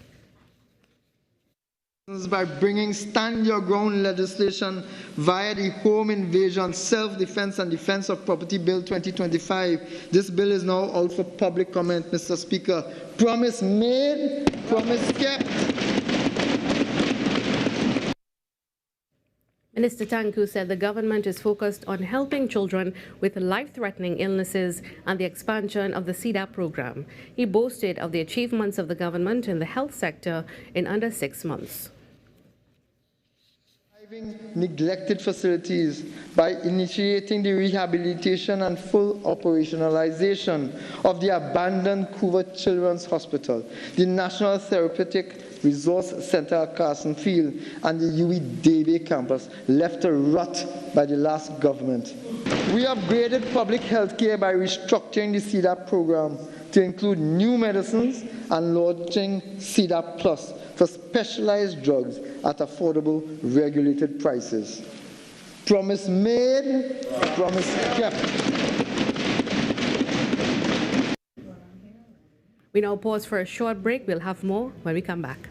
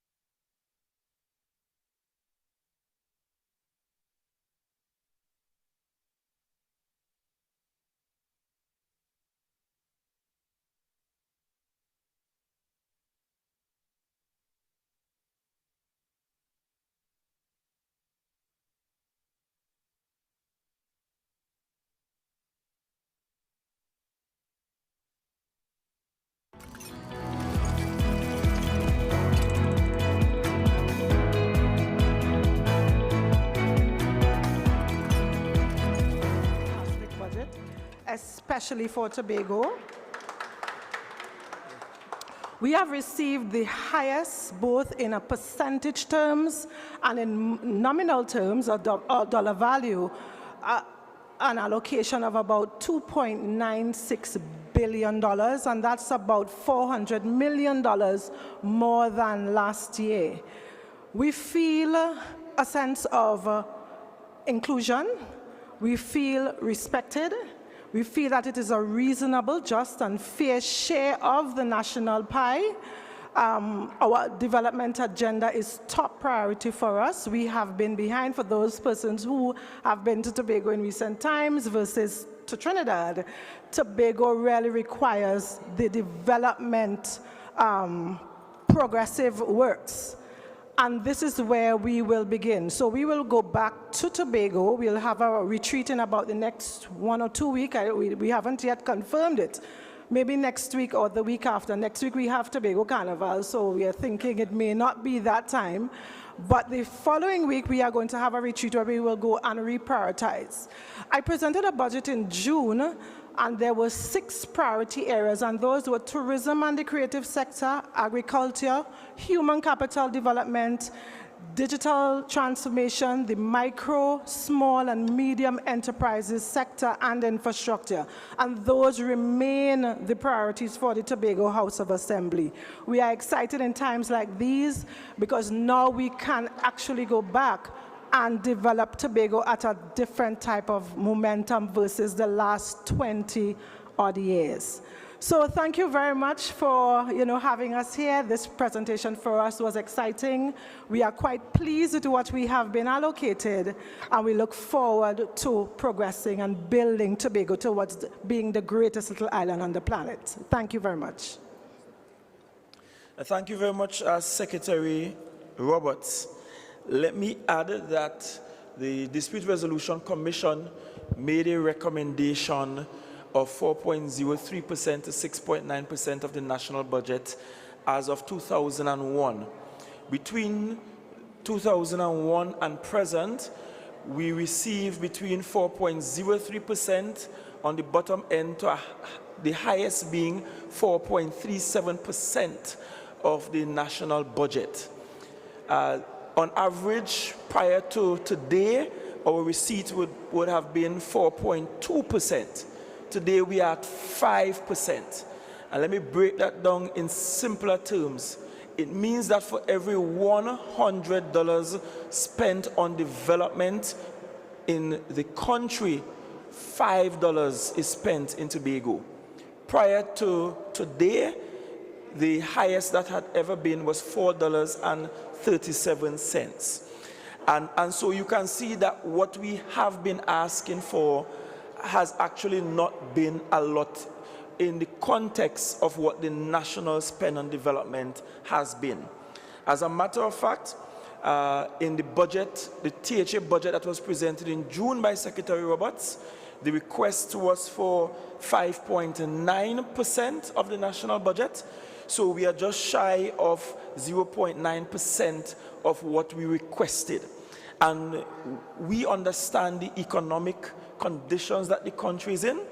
And one of the things I must champion at the lectern today is that we have experienced over the last couple months improved communications with the central government. And that must be commended. The fact that we have a government that is willing to communicate. Even when we disagree, they are willing to hear our voices and to have it impact on national and government policy. More than that, before I take the questions, it is one thing to say that you love me. It's another thing to show me that you love me. And we think that this is a step in the right direction. Of course, there is always room for improvement, Of course, I probably would be leaping from the balconies here if it was at 5.9%, but this is definitely a step in the right direction, a good start, and one that we don't intend to retreat from as we ensure that we live out the true meaning of side by side, as the Prime Minister pointed out in her seminal message on the day she was sworn in as Prime Minister. And with that, I will take... Sure. If the media would allow me to make one last point, the minister kept saying promises made and promises kept. And I met with the minister before the budget presentation, just after they came into office at the mid-year review, and again just before this budget exercise. And as you know, we requested 5.9%, and he did indicate what the financial challenges are. And then he said to us, what can we negotiate? And I want to say that he kept his promise in terms of the amount that was allocated to Tobago. I also want to make another point in terms of the allocation that we received for fiscal 2025. Usually, over the last, I would say, decade, we have not been receiving our allocations on a whole. So it means that if Tobago was allocated $100, we'd always be short at the end of the year. And we brought those things to the former Minister of Finance attention, and he totally ignored us. This year, for the first time, and I'm sure we haven't done the exact numbers, but I know it's more than 10 years, we have received every single cent according to the parliamentary appropriation. And I also want to commend the government for keeping their word and keeping their promises. Thank you. And just before the questions, I want to thank the Honorable Prime Minister for having an open door policy when it comes to communicating with the Tobago House of Assembly. Act 40 of 1996 says that the Prime Minister and the Chief Secretary must have regular meetings. We don't meet as frequent as we would hope because of other circumstances, but we certainly do communicate much more frequently than my previous experience, and I need to say that. Also, before the questions, I want to point out that there are some areas that the members of Parliament for Tobago East and West will elaborate on in the House.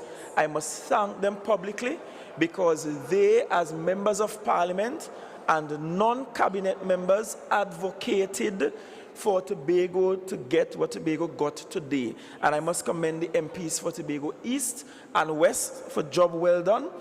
But as the debates roll on, starting on the 17th, the MPs will explore areas such as the A.N.R. Robinson International Airport, Scarborough Secondary School, the Stolly Park Enterprise Limited and the outstanding export license, the land license regime. They will also explore the pathway to autonomy, which for us is singularly the most important and strategic element for Tobago's development. And that pathway includes two key areas, one of which is to ensure that we are fulfilling all aspects of the current legislation and seeing ways in which we can broaden that, while at the same time or simultaneously consulting with Tobagonians for new and expanded legislation for the Tobago House of Assembly. Our MPs will also discuss matters of coastal protection, and we are currently going through the rudiments with CAF, and that's a $100 million program for coastal rehabilitation. Let me be clear here, because I know that there will be mischief makers in this space. Tobago's European CPEP program continues as we have it. In fact, Tobago is quite advanced in its CPEP and URP program. When we came into office in 2021, we restructured, we increased the salaries for CPEP and URP above what is paid here in Trinidad. We provide some additional benefits, such as time off and leave and so on, as we begun to regularize them and create a much more sustainable program for them. We have European workers now who are into extensive farming, helping with the issue of food security on the island. And so Trinidad has almost always had a different European CPEP program to Tobago. In fact, in Tobago, we don't utilize contractors to manage our European CPEP. We pay our European CPEP workers directly, not through any contractual arrangement with anyone. And that's important. Our MPs will also look critically at the MPICTT, which is the government's proposed new platform for all payments that must be made to the government, with a view of underscoring Act 40 of 1996 and the fact that all government revenues for all activity in Tobago should be paid in Tobago and should be retained by the Tobago House of Assembly. They will continue to go through on our behalf the issue of strategic selectivity and what our priority areas are. They will explore what the deficit means, and I am surprised at how low the deficit is, given the amount of goodies the minister dished out. They will look deeper at the Tobago Development Fund and the revolving loan program, the expansion of our healthcare services on the island, and generally the general issues that we have in terms of lowering construction costs and what that means for Tobago.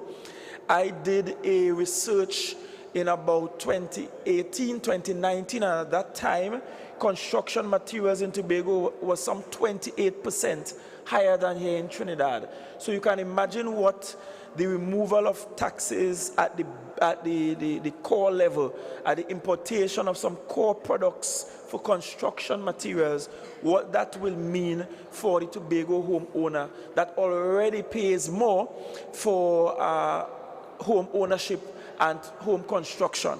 And so with that, I will like to take any question from members of the media present.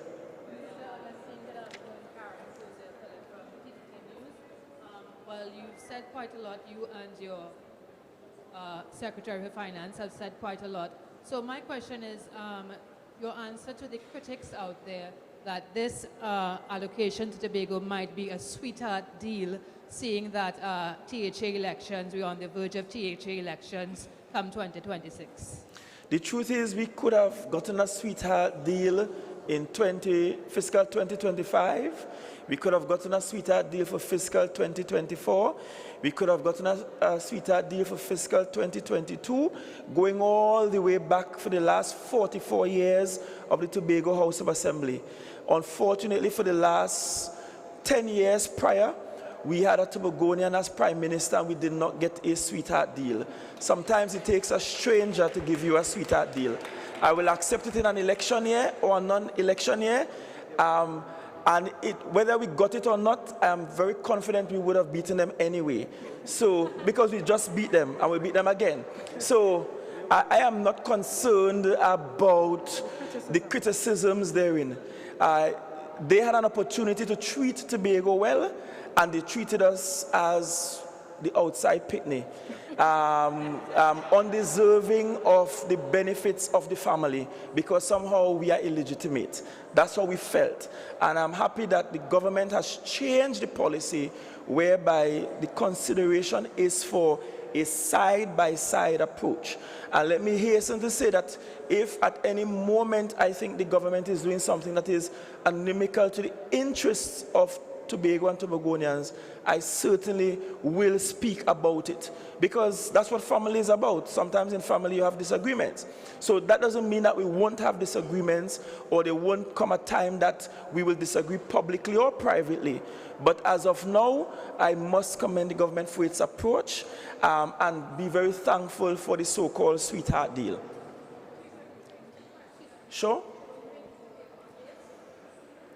Jewel Green Tobago updates in terms of the allocation. What would you say to those who are saying the 2.9 is what Tobago THA is getting in their hand, while the other allocation is coming from the central government? So the 5% plus that y'all are looking at isn't in cash in hand. Well, actually the 5% is to the THA.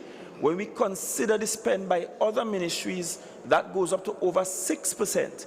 All I am considering now, and all we are concerning ourselves now with, is the 5%, because that is what it will be coming directly to the Tobago House of Assembly. For those to be expended by other ministries for works in Tobago, the MPs for Tobago East and West, they will advocate and move on behalf of Tobago. And let me give a quick example. When we did a cursory analysis of how the Ministry of National Security, for example, are spent in Tobago, we have found that in some years, the development, not recurrent expenditure, they will pay the salaries of the police officers and those in the defense force, but the development spend, we have found that in many years, the development spend in Tobago from ministries like the Ministry of National Security was almost nil. And so we will have our MPs advocate to ensure that what ministries have responsibility for in Tobago, that they don't forget those responsibilities. But where the THA is concerned, we were just allocated 5%, and that's what we will concern ourselves with at this time. And in terms of the disbursement schedule, is it that you all are going to be dispersed this money on a quarterly, because the monthly disbursement is what the problem caused? So could you comment on that? That's an excellent question. Act 40 of 1996 says that the disbursements to the Tobago House of Assembly should be quarterly en bloc in advance, meaning that at the start of every quarter, every fiscal quarter, we should receive a quarter, essentially, of what was allocated. So this 5%, this almost $3 billion, really and truly should just be split into 4. And at the start of every quarter, we should receive that. That has not happened in more than 10 years for the Tobago House of Assembly. The result of that is that the THA is now the holder of the single largest overdraft facility in all of FCB's operations. Over $250 million in overdraft facility we have at FCB. That is uncollateralized, which means that when we receive the monies late, then we have to use the overdraft facility and then we pay interest. And so the power of the dollar we receive, the spending power, is significantly diminished as a result.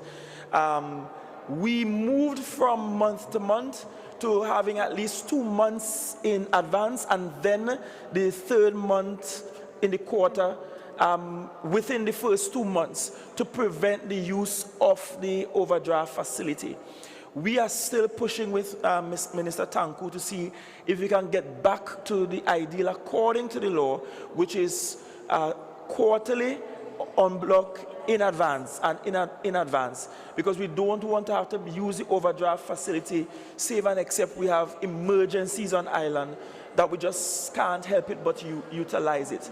And I must reinforce the point, though, that this fiscal year is the first time in perhaps over a decade that all of what was allocated for fiscal 2025 actually arrived in the THA in and around the 30th of September to close off the fiscal year. So that is also a sign, a positive sign of us moving in the direction we should be heading towards. Are you expecting? I just wanted to endorse the comment from the Chief Secretary with regard to that, because I've been having conversations with the Minister of Finance with regard to how we receive the allocations. Prior to 2021, the overdraft interest per year was between $8 to $10 million. When the Chief Secretary took office, that was reduced to $2 million a year. It's still at $2 million per year. But I've been having the conversations with the minister, and obviously we know that the country has a liquidity issue. He does intend, though, to improve that over time. We have already received the paper release, which tells us that the check is coming for October for 2 months. So we already have that, so we intend to see things improve over time. Are we expecting, with the transition from VAT to sales tax, that prices in Tobago will now be more comparative with prices as they are on the island of Trinidad? I will hope so, but of course we'll have to depend on entrepreneurs using their conscience and operating with the framework of us treating with humanity. I think the Ministry of Finance and Inland Revenue will have to move post-haste to hire those compliance officers so that they can actually check in the stores. Because we really want the average person in Tobago to benefit from policies such as these. And it is no secret, despite some in the business community in Tobago trying to convince us otherwise, it is no secret that for some commodities, not all, but some commodities, it is much more expensive in Tobago than in Trinidad. And every effort that can be made to bring parity there will be welcomed by Tobagonians. Finally, in terms of the URP, you rightfully said that URP in Tobago is being handled differently than it's being handled in Trinidad. Can we expect that there will be no URP CPEP layoffs coming forward? Yes, you can anticipate that. As a matter of fact, when we came into office, we restructured, but we restructured at the top because we felt the structure was top-heavy. We had too many managers in the system, and that was unneeded. That was not needed. And in fact, since coming into office, we have added numbers to both CPEP and URP. But more than that, we have begun transitioning them away from just cutting grass. As you can see from regular updates from the Division of Infrastructure, for example, you see them with produce that they're about to take to World Food Day in Tobago. We inherited a URP that was constructing benches and coffins and furniture and so on, and that has been expanded. And so for us in Tobago, our URP program and CPEP program, they have been run differently, and we have created a safety net for our workers because we have a much more sustainable program than what existed in Trinidad. All right, if no other questions, let me leave some room for the other politicians in the building. Thank you very much. Tobago is out for now. Thank you. God bless you.